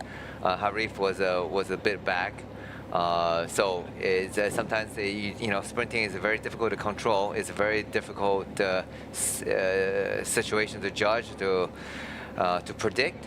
So sometimes it's good to have at least two sprinter come into the race, and one guy can lead out the faster guy, or if something happened to the fast guy, then the second sprinter can take over. So yeah, we're just trying to see who from Total Energy would be the backup sprinter. Having a quick search, potentially Lorenzo Manzin. Yeah. Lorenzo Manzin from Total Energies might be the backup plan for Total Energies sprint train today after the abandonment of Jason Tesson. Here's again, have a look of Key. 196 from MPC, Zulfikri Zulkifli. Okay. There's St. George. Yep, 166. It's Daniel Whitehouse, who was very active in the Whitehouse, yeah, that's it. And trying to bring some feed to his teammate.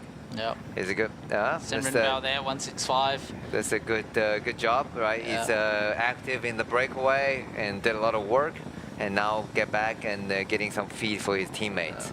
It's nicely done, Daniel. Good to see you back on the bike and racing your heart out. And here's the front. We know who's racing his heart out, riding his heart out. Antoine Kuzmin. And he is just the engine driving the peloton. I can see the, I just see him just doing lion's share of work. And obviously they're very confident Maricelli is going to be able to take another victory if it comes down to a bunch sprint. And judging from this, 50K to the finish, and the group is still going, driving at a very, very good pace, and that looks like this group isn't going to get caught. Although it would be nice to have a time check to see where the second group is. So now, even though we are the studio, we can't really, we don't really have the information, but the team cars know exactly the time gap, because the race commissar, the race convoy, the lead cars will give the time gap every 10 minutes, 5-10 minutes. So they will give the time gap to the on the race radio, and the race radio, all the team cars are fit with the race radio. They will be knowing exactly what are the time gaps. So if you're in a team car, please let us know what is the time gap between the first group of which we're looking at right now, led by Uno X and XDS Astana team, and what is the time gap between Alpha Decline and the leader group. All right, so we got 49.4 kilometer to go until the end of the race, which is about an hour and a bit, probably an hour and a half, and no less than an hour and a half until the end of the race. Yeah, it will be an hour and 5 minutes. There you go. 30 seconds. 5 minutes, 34 seconds. Yeah, from the speed that they're going at the moment, it's fast. You can see, like from our camera angle at the moment, we see that it's almost as straight line as possible for the first half of the peloton. On the back half is a completely different story at the moment. They're just having a good time. I wouldn't say they're having a good time. They're just trying to finish the race, I suppose. Yeah. But yeah, it's been a long day. It's been a tough day. The first, pretty much second, for the first half of the race, they pretty much had to do a lot of climbing and descending, which requires a lot of focus and a lot of legs, I suppose. Yeah. Here again, Chaya Sombat. Number 123. Frankie, they call it. 123. Yeah, 123. Frankie Tanakan. Yeah, they got a lot of following on Instagram. All right. Okay. Yeah. There you go. He certainly is a rider with a character. So he certainly, showed yesterday in the breakaway, and now he's able to follow the lead group. So he's certainly a rider with a bit of pedigree, and it's always good to see new young riders coming up from the neighboring country of Thailand. And again, we have a lot of fans watching from Thailand and cheering their teams and the riders on. So it's always good to see. Here we go. We finally got a time gap. It's 6 minutes. Yeah. So our decline group is 6 minutes behind this leading group. Do you think they can catch back to the peloton? 6 minute gaps with about 48 kilometers to go. If Alpha Decline got an e-bike right now, if he get a e-bike with a motor, he may have a chance, but otherwise no. But I think right now it's almost no purpose to catch back on, because if he exerts that much effort trying to close a 6 minute gap in 50 kilometer, he won't have legs left for the sprint. So right now he is very much safe in finishing within the time time limit, so there's no reason to exert any more additional energy than needed just to finish today's stage because now he can keep his leg fresh and he has a very good chance tomorrow for another sprint victory. That is true. So you have a good point. So if I were in a team car with Alva Decline, if I'm in the group of a decline, I just said, just save your energy, relax. It's okay. Let today's go. And so it's very well. Just save your legs and fight the next day. Oh yeah, but would it definitely affect his points classification though, Danny? Yeah, it is. That is current situation. But even he trying to get back on, he probably won't have legs to fight for today. Okay. So I guess you have to pick whether you really ramp it up and use all your energy to get to the front of the race today, or you just go and let the fight the next day. Yeah.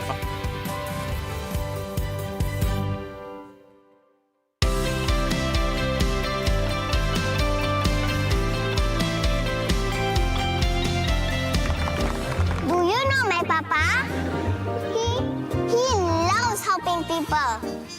Always makes mama smile. And he can do magic. That's why I love my papa so much. I just use Mr. Rewards. So easy. It's so easy to collect points. Redeem all kinds of rewards. And easy to win hearts too. Senangnya. Ini baru Mesra Rewards.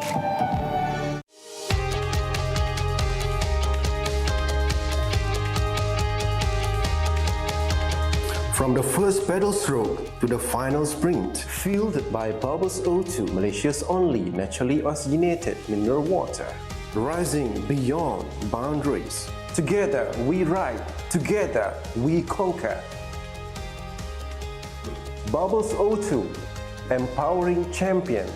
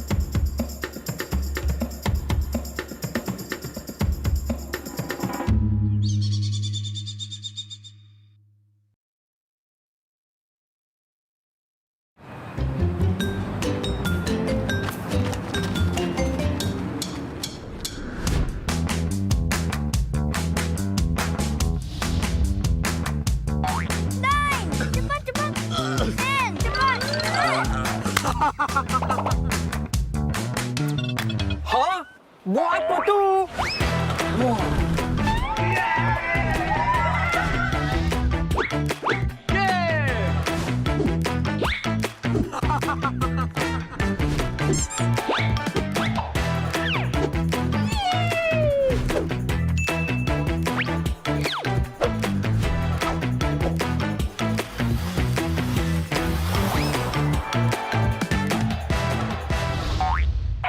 Hey, free barang ke pulang rumah lah.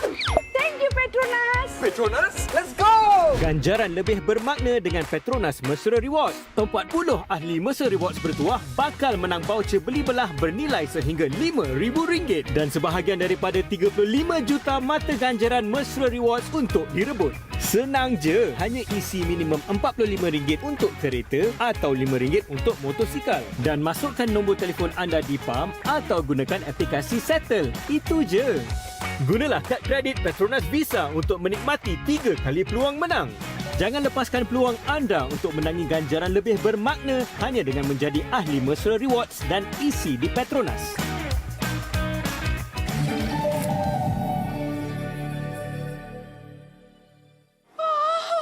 Barang elektrik pun boleh. Wah.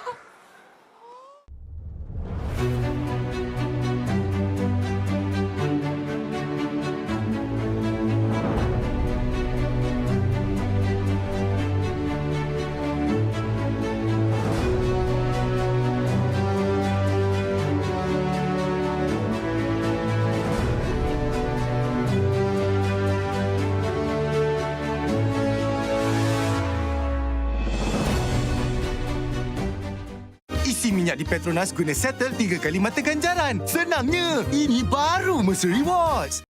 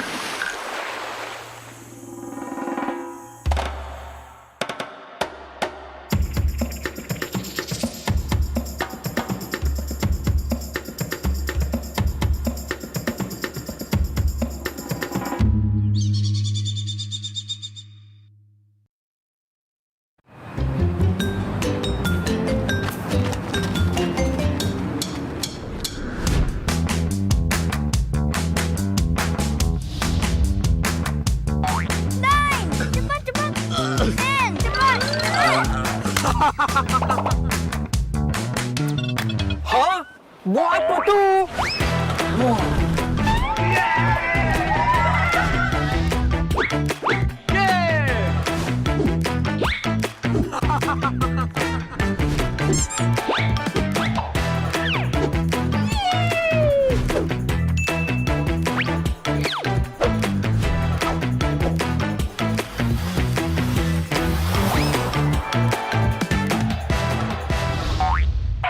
Hey, free barang ke pulang rumah lah. Thank you, Petronas. Petronas, let's go.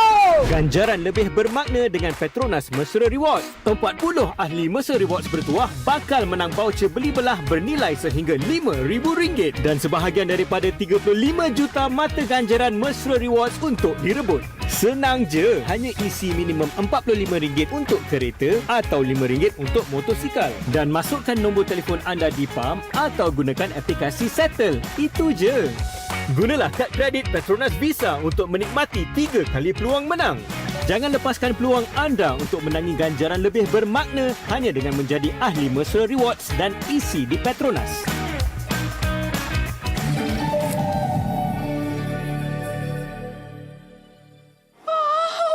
Barang elektrik pun boleh. Wah.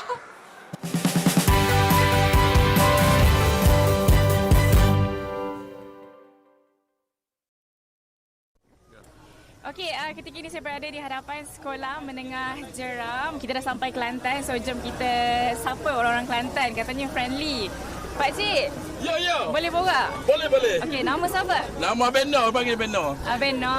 Okey, Abeno. Cuba bagi tahu dekat orang yang tengok ni, kenapa orang kena datang bercuti kat Kelantan? Banyak special dia. Macam-macam ada. Nasi kerabu ada. Kalau di Pasir Puteh ni, macam-macam lah ada. Boleh try mari di Pasir Puteh. Selain nasi kerabu, menu wajib cuba kalau kita sampai kat sini. Nasi daging. Nasi daging, nasi pelauk. Macam-macam ada. Weh, tak boleh. Tak boleh. Okey, yang ini kedai siapa? Kedai abang ke? Ini bukan ini kedai Tok Ngulu kita. Tok Penghulu. Tok Ngulu kita. Apa special kat sini? Sini nasi kuku. Nasi kuku dia sini. Lily nak minta belanja nasi kukus boleh? Boleh. Okey. Kita pergi makan nasi kukus. Ini tu video tu. Okey, jom. Ni tuan mempunyai kedai. Apa khabar cik? Khabar baik. Baik. Mungkin Pak Cik nak panggil orang ramai datang kalau jalan dekat Kelantan ni boleh singgah kedai cik? Memang awak juga ramai sini. Kita ramai. Menu special? Awak juga tanya apa Oh, rumput. Okey, tak apa. Nanti kita try check it out dekat dalam. Thank you. Terima kasih. Mungkin. Okey, terima kasih.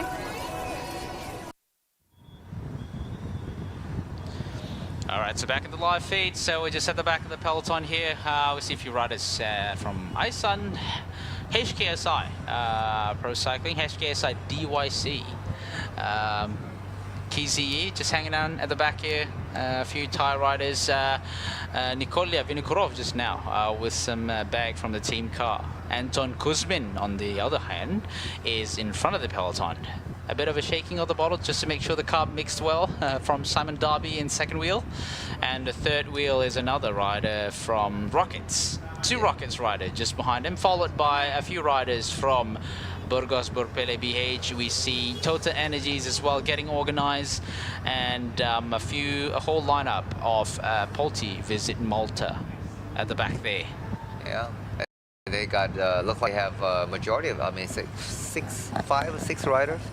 So probably the whole team should be in this group right now. Yeah, I think what we want to know just now is if Alexander Christoph is actually still in the group. Yeah, that's what we want to see. You see, this is 26. Yeah, Alexander is 23. Alexander Christoph is his number is 23. And Blikra is 24. Yeah, 23, 24. This is Anders Korseth. So we're trying to see whether or not, so if Alexander is here, that would certainly increase his chances of getting his 99th victory, although I still think that Marcelli would be very hard to beat in this group. Yeah, I mean, with 39.5 kilometers to go, I mean, like, the sprint finish is going to be a little bit of an interesting one because they will go through just about 1 kilometer to go. They will go through a little bit of a roundabout, but it's not going to be a big issue because it's like you hit the roundabout, it's the first exit. It's almost like a left turn, and then you have another right turn a few hundred meters from there, and then after that right turn, which can be a little bit tricky because they do have like quite a big manhole in the middle of the road, and then from there you take the right turn, and then I think about 300 meters you'll reach the finishing line. So it's really crucial for these sprint teams to make sure they have a very, very fast line to discourage any other sprint lead out to cut them in the middle and cause some issues and causing lose of momentum before they go for the sprint at the end. Yeah, a lot of these, especially these professional teams, they all, even though they have never been, they may not been to this part of the world or rode on this particular finish.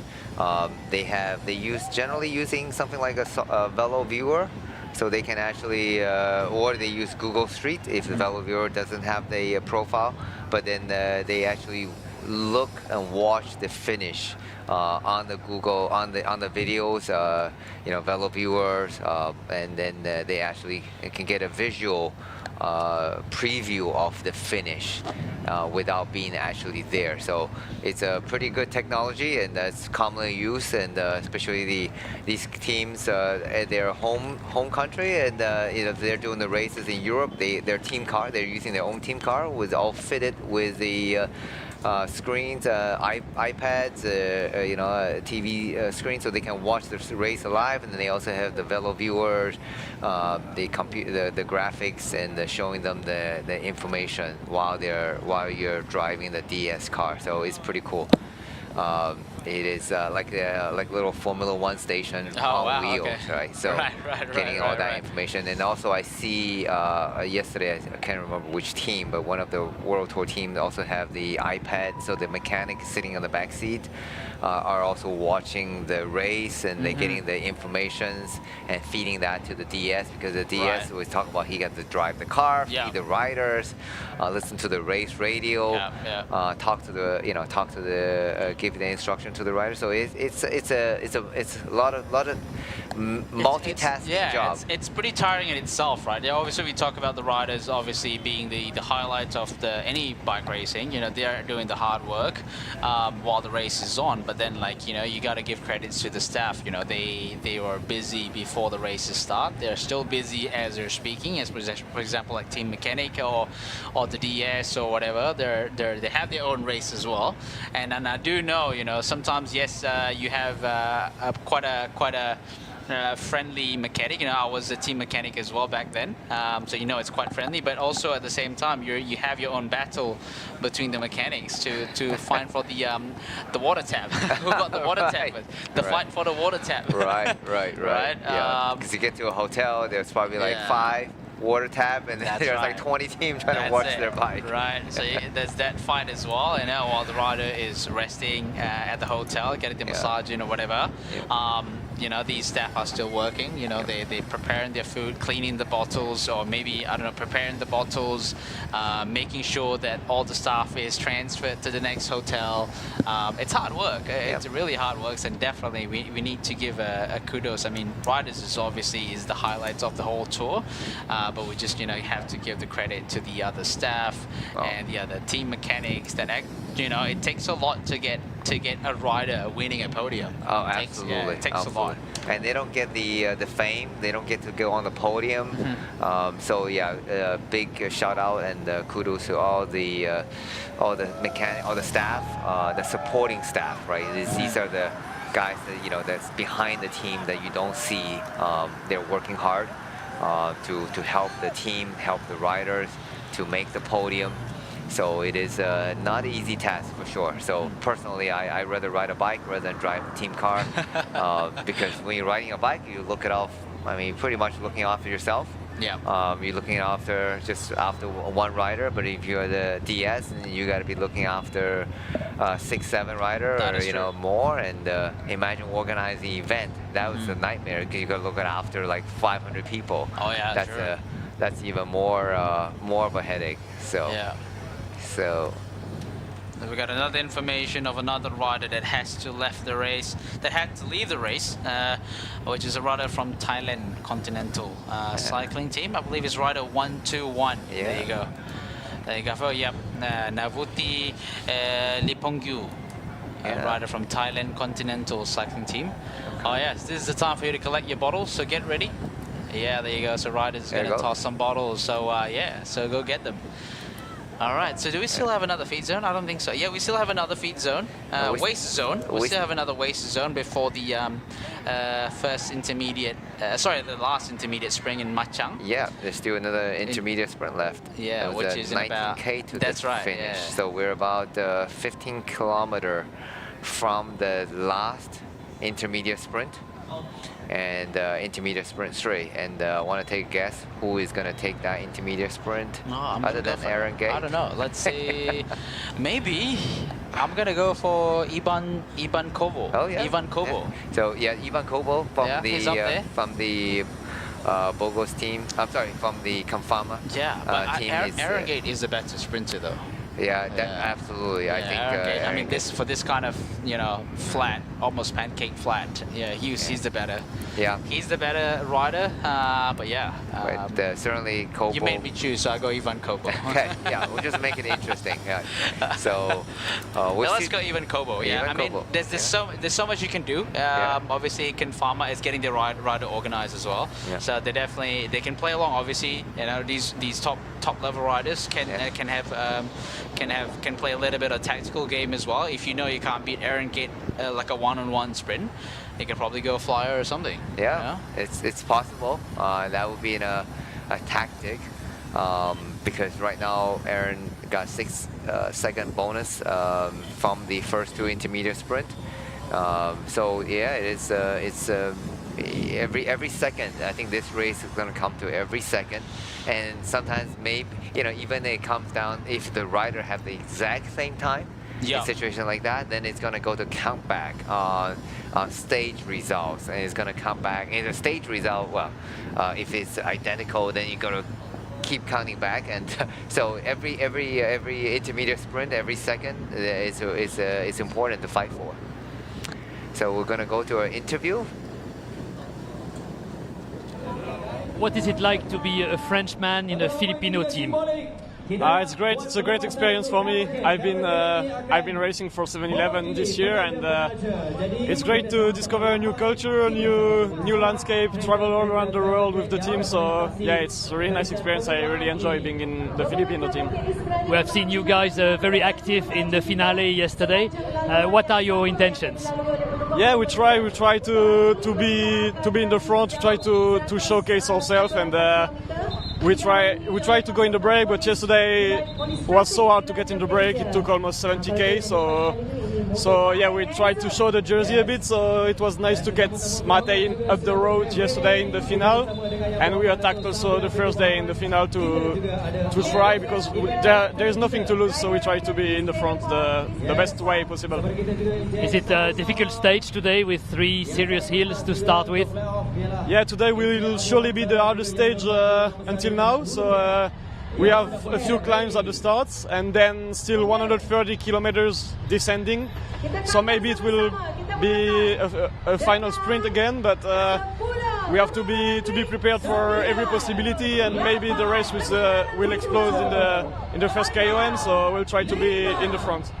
Are some riders afraid to not make the time cut at the end? Yeah, for sure it will be hard to get in the time limits for those who will drop in the first kilometers.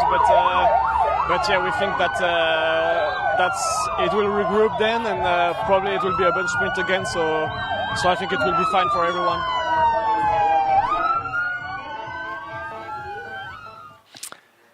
Yeah, we just heard an interview. Yeah, that was the 7-Eleven. Edouard Bonfoy.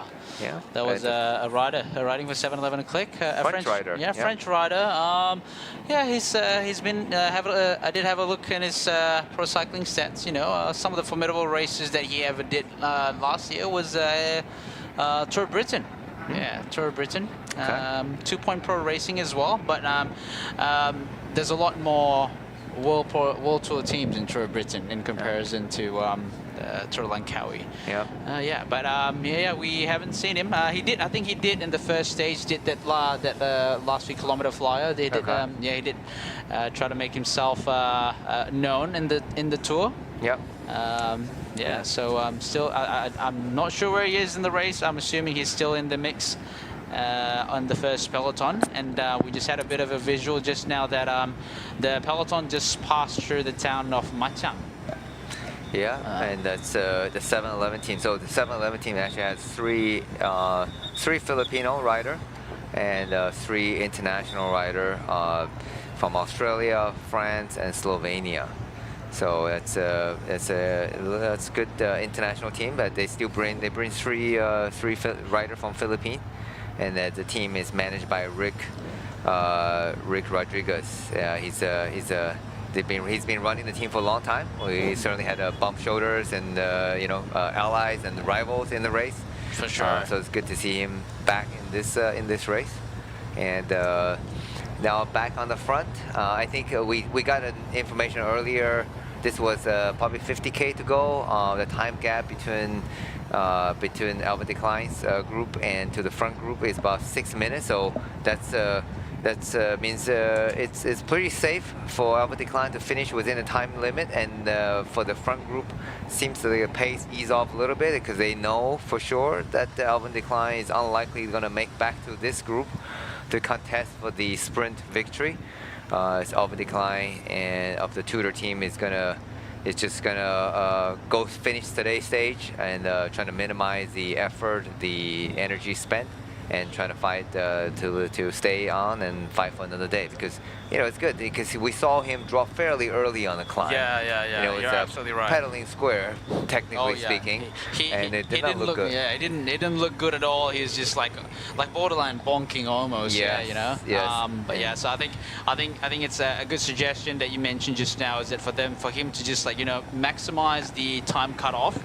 and then come again tomorrow. But unfortunately, I think he might have to just let go of the points classification. Yeah. You know, that's just unfortunate, but you'd rather let go of that than losing almost all the opportunity to fight for another stage tomorrow, right? Yeah, absolutely. And for a professional rider, to be honest, I think the jersey is nice. It's always a bonus, but the target for a sprinter is always win stages. Right. Because end of the day, like Alexander Kristoff, they count how many victories you have. That's right. They don't count. Well, if it's Tour de France green jersey, that's a little different. But I for riders of that caliber, wouldn't say I have gotten three sprint jerseys from this race. So their goal is they rather take 3 stage victories because that goes into their career palmarès in terms of professional wins. So that's what they're after. So Alpha Decline right now is just wanna minimize the effort, minimize the energy, in order to survive through today and within the time cut. And he got plenty of that. And I think by the finish, he probably be 10 minutes back. Yeah. 10, 12 minutes back, and plenty time to finish within the time cut, and then rest and fight the next day. That's right. Yeah. I mean, you gotta reassess what the situation at the moment. You know, you don't wanna, how do I say, be greedy and trying to take all and then ends up losing all. Yeah. So I think it's probably a good idea to just, Here's the shot of the Tudor team.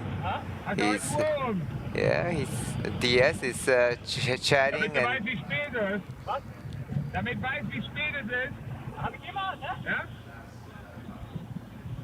Oh, trying to. My Dutch is not very good, so I don't understand what they're saying. No, same but with me.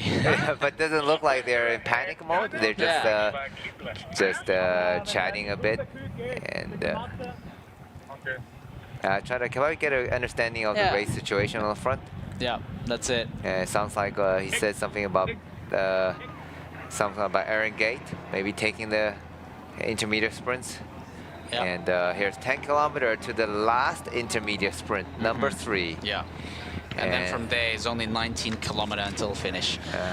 So only 19 left. Yeah, only 19 kilometers after the sprint, after the 3rd sprint. It's been a long stage so far. For those of you that have joined us only just joining us in the live commentary, we've got 27.8 kilometers. So it's probably a good timing for you to be in the live commentary. So the stage have basically started from Gerik in Perak, climb up the TT Wangsa range, and then from there they made their way down into Jeli, which was the first intermediate sprint, and then second intermediate sprint in Bukit Bunga, which this just passed.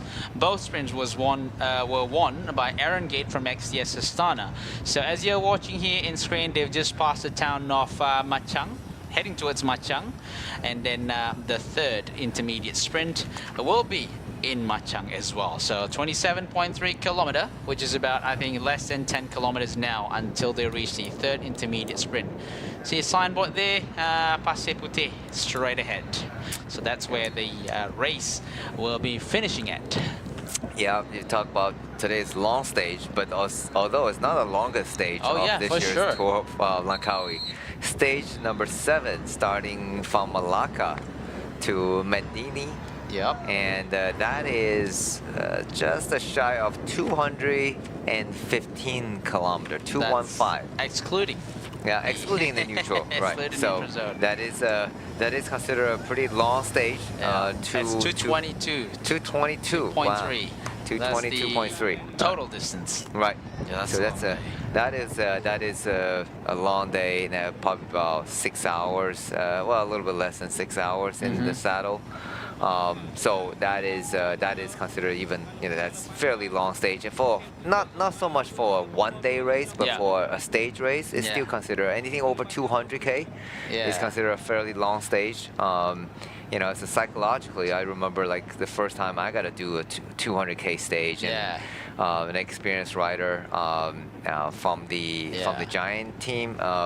So he told me like just first think about get to the first 100K. Yeah. All right. Once you get to the first 100K psychologically, then you say, okay, then the race actually starts, and you got another 100 100 plus K to That's go to the it. finish. So break it down. That is They true. advise to break it down to multiple parts, then it become a little easier. For sure, right? Like, so we were talking about different kind of dialect the other day. So you know how so there's a sign 25 kilometer to the finish. I've got 25 kilometers to go. So back into the dialect. So you know how we could have different dialect. For example, like the state of Kelantan, the local people don't call it Kelantan. They call it Klate. Klate. Klate. Wow. Klate. That's very different from Kelantan. Yeah. So it's not Kelantan. So I guess the rule of thumb, if it ends with N, it becomes like A at the end. Okay. So like Klate. Klate. Okay. Yeah, Klate. Wow. I think if you tell people I'm from Klate, and a lot of Malaysians wouldn't know where is Klate. Okay. Yeah. It's quite different. Yeah. Quite different. Yeah. Very different almost. Here's a replay of the aerial shot of the sprint number 2. Oh no, this is sprint number 3. This is sprint, the third sprint. Yes, Third sprint. The riders will go. So you can see the police convoy is already up front, clearing the road for the rider. You know, again, big props to the Royal Malaysia Police.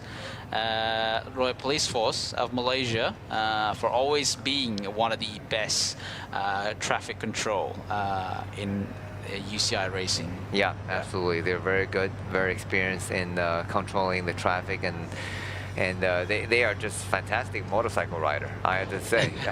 I remember finishing. I think it was actually finishing Kelantan stage, and we had to be I think finishing Gerik and have to transfer over to the other side. It was pouring rain after the stage, and pouring rain, and we're driving, trying to get to the hotel as fast as possible. These guys on the motorcade, motorbikes they're going flying through, and I'm in a car, and they're on the two-wheel in the rain, and they look like they're more comfortable than me driving the car. So that's how good they are. So certainly they are very experienced in handling the bike and controlling the race, which is really crucial to make it successful. Because you have seen in some races, even in Europe, the motorbike having trouble in the corners and had a crash, and so causing a bit of a chaos in the peloton. So but the Malaysian Royal Police has no issue. Here's another look of the beautiful polygon bike in their national Malaysian color by by Key. Yeah, I'd be interesting. The bike that KSPO, the KSPO team, it's a We Are Wiss, I think. Oh yeah, it is. Yeah, I think is it a China brand or a Korea brand? I am not sure. I need to do my research. I have to do my research. Well, I've seen it before. But I don't know. I mean, you would assume it's a Chinese brand because that's where most the bikes are made from. Yeah. So, more affordable bikes. They've been using that bike for quite a number of years. So let's see. We don't know where it's originally from. Yeah, I mean, we're gonna have to do a little bit of research. Research right there. So we know here at the back of the front, we know the bike that the XDS Astana is using is from China. It's so we no question about that. But it's Korea. It is a Korea team. Yeah, they have the headquarters in Korea. Okay. Yeah. There you go. Here's so how do you say this? I think it's a We Are Wiss. We Are Wiss. Okay. We Are Wiss bike. Using by the KSPO team. It's a Korean bike. It looks very nice. So if you're up for Korea, so let's talk about bike industry. It's being very international now. So you see in Pro Peloton, you have bikes from China written by the XDS Astana team. Then you also obviously have a lot of more European brands. You have the Ridley, but then you also have the Bogos is Spanish brand. Spanish brand. Confarma, the Giant, is from Taiwan, but it's used by multiple teams, multiple World Tour teams as well. Total Energy is the MV. That's the American brand. Yeah, American brand. Yep. And then Arum by Poti, Visit Malta, that's the Spanish brand under Alberto Contador. And then the TSG, Trengganu Cycling Team, they're using the Polygon bike from Indonesia. And then the Indonesian team, Nasatara, also using the polygon bike. That makes sense. Yeah. Yeah, Indonesian team riding Indonesian bikes. bike. Yeah, absolutely. And then you have the Unibet. Unibet Rockets are using the Cannondale from American USA. brand. Yeah, American brand. But Tudor, it's been Tudor is using the BMC from Swiss team with Swiss bike and Swiss watch. That is true. Yeah. So in fact, if you're a rider DT Swiss as well. DT Swiss as well. So if you are a rider from a Tudor team, from what I understand, that you do get a Tudor watch. I think every year, so. right? So my friend Simo Pino rode for the team for many years. So he had a couple Tudor watch in his collection. So very nice. So the NPC, I think they are using Trek. They were sponsored by the a local Trek distributor in Malaysia. So yeah, they've been Trek since last year. They're on Trek bikes and this year as well. Some prefer the Monda, some prefer the Madone. So I guess depends on the rider what they prefer, I suppose. Yeah. What other teams we missed? 7-Eleven is using the Elves. Yes, Elves, Elves, Chinese brand. Yeah, St. George and Pardus. Yeah. Oh, while we're talking, here's we're talking about St. George. Talk about Pardus, and here's Danny Whitehouse heard you. Yeah. And that's Danny Whitehouse. Daniel Whitehouse. With his super low stem, stag height, and the black helmet. And followed by a rider from Burgos just behind the Unibet Rockets rider. Yeah, so going again to 20 kilometer. I think XCS is not going to let this go. They have a mission with Aaron Gate, so they will quickly shut this break down. We see Total Energies as well just behind there, 20 kilometers. It's too short of a distance to let this breakaway attempt go. And also they're going for the final intermediate sprint. Yep, and these guys so they're at the back, 1K. They're just about a 1K away from the final intermediate sprint for bonus second, fight for the bonus second. So is Aaron Gate going to take 3 out of 3 today? We shall find out in just about less than a minute. Let's see. We'll see. That's just past the 1 kilometer mark until the last finishing of the third intermediate sprint. Looks like the pace has gone up a little bit. They are going for it. The third intermediate sprint. We can have a visual of Aaron Gate just right center in the middle there. Leading it out, another rider from XDS Astana leading it out for Aaron Gate. We see Uno X, 500 meters to go. Unibet Rockets is in the mix as well. Uno X is in the mix as well. Everyone is trying to go for this third intermediate sprint. Akipo Confama on the right side of the road, heading towards there. Burgos rider also right behind the XDS Astana. Trying to get the maximum point. Picnic Post NL rider is there. Burgos rider out the sprinting. Aaron Gate in front there. Looks like it is Aaron Gate. Maximum points. Followed by Kopo. Followed by even Kopo. Yeah, there you go. It's no difference. And predictions. Well, we knew Aaron had the fastest pace. Yep. This type of terrain. So. But there we go, Aaron Gate. Yeah, I think I just saw he got a custom Bond Vapor. Oh right. Yeah, with that what do you call that, New Zealand fern. Okay. Yeah. There you go. Yeah. See. He's a New Zealander and with the Australian shoes. They call him Kiwi. Kiwi, yeah. The Kiwis, they call him absolutely, Kiwi. Absolutely. The Kiwi. Well, I guess it's because the Kiwi bird. That's the animal Kiwi, which is only lives on the New Zealand. I assume, I don't know, but seems like that's where you find a Kiwi. Yeah. Okay. Seems like like that's the case where you can find Kiwi. Yeah. So that's it's the same. Daniel Whitehouse also from Kiwi. Yeah. He's a Kiwi. That's right. Daniel Whitehouse. A few riders from New Zealand actually. Yeah. Yeah. So. Excellent. Yeah. So the New Zealand team. New Zealand actually Aaron Gate used to be on the New Zealand pro team. It was the Black Spokes, Black Spoke. So that unfortunately they only lasted for a few years.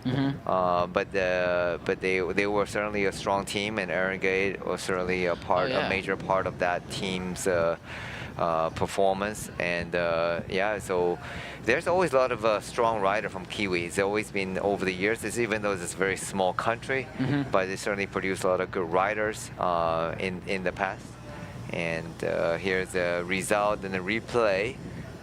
but undoubtedly, the winner of the last intermediate sprint is again Aaron Gate. Here's a replay. Yeah, a drone shot of it. Aaron Gate pretty much dominated it. You know, he sprinted off the front, and he got the maximum time bonus from the front. Yeah, he's certainly got some speed from the track racing. He's definitely not a pure climber, not a pure sprinter. A very good time trialist. He's a multiple time trial winner, and so he's fast, and he's a good all-rounder. So certainly a good candidate, contender for the overall classification on stage number 5. And back again, Antoine Kuzmin is at the front working. Yep. Now. Again, and with Jimeno Ferrer. Here we go, Steinbayer goes on attack. Happy. Yeah, he's not happy just sitting in. So he did a lot of work earlier. So he's not able to walk away with the KOM jersey. Then I know he has an aggressive racing style. He liked to go on attack. Then since he didn't get the KOM jersey, then he said, well, might as well go for a stage win. Yeah. It's a tall task. It is, yeah. We're considering it's quite a flat road for the next 16.8 kilometer, and these sprinter teams are hungry. But then again, you can capitalize on that because they don't have a full force, and they can use their riders from Burgos to hold off the peloton. But yeah, we'll see how this play, because these big teams, they wanted to come down for a sprint finish. Yeah, absolutely, and especially XDS Astana. They did the bulk of the work together with Confarma and Uno X. Yeah. And we just hope to get a confirmation whether or not Christoph is in this group, and so he will have a chance to duke out for victory number 99. And Brika, so I'm pretty sure he should be in this group as well, although we don't have the final confirmation. But definitely they have a sprinter to be able to contest for the finish, because that's why they are on the front working. And together Confarma, who also fancy their chances of at least a stage victory as well, at least a podium. So it's very likely a podium from Confarma. Equip Confarma from Spain. Yeah, so we see Malucelli, when we see in the climbing part, he was sitting in the front. Now, I guess, approaching towards the finishing, I think Malucelli is moved a little bit further back just to save a little bit more energy, save his legs for the final sprint. We've got 15.8 kilometer, not more than 20 minutes of racing left to go. Yeah, so if you're watching right now, so this is the pointier end of today's stage. After a long day and hard beginning. Oh yeah. And it was attacking from the gun and climbing from the start, and finally we're reaching the finale of today's stage, and 15 kilometers to go to the finish line. So I'm sure a lot of the riders in this group are happy to see there's only 15K to go. Yeah, that's right. And it's been a long day, but not, again, like you say, it's not the longest day, but it's been a long day. It's been a long day.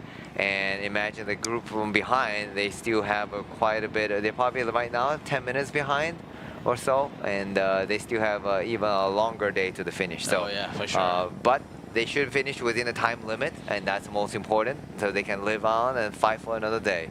That's it. Just under 15 kilometers to go until the finishing sprint, Danny. There's no more sprint points.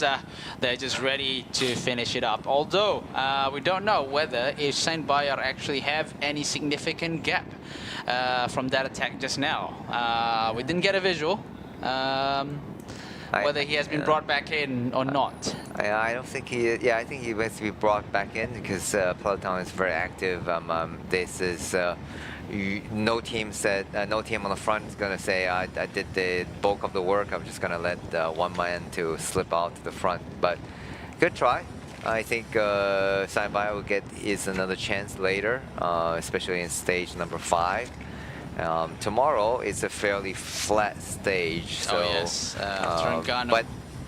but there is a climb. There is a category 4 climb near the end of the race. So, you know, that's if the points are the same, Yeah. Oh, it's Brustenga. It's it's not even Kobo. It's Brustenga. Wow. So I mean, so Aaron Gate is definitely up there in the GC now. Yep, absolutely. Yeah, absolutely. He's basically, maybe first or second in the GC at the moment. But we'll see the final results, see how it's going to go. So I think Marichelli will probably still be, because he's most likely going to have a better position at the finish. He's going to probably going to win. For first or second, and he's going to gain 10 seconds or... If you're trying to see like who is going to be a contender from Matteo Malocelli today, obviously his top contender have always been Arvid Klein. Maybe Christoph, I assume. He's still in the mix, considering Simon Darby in front here is still... Oh, there you go. He actually hand-delivered the musette to the spectators on the side of the road. Oh, really? Nice work, Anton Kuzma. Oh, wow. Okay. Hand-delivered it instead of throwing it. Okay. That's nice. But anyway, yeah, so we were talking about just now. So Matteo Malocelli is not going to have his... I guess his nemesis. Rival. Yeah, main rival. Main rival. Yeah, his main rival. Not the only rival, but the main rival. His main rival is not going to be there. But obviously, Jason Teston is not there as well. He's been in the mix. And then who else you think would put up a good fight? Obviously, Uno X, obviously. I think Uno X. So that's why they have Ryder been working together with Kuzmi from the ever since after the climb. So they have been. They've been waiting, and they haven't won a stage. So we're going to pause for a minute and for another interview. First participation to Le Tour de Langkawi for Unibet Rockets, and we have seen you a lot on the attack already. What do you make of the first 2 days of this Tour de Langkawi, and what do you hope for next? So yeah, for these 2 days it was more like trying to take some bonus seconds for the GC, and because then you can get an advantage of it. And today we'll see what happened, but it's one of the climbing stage. So yeah, I think we're gonna pay attention of that, and we'll see what happened in the first climb. Are you racing in your team with a few potential GC riders, the 2 Norwegians, yourself, more riders? Yeah, actually we have all the team who can perform in this tour. So I think we all have like potential GC in the pocket, so we see what happens, we try to make it the best, and yeah, we fight until the finish. Do you want to make the race very hard today? I mean, we'll see what happens, but if you have the opportunity to make it harder, we will try to do it. Yeah, so that was Adrian May, where we mistakenly with Baptiste Huye on the first stage of this year's edition of Tour de Langkawi. Not completely our fault, because he had he wear his teammate's number. But he used his own bike. We thought it was the other way around, and then we got an info. It was actually the bike was correct. The body number was wrong. But yeah, so there it is. Adrian May, first time participation in Tour de Langkawi. So he again in front of the race. Nothing much has changed in terms of who's in front and who's at the back. But then we are about 11.3 kilometers until the finish, which is about a perfect time for these sprinters to make their way up and make sure they're in the right position, slowly moving the way up in the right position to make sure that they have a good sprint position.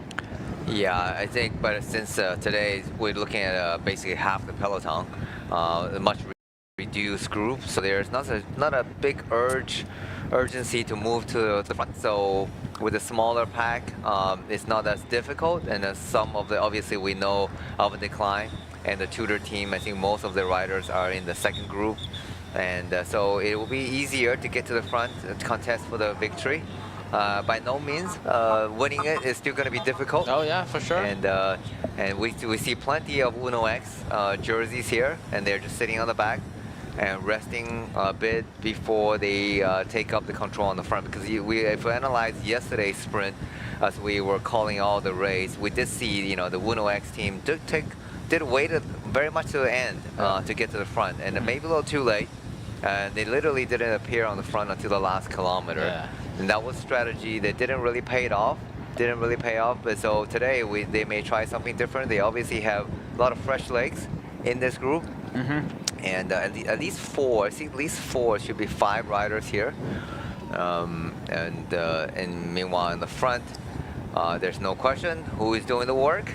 Oh yeah, it's Anton Kuzmin again. Anton Kuzmin again, driving the pace for the XDS Astana, trying to set up for his teammate Matteo Malucelli, who is currently in both classification, general classification and also points classification. But I think the priority goes to Aaron Gate for the points and Malucelli.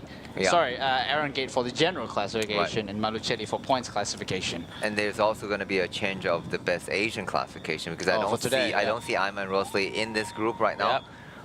It should go to his teammate Vadim Pronsky.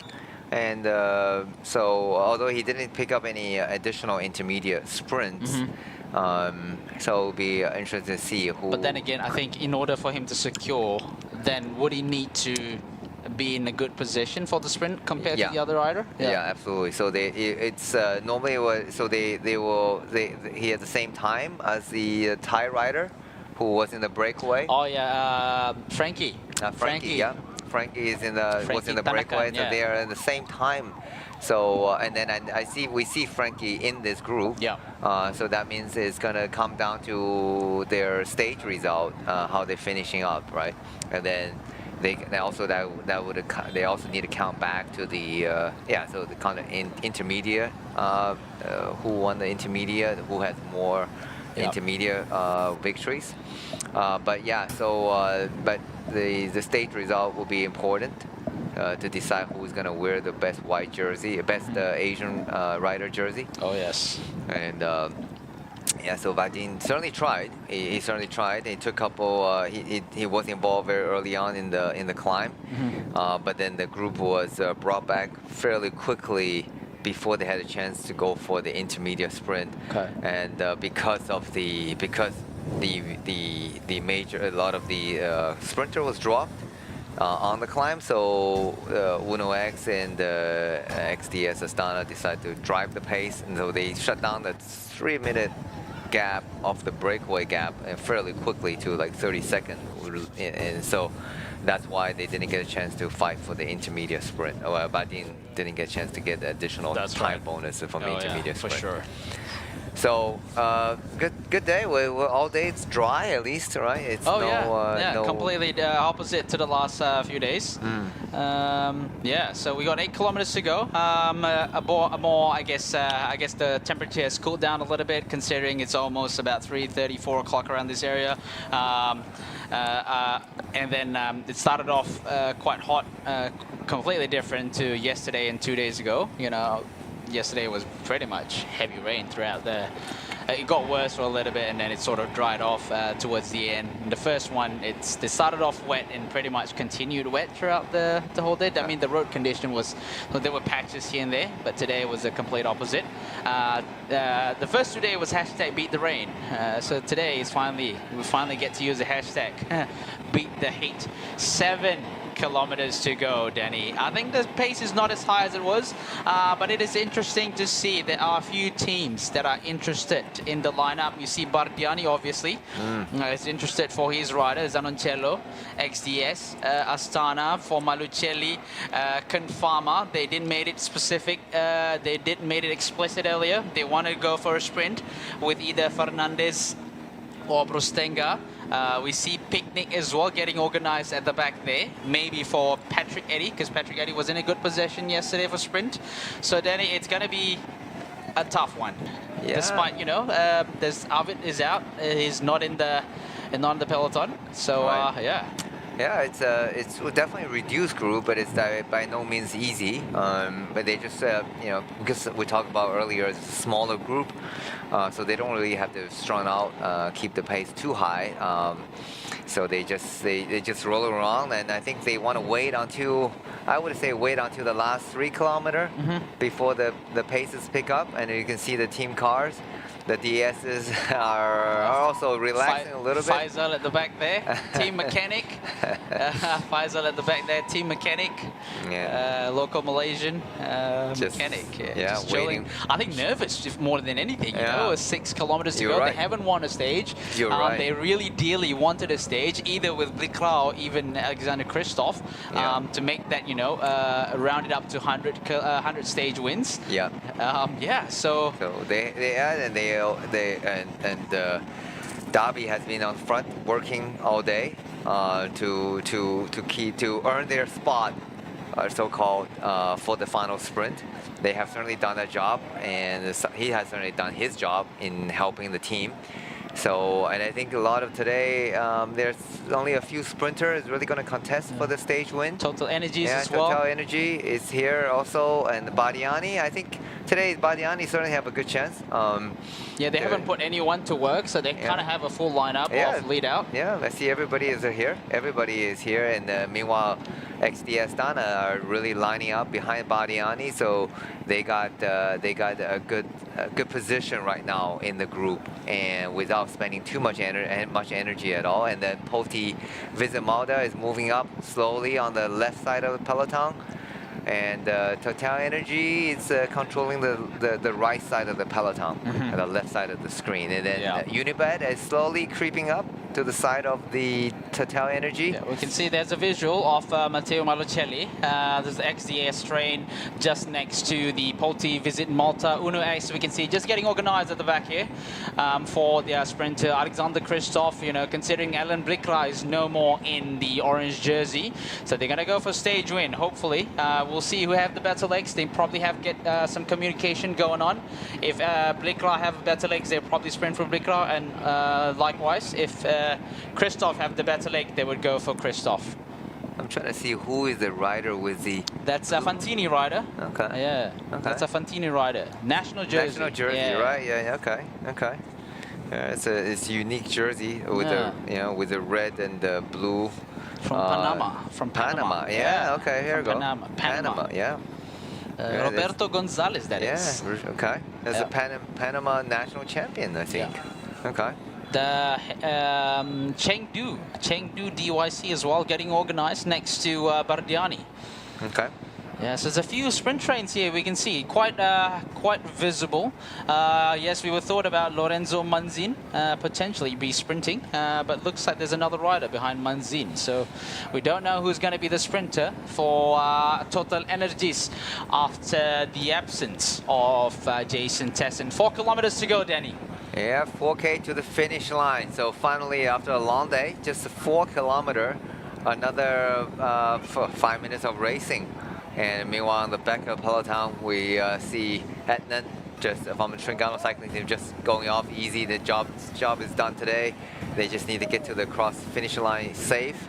But with a smaller group, it should be pretty easy to organize. And you can see the teams are really lining up. Yep. That just means the finishing is going to be fast and furious into the last few kilometers.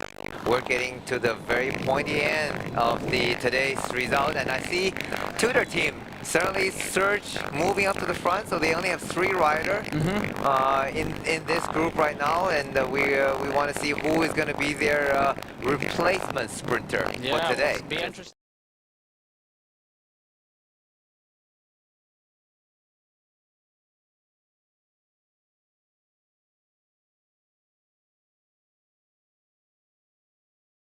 Yeah. Yes, Matteo Malocelli is there on the left side of the road, just behind their lead-out train. Manuel Peñalves train is there as well. Poti Visit Malta, Burgos train is there. Sorry, Picnic Post NL is there. 3 kilometers to go, Danny. Yeah, 3 kilometers to go. We said the pace is going to get higher, so there is definitely an injection of pace. You can see the riders are leading out their teammates and forming a nice echelon to the front, trying to move up, trying to protect their sprinter and to keep this position. Now with this reduced group, it's easier to keep position, but you still got to keep the pace fairly high. You can see the XDS Astana rider, I think one of the Vinokurov brothers, is working pretty hard on the front, trying to keep Malocelli, who is just coasting behind his teammate. just to ensure that he stays in a perfect position. 2.5 to go. 2.5 kilometer to go. We got a few trains here battling for position. Polti Visit Malta streams seems to have been all over the place, disrupted by the Tudor Pro cycling train. So I'm assuming they're trying to lead out for another rider instead of over decline. XDS Astana is on the left side. The train is going super fast at the moment. Here is a roundabout that we were talking about, 2.1 kilometer. No, actually there's another roundabout in front. So 2 roundabouts they're about to go to. So 2.1 kilometer, and they will reach another roundabout just above 1 kilometer to go, where they will need to turn left. So positioning in this part of this course is super crucial. In front there, Total Energies is still controlling the pace, Danny. Yeah, they need to make sure that they're on the front into the last kilometer, because right after the first, the red kite into the 1 kilometer to the finish, there's going to be a right turn. So whoever the team that's leading the right turn, leading into the turn, is going to have the best chance for the victory, because it's only going to be 800 meters after the right turn. It's going to be a sharp 90 degrees right turn, but it's fairly wide, so the roads are wide enough and should be safe enough for the rider to get through. But however, if you're going to the final kilometer, you're leading with your at least 2 or 3 riders in front of you, your sprinter has the best chance. So Total Energy obviously got the message, so he has 4 riders going into the last kilometer right now. And while right behind, I think Marichelli is just sitting easily behind the wheels of his teammate, and Uno X is coming up to the left side of the peloton and leading off their rider. All right, so 800 meters to go. Uno X lead out train is pushing the Total Energies to the right, trying to get the best line, and Uno X train got the better of Total Energies. They got ahead of the lead out train of Total Energies. Looks like they're well organized here. Matteo Malucelli in the 6th wheel, looks like a comfortable position. This is the right-hand corner. We can see the Uno X train is jumping it out, 800 meters to go. They are going full gas at the moment. We can see Alexander Kristoff in the final 300 meters to go. Let's go, Alan Blikra. Just there, a few riders from Equipo Confirma. Matteo Malucelli looking comfortable behind Alexander Kristoff. Looks like it is a battle between Matteo Malucelli and Alexander Kristoff. 50 meters to go. Who's gonna get it? Oh my God! What a tight sprint finish. Who got the best win? Was it Matteo Malucelli or Alexander Kristoff? But looks like Malucelli congratulates Alexander Kristoff. But what's the official results, Danny? What do you think? It's Kristoff. It is Kristoff. It's Kristoff. He finally gets the victory number 99. What a day for Alexander Kristoff. He got the win. But let's see. Let's see what we thought is correct. Let's wait for the official result. Oh my God, that was a tight one. That was a tight sprint. Did a perfect lead out. 100%. He did the last 200 meters and he pulled to the right. It's sort of a little bit of block off Marichelli, a little bit, just to give that chance, a straight line shot for Kristoff to take the victory. And I think I said that yesterday. I was going to be hoping that Uno X get their chance, and there you go. There you go. I think it's, I can tell you, Kristoff, it's you. They're still waiting for the official result. And but let's not jump into conclusion just yet. Although yes, both of us we want Kristoff to win. You know, scoring the 99 stage wins. Let's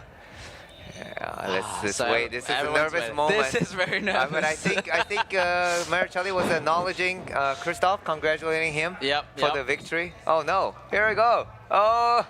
As in Malucelli, they were shaking hands. Oh. Let's see. Oh, what is the result? Is it confirmed? Oh no, we don't know. This is nerve-wracking. Oh my God. I mean, it's been a boring stage until now. Oh, I wouldn't use that word for sure. It's been actions from the start. True. It looks like Marichelli have maybe got the win by throwing bikes through on the line, but from the up there in the aerial shot, looked like Kristoff got it. We're waiting for the official result, and we hope we can get a replay. A slow motion replay of what's happening. Or maybe a photo finish. Yeah, that's what we need. A photo finish. A photo finish. Yeah, it's. Oh my word! Oh, it looked like he got it. It looked like Marichelli. It's. Maybe they don't know. Aaron Gate is standing next to him. Congrats, trying to. Yeah. Now, obviously, there's some medias there, but we don't know for sure yet. I think Malucelli is also asking him if he actually knows the result. That's 200 kilometer comes down to centimeters. But I don't know. Jeff is interviewing him. Maybe he's the winner. 3, 2, 1, go. Let's Matteo, see. this was a tight sprint. Did you know you had won? I'm not sure, but okay, it's not so good take off one victory to a big rider like Christoph, but okay, winner is always a good sensation, especially if you win in front of a big champion like him. So, okay, I won't wait, I won't see photo finish because last year I was second and in the photo finish I won the race, so I won't wait until the last moment.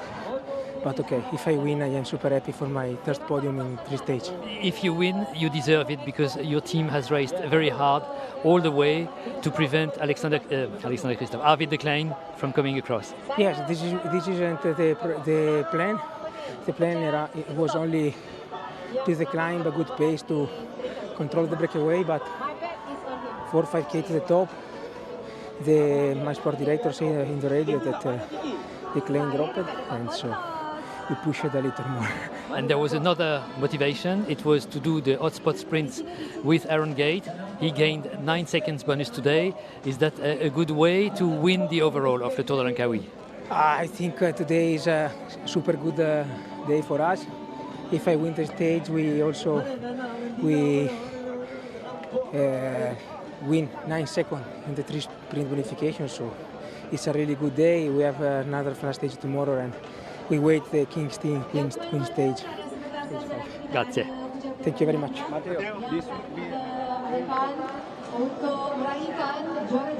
I think, yeah, there's a replay. It was a perfect lead out. Matteo Malucelli had quite a significant gap there. I think Lorenzo Manzin was there,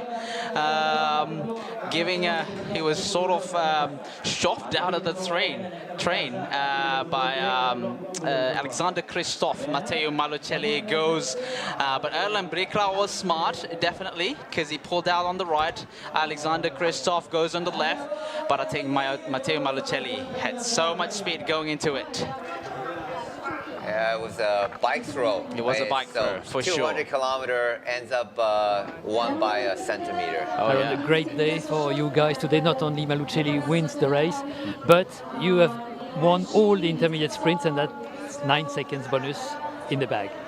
Yeah, I just have to hope now that I don't lose 5 minutes when we get to Fraser Hill, and then it was all for nothing. But no, it was a really good team effort today. It's not really. I mean, we had a few scenarios. We didn't know how the race was going to go. It was quite unpredictable with what the other teams were going to throw at the race today. And when the early breakaway went, to be honest, I thought they were going to be out there until the last 20K and they would take all of the bonuses on the road. But there was more motivation in the peloton on the climb than we anticipated. And then, yeah, we had Anton Kuzmin do like an amazing job all the way up there, setting a hard tempo, which dwindled the field, and then there was enough motivation from the other teams to help us keep pushing the pace to the finish, because I think everybody saw the group was relatively small now, and it was everybody in the group had something to gain from the situation. So yeah, it was a great day, and Malu finished it off. We were waiting to see the finished photo just to be 100% confident, because he was unsure when he crossed the line. He said it was very close, but he's got super legs at the moment, and it was great to see him up there again today. Do you feel that you are the fastest of the GC contenders? Fastest on the flat maybe, but we'll have to see if it's also the fastest up a climb. That'll be the big challenge on stage 5. Thank you very much. Thank you. There you go. That's the Aaron Gate. Yeah. The teammate of the winner again, Malucelli. Yeah. So Malu again taking the victory. He wasn't sure. We really had to wait a long time. You can see Malu coming off Breakaway. And just a photo finish. I think he won by literally a millimeter, and Penave coming out fast, coming up to the left side of Christoph, and it's a little bit too late. Yeah. So Zanoncello is there. That's what we thought. Lorenzo Manzin just behind Ellen Bricker. There you go. Photo finish. Matteo Malucelli is the winner. Tire width. Yeah. So a 200 kilometer came down to centimeters. Oh yeah, that's a tire width. Yeah. That's how close today's race. Yeah. I think exciting. I think if Alexander Christoph used a 10 centimeter longer stem and does the bike. All right, don't rub it in right now. Don't rub salt into the wound right now. But yes. Malu did compliment Christoph, and he said it's a good sport. He's a good sport. He almost felt a little bit bad for taking a win away from such a great champion like Christoph. A mixed feeling, I suppose. Yeah, it's but it still is a win. It's they are professional. They got to fight for the win. If he gave the win to Christoph, I don't think Christoph won it. So Christoph won the fight and want to win, make that victory. So it is that's bike racing, and of course the team have done a great job to get Malu into this position, and Anton Kuzmin did the bulk share of today's work. Oh yes. And so they're well deserved. And also Aaron Gate, we saw the interview. Aaron Gate pick up the here's a video of Christoph. So Malu, they. That's good, man. Love to see this. Post race, just it's just a good. That was a good race. I think that's probably the gist of the competition. There you go. They were showing that you won by this much. Here's the official result. We're gonna see, but I think we know clearly who is the winner of today's race. Here we go. Malu. There you go. Matteo Malucelli. Second, Alexander Christoph, and third by Christoph's lead-up man. Penave got fourth. Zanoncello fifth. Keeper Confama is in the mix sixth with Fernando Ruiz and Lorenzo Manzin from Total Energies seventh. Brustenga from Confama and Wojtek Kminek from BH and Fabian Leonard. Oh, so that's the sprinter for Tudor Pro Cycling. Okay, all right. So here we go. Extend the overall lead by 16 seconds ahead of Bricka and Aaron Gate, his own teammate. And meanwhile, Vadim, Vadim should have the white jersey. Vadim Pronsky, same time with the Thai rider Frankie, nickname Frankie. Yep. Let's see, that's the sprint classification. Matteo Malucelli is 42 points, extending his gap by almost double to Arve de Klein. Third, Erlen Blekra. Fourth, Alexander Christoph. Fifth, Peñalve from Polte Visit Malta. Zanoncello in sixth, Aaron Gate. Seventh, Adrian Mayer from Rockets in eighth position. The King of the Mountain, Patrick Eddy, and Saint Bayer. Similar points, but obviously you mentioned earlier, Eddy had a better position in the finish, so it goes to Eddy. But same points, Saint Bayer. He won. He had the better result in the Category 1 climb. There you go. So he won the Category climb, and Saint Bayer has second, so that's why he's a KOM jersey wearer. There you go. Yeah, with Vadim Pronsky also the same time as the Frankie Thai rider, nicknamed Frankie. Then so he is still same the time, but based on the count back, that he is still leading this category. All right. So so tomorrow they fight again in the flat stage tomorrow. Atau pertarungan yang cukup sengit yang bukan lagi melibatkan Matteo Malucelli dan juga Ivy Klein. Tetapi perebutan antara Malucelli dan juga pelumba veteran yang memang dianggap antara legenda, iaitu Alexander Christoph. Jadi penamat yang terpaksa ditentukan menerusi foto finish.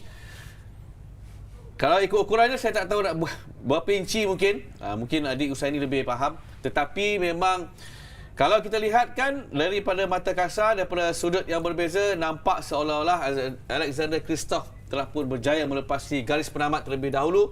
Tetapi daripada sudut yang lain dan juga menerusi bukti daripada foto finish, tayar hadapan Matteo Malucelli terlebih dahulu melintasi garisan penamat stage yang ketiga antara Gerik dan juga di Pasir Puteh untuk memberikan kemenangan yang kedua kepada pelumba ini. Wow, satu pertarungan sangat sengit. Jadi adik Usaini dah pun berada bersama dengan saya.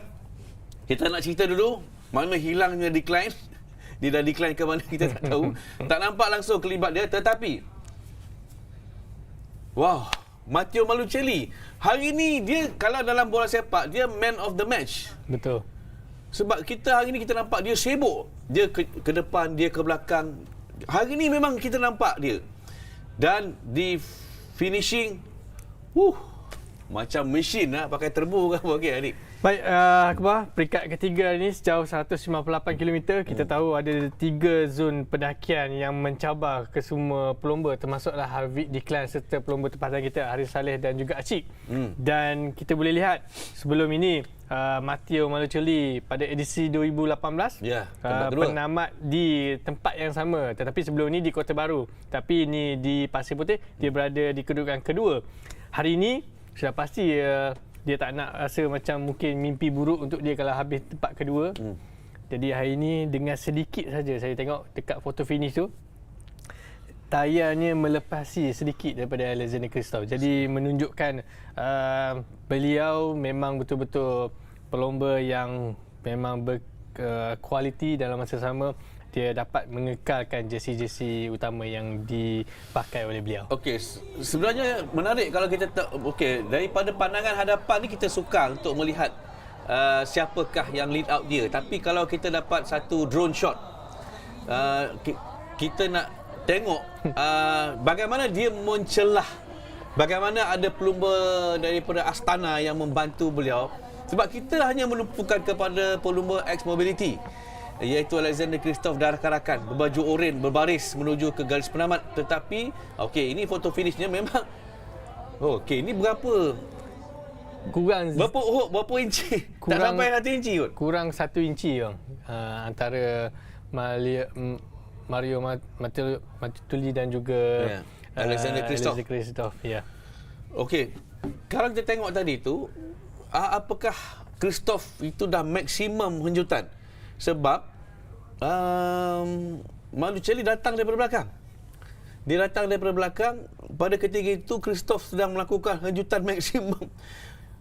Apakah Malucelli ada lagi extra energy sebenarnya untuk dia? Yalah, dia kejar, dia pintar, dia bersaing dan kemudian potong sikit lebih kurang setengah inci. Okey, baik. Apa yang boleh saya gambarkan adalah seperti Breakaway ingin memberi laluan kepada Alexander Kristoff. Kalau kita lihat semalam, Kristoff lead out Breakaway untuk masuk ke dalam sprint, tetapi hari ini mereka menggunakan percaturan yang lain.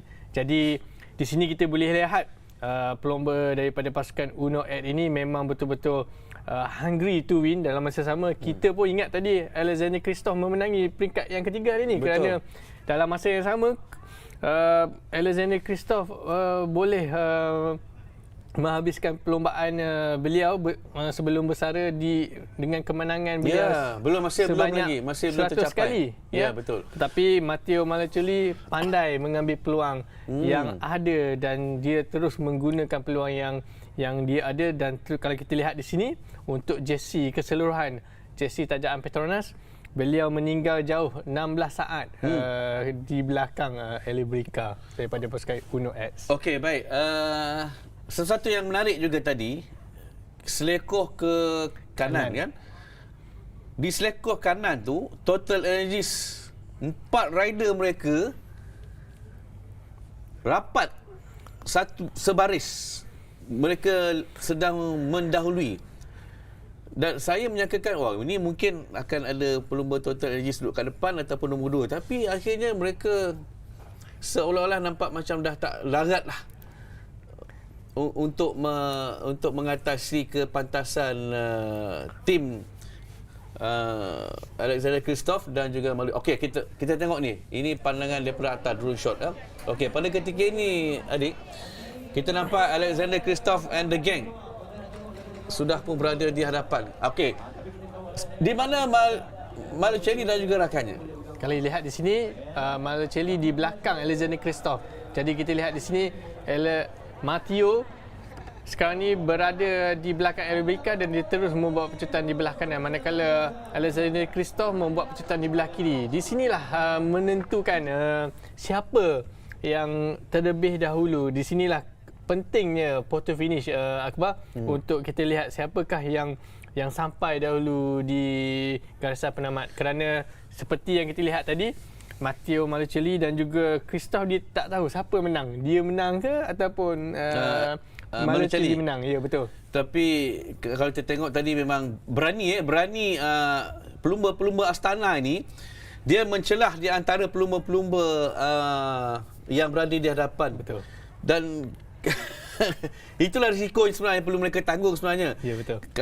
Kalau silap langkah mungkin akan berlaku pergeseran yang boleh mengakibatkan insiden yang tak diingini berlaku. Betul. Seperti yang berlaku pada tahun 2024 yang lalu. Okey, baik. Iron Gate. Stage 1, stage 2 tak nampak dia langsung dekat zon pecutan. Tapi hari ini kita dapat lihat bagaimana Iron Gate, pelumba Astana ini menunjukkan kepantasannya untuk menawan ketiga-tiga zon pecutan yang ditawarkan pada hari ini. Tapi kita nak dengarkan dulu apa kata Iron Gate mengenai pencapaian dan juga kayuhannya pada peringkat yang ketiga. Malucelli wins the race, but you have won all the intermediate sprints and that's 9 seconds bonus in the bag. Yeah, I just have to hope now that I don't lose 5 minutes when we get to Fraser Hill, and then it was all for nothing. But no, it was a really good team effort today. It's not really.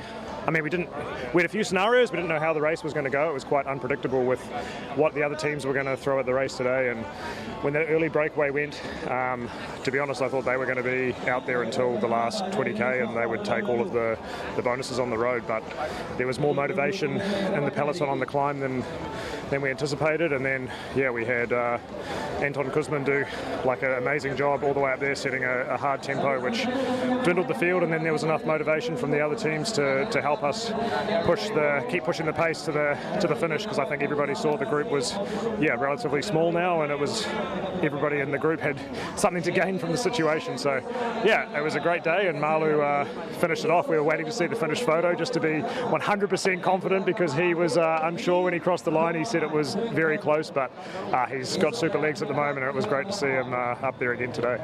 Do you feel that you are the fastest of the GC contenders? The fastest on the flat maybe, but we'll have to see if it's also the fastest up a climb. That'll be the big challenge on stage 5. Thank you very much. Iron Gate antara penyumbang kepada kejayaan pasukannya hari ini, Astana. Dia menawan ketiga-tiga zon pecutan dan rakannya Matteo Malucelli berjaya melintasi garisan penamat selaku pemenang untuk stage yang ketiga. Iron Gate. Hari ini kalau kita tengok bermula dengan 3 zon pendakian. Dan kemudiannya biasanya sprinter ni bila dah, dia bukan sprinter, bila dia naik bukit, contoh macam decline kan, hilang. Tapi Iron Gate ni dia dapat momentum dia sama, dia walaupun dah naik 3 bukit kategori 3, 2, 1, dan kemudiannya di zon pecutan dia ada kat depan. Tentang Iron Gate. Okey, baik.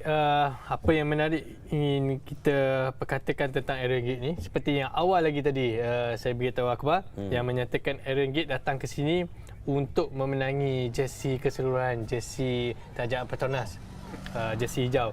Jadi Iron Gate datang ke sini, sudah pasti mereka mempunyai Astana mempunyai misi-misi mereka sendiri, dan hari ini kita boleh lihat Matteo Malucelli memberi laluan kepada Iron Gate untuk mengambil semua ketiga-tiga zon pecutan yang ditawarkan. Sedangkan kalau ikutkan Matteo Malucelli boleh je nak ambil, tetapi mereka mempunyai strategi mereka sendiri, kerana Matteo Malucelli tahu dia mungkin di peringkat yang kelima nanti finishing di Fraser Hill, kemungkinan besar dia tidak dapat mengekalkan jersey keseluruhan, dan di situlah kita boleh lihat sekarang ni Aaron Gate adalah backup plan untuk pasukan SDS Astana untuk memenangi jersey tajam Petronas, jersey keseluruhan untuk edisi kali ini. Okey, maknanya sekarang ni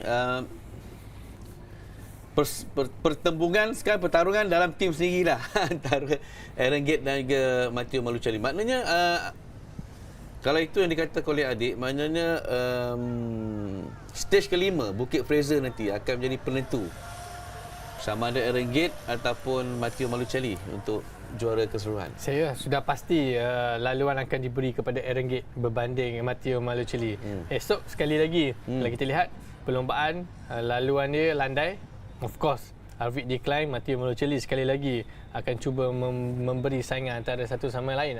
Dan juga tidak lupa Alexander Kristoff untuk memenangi peringkat untuk esok. Tapi harus diingat, untuk peringkat yang kelima nanti akan ada finishing di Fraser. Di situlah kita akan lihat nanti Aaron Gate akan mengambil peranan untuk terus mengungguli jersey keseluruhan yang dipakai oleh rakan beliau, iaitu Matteo Malucelli. Okey, baik. Kalau kita lihatkan kepada jarak antara Malucelli dan juga Aaron Gate taklah jauh, iaitu 16 saat saja, dan dia termasuk juga seorang pelumba daripada X Mobility iaitu Alan Bikla.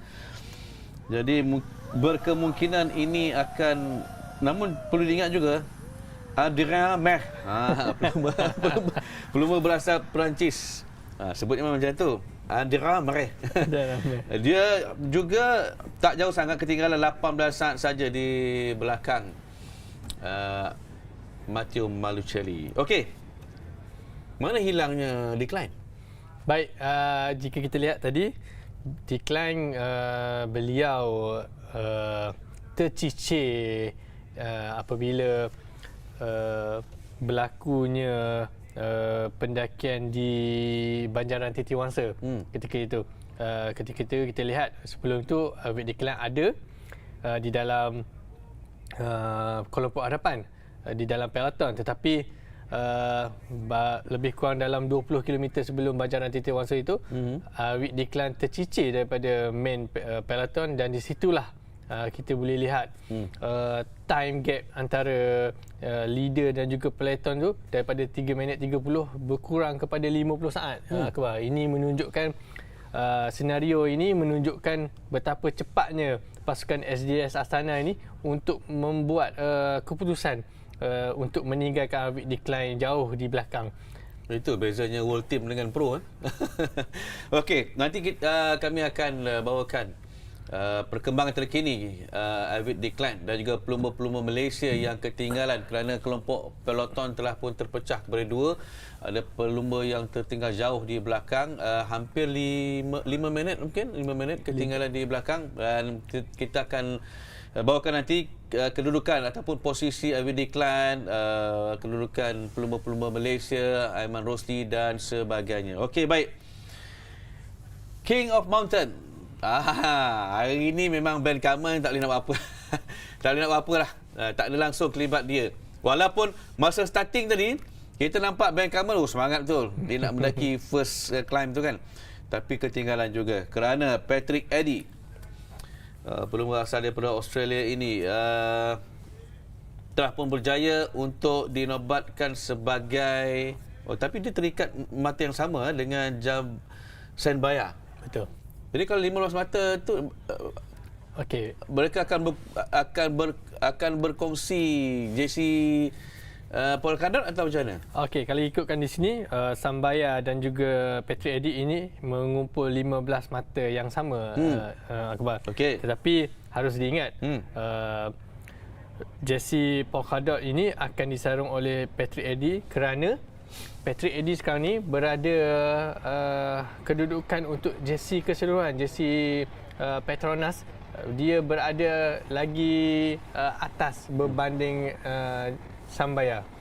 Jadi dia ikut overall keseluruhan untuk setakat peringkat yang ketiga hari ini. Jadi Patrick Eddy dia berkelebihan ranking walaupun timing yang sama, Cuma dia kedudukan ranking itu Patrick Eddy lebih tinggi berbanding Sambaya. Okey, baik. Jadi ada pertukaran jersey rebutan yang melibatkan pelumba terbaik Asia dan juga jersey untuk Polkadot Raja Bubbles O2 yang akan menjadi milik kepada Patrick Eddy. Okey, baiklah. Sekarang ini Pasir Puteh telah pun bersedia untuk upacara penyampaian hadiah. Terus saja sekali lagi ke sana bersama dengan Izwan Muhammad Nor. Place goes to Erden Blikra. No placing for him yesterday. Definitely he went too early, but timed it well today and got himself third. Obviously he was leading out for Alexander Kristoff. Getting third was obviously a bonus for the team. Maybe not an intention, but it's a bonus. Yeah, for sure. Yeah. You can always saw some videos of the team car of the Uno X. They very disappointed. They thought they won, and also it was very disappointed.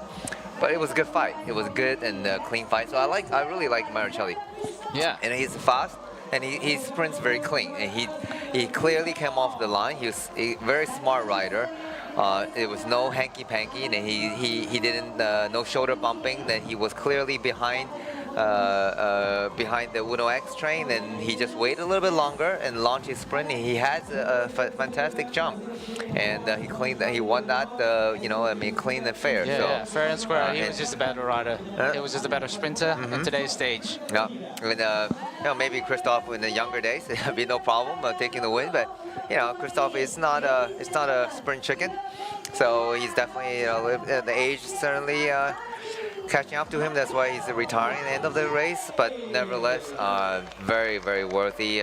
He almost won the stage and got over the hard climb, and then almost won the stage. So certainly, we certainly hope he get his chance again for to get his 99th victory. But even if he doesn't get this.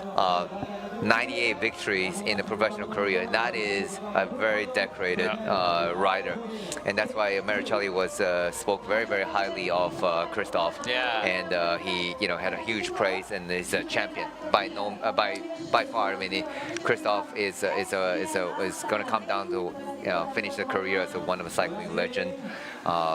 So we certainly hope he get his chance to at least get another win. Yep.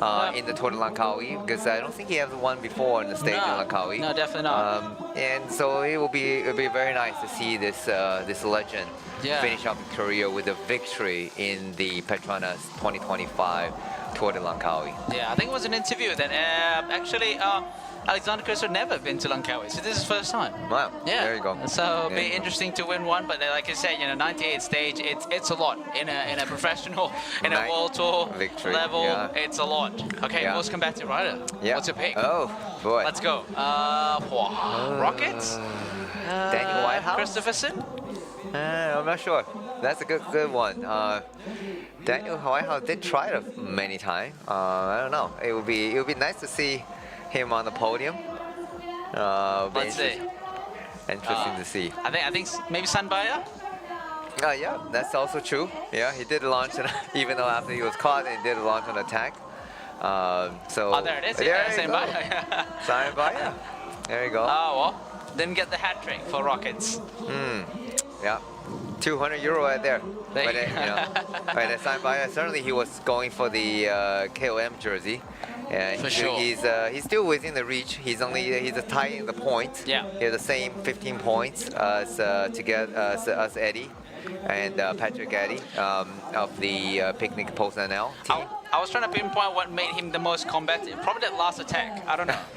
Maybe. Yeah, sometimes that is the case. So certainly he was aggressive. He was aggressive, and he knew. I think they knew that he was targeting that. Okay. So he didn't get the price he wanted, but he walked away with the price anyway. So most combative, and €200. along with that. Here's the. Is this going to be the best ASEAN rider? Here we go. Oh, wow. Run Bao. He did run Xiang Run Bao. He did message me just after finish. And he said, I think I got it. Can you check the result? And I replied to him. I said, I don't have the result, bro. So you know it better than me. And there you go. That will do his father proud. There you and, go. Best Southeast Asian, ASEAN rider. Right, So, best ASEAN. yeah, so he got over the climb and he certainly did his best to sprint for it. There you go. And how many euros is that one? I don't know. Maybe 200 ringgit. Since it's ASEAN. No, I'm just joking. But I think he really wanted to get on the podium. And so that's good, man. That's good on him. That's mate. really good. Yeah, good on him. Good on you, mate. Let's go. So he's a Malaysian rider, now live in Brisbane, Australia. Yep. And his father was a local legend, Xiang Sen Hong. I'm sure he's watching right now. Big shout out to Xiang. I'm sure you'll be very proud of having your son on the podium in the race I think you love most, the Tour de Langkawi. Yeah, for sure, man. I remember watching his father racing, Tour de Langkawi. Wow, many years ago. That was many years ago. Right? So yeah, he raced and it was in Langkawi. I watched him did that race and finishing the KL. So now watching his son. I'm not that old, but you sort of gave away how old you are. But it's good to see. It's good to see that Xiang has passed the baton. So Vadim Pronsky, still of Terengganu cycling team, still takes the white jersey from his teammate. Passed the baton from his teammate Ayman Rosli. Now is on the shoulder of Vadim Pronsky. I mean, it's good. He won it a few years ago. Yep. It's good to be in the. I think he's happy to be in the jersey again. I suppose, and especially it's important, right? They're gonna start in the Terengganu and just 20 meters from the office tomorrow. Right. So at least they have a jersey to show. Although I'm sure he was hoping to get the bonus seconds. But just like even Patrick Eddy was saying that they were expecting to go, and even Aaron Gay said they thought they will let it, they were gone. They won't be able to reel them back in until after the intermediate sprint. But then the teams got the information that Alvin Klein was dropped, so race on, full gas to catch it, and then Aaron Gay profited nicely. Although he had to fight for it, but he won all 3 intermediate sprint. And he said in the interview, he said, he don't know. He sort of hope that all the effort today pays off when it comes to the mountain. And here is the KOM, Patrick Eddy, from Australia also. Oh yeah. There we go. Oh yeah, a lot of Australians. So the KOM, the bubble KOM going from one Australian to another Australian. Okay. Yeah, it's not so bad after all. That's not bad at all. A good day for Australian. It is, yeah. There you go. Patrick Eddy. Let's see, Patrick Eddy. Which part of Australia is Patrick Eddy? Let's have a look. Patrick Eddy. Picnic Poston and Yep, there you go. Patrick Eddy is from... Oh no, he was not born in Australia. Oh no. He was not, but he's Australian. He was not, I guess... Oh no, he is. It is. Okay. I'm not familiar with this place. Okay. Chuka, maybe in that's in Melbourne. I mean, in Victoria. Okay. Yeah. There you go. There you go. Yeah. From Melbourne. So many people know Melbourne. So he's Patrick Eddy from Melbourne, and taking the KOM jersey from Bank Harmon of the St. George to another Australian. There you go, and he's I think his first time wearing the KOM jersey, doing the interview. He has never worn a KOM jersey, so first time on the podium in the Tour de Langkawi. He has to ask the instruction where he should stand. Bubbles 02, Patrick Eddy. There you go. It's been exciting so far, like a lot of plans that they have to construct on the go. They had to redo their plannings throughout this stage, Yeah, because they had Fabio Jakobsen supposed to come to this race, and he couldn't because of the injury. And then I think one of their GC rider was sick before here, before coming over. So they actually started the race with only 5 riders. Yeah, that's true. Yeah. So they're still able to, but it's good for them that they're still able to get on the podium, even though without their GC riders or their designated sprinter. So there you go, Patrick Eddy does the team proud. And here's no question who is the proudest man of this year's race. Marucelli. Malu. Yeah. We still haven't got a nickname for Matteo Malucelli. That's a Speedy Malu. I think we gotta say, well, yeah, Malu, I think that's the word Malu, you prefer. Speedy Malu, yeah. Speedy Malu. There was a Speedy Malu yesterday, unless we have a different nickname for him. Yeah, so he's looking good in the orange jersey. Will look even better in the overall leader jersey. Yeah. And he's very respected, very grateful. He won today and well-deserved winner of today's stage. Climbed well over the hill, no issues with him getting over the mountain, and winning the sprint by a centimeter tire width. All right, next is the general classification. Again, you know, just had to go down and take off that jersey and go back up. Yeah, he's been doing that 3 days in a row. That's right. And obviously tomorrow he should be able to retain both classification again. Whether or not would he be able to win a sprint, or our Albert Decline, Little Gorilla, is going to get his chance for even out the score. Right, 2-2, or is it going to be 3-1, or is it Christoph is going to get a better shot, another shot tomorrow, trying to win his 99th victory. Here's a shot at XDS, Astana team.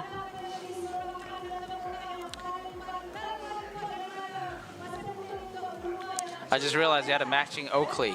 Okay. To match his green jersey. Okay, there you go. Yeah, a matching, there you go. Matching Oakley. I think it's probably trying to match his jersey, right? It does match his jersey, but it also, you know, I think it matches more the Petronas green jersey. Yeah, there you go. Here you go. Yeah, it does. You're absolutely correct. So he probably already knew he's gonna win. He's gonna get a chance to win. Maybe he got the orange one as well, just in case. Right. Although I haven't get the fact why Tadej Pogačar likes to wear the pink sunglasses. Oh yeah. Yeah, it's no idea. I couldn't maybe figure likes that out. pink. Somebody else can maybe enlighten me. Yeah. I don't even know how you pronounce that. That glasses using Shion? I don't know. Yeah. Yeah, but no, it's a big brand for a bicycle bag, right? Yeah. Yeah, they actually do sell that glasses, sunglasses in the Roda Link bike shop here. Yeah. I think it's Sikron. No idea So, how to pronounce it. We'll research. Apology. We should research on that. You know, it's the sunglasses of currently the best rider in the world. Yeah. But right now, back to here. The final podium of today. Green jersey led by Marucelli, and the yellow and the orange KBS jersey, and Vadim Prosky finally on the podium for the white jersey, next to Patrick Eddy, the bubble KOM jersey. And here is the final podium presentation. All the VIPs are on the podium. Presenting today's prize. Yep, I mean these VIPs obviously with their support have allowed for the race to go on through the state of Klate. Yeah, there you go. And in the meantime, we'll do So we're going to get a preview of tomorrow's stage, stage 4. Home ground for the Terengganu cycling team. It's pretty much a ride along the coastal road, 12.3 kilometer where the first sprint is. Pretty much straight on into the sprint, intermediate sprint, and then second is in Dungun, 66.7 kilometer. And then from there, along the coastal road again, into the third intermediate sprint at 87.4 kilometer in Pakur. And then after that, there's one, King of the Mountain. Category 4 in Kijal, 126.2 kilometer. And then finishing off in Kemaman, where the town of Harif Saleh is, I believe. Yeah. So for us, we're wrapping up today's stage 3. And Okey, baik, itu tadi anda dapat saksikan bagaimana stage ataupun peringkat yang keempat akan berlangsung esok. Kita akan cakap tentang itu sebentar lagi. Tapi cuma saya nak maklumkan kepada anda semua kedudukan Ivy Klein dan juga Aiman Rosli. Ivy Klein menamatkan perlombaan di tempat yang ke-77, Muhammad Aiman Rosli di tempat ke-86, di mana Ivy Klein ketinggalan 8 minit 7 saat. Jauh tu, 8 minit 7 saat. Adik Usaini, 8 minit 7 saat tu berapa kilometer di belakang tu? Okey, kalau ikutkan 8 minit lebih kurang 8 kilometer. Jauhnya. Betul. Dengan climb lagi hari ni mungkin more than 8 kilometer. Tapi apa yang saya lihat dekat sini Akbar, hari ini untuk percentage awit decline harus menghabiskan perlombaan dalam sudah diberi purata timing dalam 20%. Jadi kita boleh lihat di sini 20% daripada pelomba pertama yang sampai garisan penamat dulu. Jadi tiada masalah untuk awit decline untuk meneruskan perlombaan esok kerana 8 minit cuma mengambil lebih kurang dalam 10 hingga 8% saja berbanding 20% yang diberi oleh juri kepada pelomba seperti awit decline ni, Akbar. Cuma sayangnya kalau kita lihatkan kepada kedudukan keseluruhan selepas 3 peringkat, nama awit decline tidak ada dalam kelompok 10. Dia telah pun ditolak oleh ramai pelumba-pelumba. Cuma untuk kategori pecut, dia masih kekal berada di tangga yang kedua di belakang Matteo Malucelli. Okey.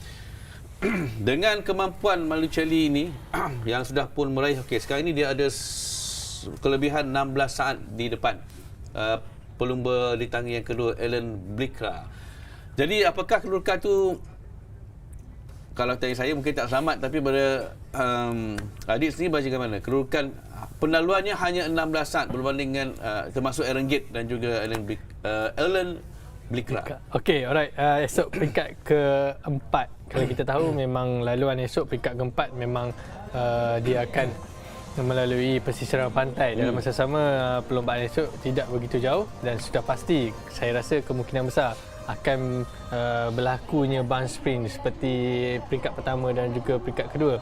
Dan di situlah kita akan lihat nanti Matteo Malucelli akan cuba sekali lagi untuk memenangi peringkat esok, peringkat yang keempat, dan sudah pasti akan menjarakkan lagi defisit time antara beliau dan juga Eric Breca. Dan juga harus diingat Akbar, jika Eric Breca ingin memenangi jersey pendahulu, jersey PETRONAS, dia esok dia kena memenangi ketiga-tiga zon pecutan yang dipertandingkan, dan juga dia kena memenangi peringkat untuk stesen keempat esok. Untuk ringgit Eric Breca daripada Uno X Mobility.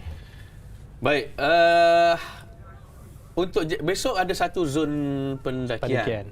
Dan ada satu zon pendakian di Kijal. Yep. Okey. Jadi kalau begitu, apakah Patrick Eddy, sebab Patrick Eddy ni Jambaljan Sambaya ni dia dah terikat point kan? Ya, betul. Cuma kedudukan ranking yang membezakan. Jadi saya rasa untuk perebutan jersey Bubble Auto Polkadot ni sengit ni antara dua pelumba ini kerana mereka jauh meninggalkan rider lain. Rider lain 7 point macam Cedric Christopherson ni 7 mata sahaja. Jadi kedua-dua pelumba yang di depan, Patrick Eddy, Jambaljan Sambaya 15 point. Jadi esok ni di Kijal ni akan jadi penentu mungkin untuk apakah akan ada pertukaran jersey. Okey, baik. Di Kijal esok kalau kita lihat cuma kategori 4. Kategori 4. Okey, kategori 4 rendah je lah. Ya, betul. Kedudukan pertama 2 mata dan kedudukan ketiga 1 mata. 50 meter saja. Okey. Jadi of course Patrick dan juga Sambaya akan cuba sedaya upaya dalam masa sama. Of course Eddie Patrick akan cuba untuk protect dia punya jersey Polkadot pertajaan Bubble Auto, dan saya rasa kemungkinan besar esok Sambaya akan cuba untuk membuat pemecahan dan memberi saingan kepada Eddie Patrick, dan jika dia sampai di Kijal terlebih dahulu, dan secara automatik dia akan menyarung jersey Polkadot untuk peringkat yang keempat edisi kali ini. Betul, sebab kalau kita tengokkan memang dalam stage ataupun peringkat yang ketiga tadi, Sambaya memang sangat berusaha keras untuk dia menawan zon pendakian yang ditawarkan. Okey, baik. Ini adalah podium pertama untuk pasukan World Team Tim Piknik Post NL menerusi Patrick Eddy yang memenangi jersey Bubble O2 Polkadot selaku Raja Bukit. Kita dengarkan apa komen daripada pelumba ini tentang kejayaannya. Today the first one was for the King of the Mountain and you won it. Do you see that as a victory?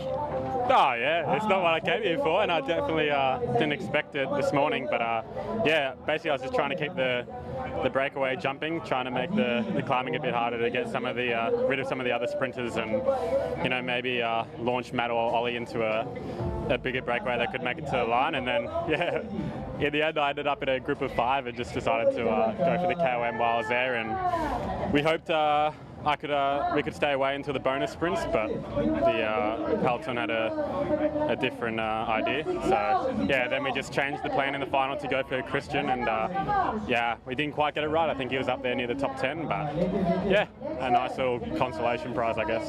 How did you win that fight with Senbaya in the KOM? Yeah, I think the rest of the boys were all climbers there, and yeah, I was lucky enough that the sprint was on the bit of a plateau over the top, and yeah, I could just use my power to just sprint away from him. It was pretty simple, really. Do you think the peloton came across so quickly because Arvid de Klein was off the back? Yeah, I think a bit of that, and then also just the battle for the bonus seconds. I think on the big GC day, there's likely to be probably a group of 25 or 30 make it to the finish. So in the end, the GC will be decided on the bonus sprints. So I think that was the main reason, and then yeah, I think obviously to get rid of Decline makes it easier for the Astana boys to get up for the win. Have you had a Polkadot jersey before? No, definitely not. Happy to defend it? We'll see. Maybe I could sneak in another easy breakaway and get a cheap point here or there. But yeah, for now I'll just enjoy tomorrow and then see how long I can hold on to it. But it's definitely not the main goal. Thank you. Thanks, mate. Patrick Eddy akan dicabar esok oleh Senbaya untuk apakah dia mampu untuk mengekalkan jersey Bubbles O2 Polkadot. Esok kita akan tak tinggi 50 meter saja, tapi itu memang dah nak ujung nak sampai finish ni. Okey, baik. Sebelum kita ada satu lagi package ni, wah, ini Malaysia agak kita sebab macam NPC. Kalau kita baca laporan, mereka buat training di Gerik NPC kan, tapi hari ni nampaknya Aiman Rosli pun tak ada dalam tu, dan kemudiannya tidak ada pelumba Malaysia yang berada dalam posisi terbaik. Harif Salih ketinggalan juga. Baik, sudah pasti hari ini kita lihat cuma ada Serembo, cuma ada Zulfikri ataupun dikenali sebagai Tene, dan cuma ada Kizi saja. 3 pelumba Malaysia saja yang berada di kelompok hadapan bersama Matteo Malucili dan juga Alexander Christoph. Dan kesemua pelumba-pelumba kebangsaan kita, apa yang saya tahu, mereka berada di dalam grup pasukan daripada pasukan tuduh, iaitu Arvid de Klein. Jadi lebih menarik juga harus diberi kredit Akbar kerana Serembo hari ini daripada pasukan St. George, dia dinobatkan sebagai pelumba terbaik Asia Tenggara. Itu juga kalau ikutkan boleh dibanggakan, Akbar. Walaupun dia berkayuh untuk tim daripada Australia, betul, St. George. Tapi of course dia represent Malaysia, dia represent national punya flag. Of course kita pun kena memberi pujian kepada Serembo kerana bukan senang untuk berada dan juga memberi saingan kepada pelumba-pelumba World Tour dan juga Pro Tour ini, Akbar. Okey, baik, itu cerita mengenai pelumba-pelumba Malaysia. Dan kita ada satu lagi package menarik hasil usaha tim media Majlis Sukan Negara MSN. Jadi mereka membawakan cerita mengenai cable kit. Jom sama-sama kita saksikan. Bukan hanya perlumbaan yang menjadi sorotan dalam Petronas V2 di Langkawi ini, tetapi juga konvoi car bukit turut mencuri perhatian sepanjang berlangsungnya jelajah ikonik di Asia ini. Konvoi yang paling dinanti-nantikan peminat setia di sepanjang laluan LTdL kerana pelbagai aktiviti disediakan. Antaranya hadiah percuma menanti di setiap hentian car bukit dan kerendaan berhias memaparkan jersey-jersey pemenang turut dipamerkan. Selain kayuhan penuh dramatik oleh pelumba profesional dunia, Petronas Lito di Langkawi turut dimeriahkan dengan konvoi cavalcade, satu tradisi yang saban tahun menjadi tarikan penonton di sepanjang laluan perlumbaan. Bunyi hon, sorakan penonton dan deretan kenderaan berwarna-warni inilah yang dinanti-nantikan setiap kali konvoi cavalcade meluncur tiba. Lebih daripada sekadar perarakan, cavalcade menjadi pentas pengenalan penaja, pameran budaya serta hiburan jalanan yang menghubungkan Petronas Lito di Langkawi dengan masyarakat tempatan. Bagi Ketua Penyelaras Cavalcade, Mike Tong atau lebih dikenali sebagai Uncle Mike, beliau mahu memastikan penonton bukan sekadar menyaksikan perlumbaan tetapi turut merasai kemeriahan dan hiburan di sepanjang laluan. Kita masih sambung dengan sorakan kampung dengan sorakan sekolah. So kita dapat lebih daripada 80 penyertaan daripada sekolah dan lebih daripada 30 kampung lah daripada seluruh Malaysia. Kali ini banyak sekali air nenas kita dapat daripada Nenas Malaysia. So apa yang kita dapat sekarang ni ialah kita ada 6 stage lagi. So pada semua yang ada di laluan, jangan lupa keluar untuk dapatkan goodies yang disediakan oleh penaja-penaja semua. Tambah beliau, konvoi Petronas LTdL edisi kali ini lebih menarik dengan kehadiran delegasi ASEAN yang dijemput mengikuti konvoi sempena sidang kemuncak ASEAN ke-47 di Malaysia. So untuk tambahan pada tahun ni, Malaysia sebagai pengurusi ASEAN, kita tambah 11 van yang membawa bendera negara-negara ASEAN. Dalam tu kan kita akan bawa bersama dengan delegasi daripada negara-negara ASEAN ni lah, untuk kita bagi belia-belia ASEAN ni merasai suasana dan kemeriahan Le Tour di Langkawi. Baru stage kedua, mereka sangat teruja kan, dengan makanan, dengan keadaan, dengan suasana macam mana Malaysia anjurkan satu kejohanan yang sangat berprestij ni. Dalam pada itu, delegasi ASEAN yang ditemui menyifatkan pengalaman ini amat bermakna kerana mereka bukan sekadar memeriahkan, malah berpeluang merasai sendiri pengalaman unik yang hanya ada dalam perlumbaan berprestij ini. It's amazing that I have never been look at that. So it's very nice for every people to have that event. Of course, we're here in Petronas LTdL for cycling, right? Yeah. So every time in the finish line, it's very exciting. But the organizers and the cavalcade here, the people with us, ensure that we have a good time and to show us around. And we really appreciate it, especially coming from the Philippines. We are happy that we are represented here, and thank you so much. Thank you so much. Actually, we're glad that we're here, and the organizers of Le Tour of Langkawi did a really good job in organizing the event. So I'm happy, and we are all happy that we are here and we are also invited. Yeah, so thank you. Dengan gabungan kayuhan kompetitif, sorakan penonton dan konvoi cavalcade yang penuh warna-warni, Petronas Lito di Langkawi terus kekal sebagai acara sukan berbasikal yang unik serta dekat di hati rakyat.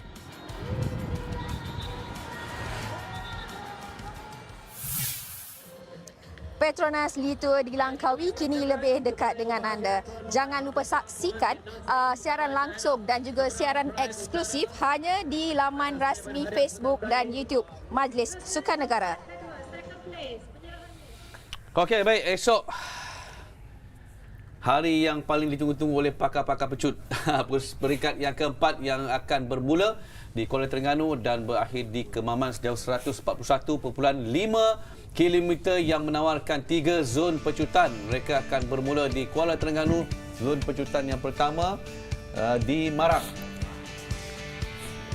12.3 km, dan kemudiannya zon pecutan yang kedua ialah di Dungun 66.7 km daripada starting, dan kemudiannya zon pecutan yang ketiga ialah di Paka Ada satu pula zon pendakian yang tak tinggi sangat, iaitu kategori 4 di Kijal, dan kemudian mereka akan berakhir di Kemaman. Sebut Kemaman ni teringat pula Sata. Sedap lah Sata. Okey adik, Husaini. Ini zon, boleh kata walaupun ada zon pendakian kat ujung, tapi dia boleh dikira macam flat race ke atau macam mana? Okey, kalau ikutkan peringkat ke-4 esok daripada Kuala Terengganu ke Kemaman merupakan laluan landai. Walaupun ada satu Cat 4 di Kijal pada akhir perlombaan itu, tetapi saya rasa tidak akan menjadi halangan untuk pasukan-pasukan seperti SDS Astana ataupun UNO Ad ini untuk memastikan perlombaan esok habis di dalam keadaan ban sprint, dan di situlah kita akan lihat nanti sekali lagi Akbar, untuk hari yang keempat saya rasa kemungkinan besar tumpuan harus diberi kepada Matteo Marcelli, Arvid Declan dan juga of course Alexander Kristoff. Itulah saya nak tanya, macam UNO X Mobility, mereka sudah mula menampakkan kredibiliti mereka macam tadi, tempat kedua dan juga tempat yang ketiga. Jadi esok ni apakah UNO X Mobility ni akan dapat mengatasi Astana dan juga Tudor? Baik, kalau kita lihat UNO X ini pada permulaan peringkat pertama, Elebrika berjaya menduduki tempat kedua. Semalam Elebrika peringkat kedua, dia hanya menduduki tempat ke-9. Tetapi saya rasa mungkin mereka menukar strategi mereka. Hari ini kita boleh lihat sepatutnya kalau kita lihat di dalam mata yang kasar, kemungkinan besar Kristoff yang memenangi perlombaan hari ini, tetapi disebabkan kita boleh lihat photo finish di situ Matteo Marcelli melepasi dahulu garisan penamat. Jadi sudah pasti saya rasa UNO X esok sekali lagi akan on fire, akan for sure dia akan memenangi peringkat untuk edisi kali ini, Akbar. Cuma kita harapkan agak Arvid Declan, kalau dia tak berapa nak sihat ke apa ke, kita harapkan esok dia dapat berikan saingan. Jadi esok kita ada Declan, kita ada Marcelli dan juga kita ada Kristoff. Jangan lupa Akbar, Haris Saleh dan juga Acik esok hometown, home ground punya rumah. Okey betul. Dan kita harapkan mereka juga, kita nak tunggu-tunggukan podium sebenarnya untuk pelumba-pelumba tempatan. Apa pun terima kasih adik Husaini. Daripada pukul 10.30 sampai sekarang tak berhenti bercakap. Tak berhenti macam rider juga. Okey, kepada anda semua jangan lupa esok peringkat yang keempat Petronas LTdL Langkawi 2025 akan bermula di Kuala Terengganu dan berakhir di Kemaman 141.5 km dan secara langsung di Astro Arena 2 dan juga Astro Sports Plus. Dan untuk anda yang ingin menontonnya di Facebook dan juga YouTube, anda boleh memilih sama ada di LTdL ataupun MSN Majlis Sukan Negara. Jam 10.30 pagi. Saya, adik Husaini dan juga Izzuan Makno akan bersama-sama dengan anda menemani anda sepanjang hari esok untuk peringkat yang keempat perlombaan Petronas LTdL Langkawi 2025. Okey, saya ingin mengundur diri. Tapi apa yang telah pun anda saksikan tadi memang cukup hebat. Terima kasih kepada anda semua yang menonton sejak awal pagi sampai ke saat ini. Jangan lupa #BeatTheHeat. Assalamualaikum. Jumpa lagi esok.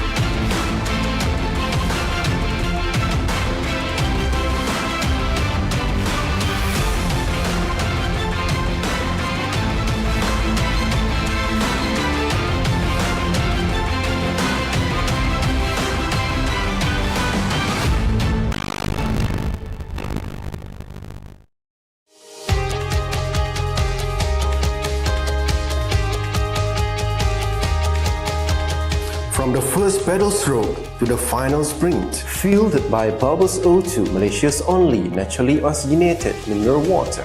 Rising beyond boundaries. Together we ride, together we conquer.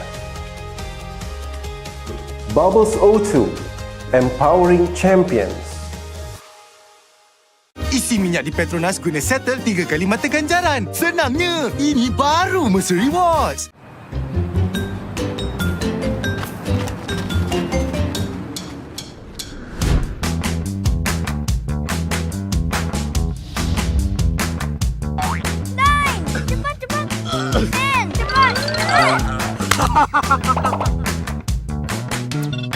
Ha?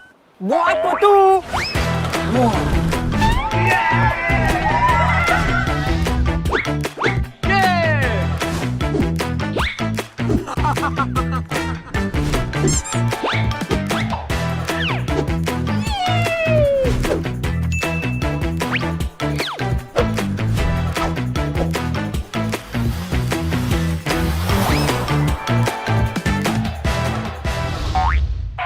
Hey, free barang ke pulau rumah lah. Thank you, Petronas. Petronas, let's go! Ganjaran lebih bermakna dengan Petronas Mesra Rewards. Tempat puluh ahli Mesra Rewards bertuah bakal menang voucher beli belah bernilai sehingga RM5,000 dan sebahagian daripada 35 juta mata ganjaran Mesra Rewards untuk direbut. Senang je, hanya isi minimum RM45 untuk kereta atau RM5 untuk motosikal dan masukkan nombor telefon anda di pam atau gunakan aplikasi Settle. Itu je. Gunalah kad kredit Petronas Visa untuk menikmati 3 kali peluang menang. Jangan lepaskan peluang anda untuk menangi ganjaran lebih bermakna hanya dengan menjadi ahli Mesra Rewards dan isi di Petronas.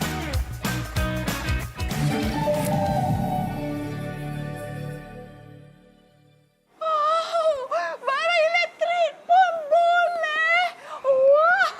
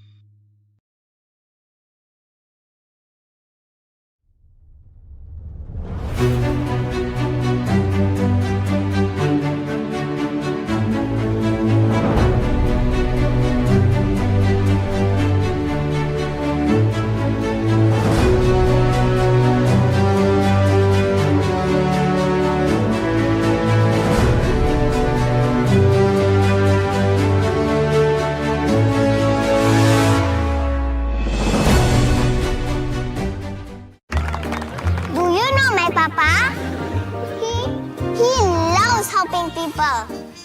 Always makes Mama smile. And he can do magic. That's why I love my Papa so much. I just use Mr. Rewards. So easy. It's so easy to collect points. Redeem all kinds of rewards. And easy to win hearts too. Senangnya. Ini baru Mr. Rewards.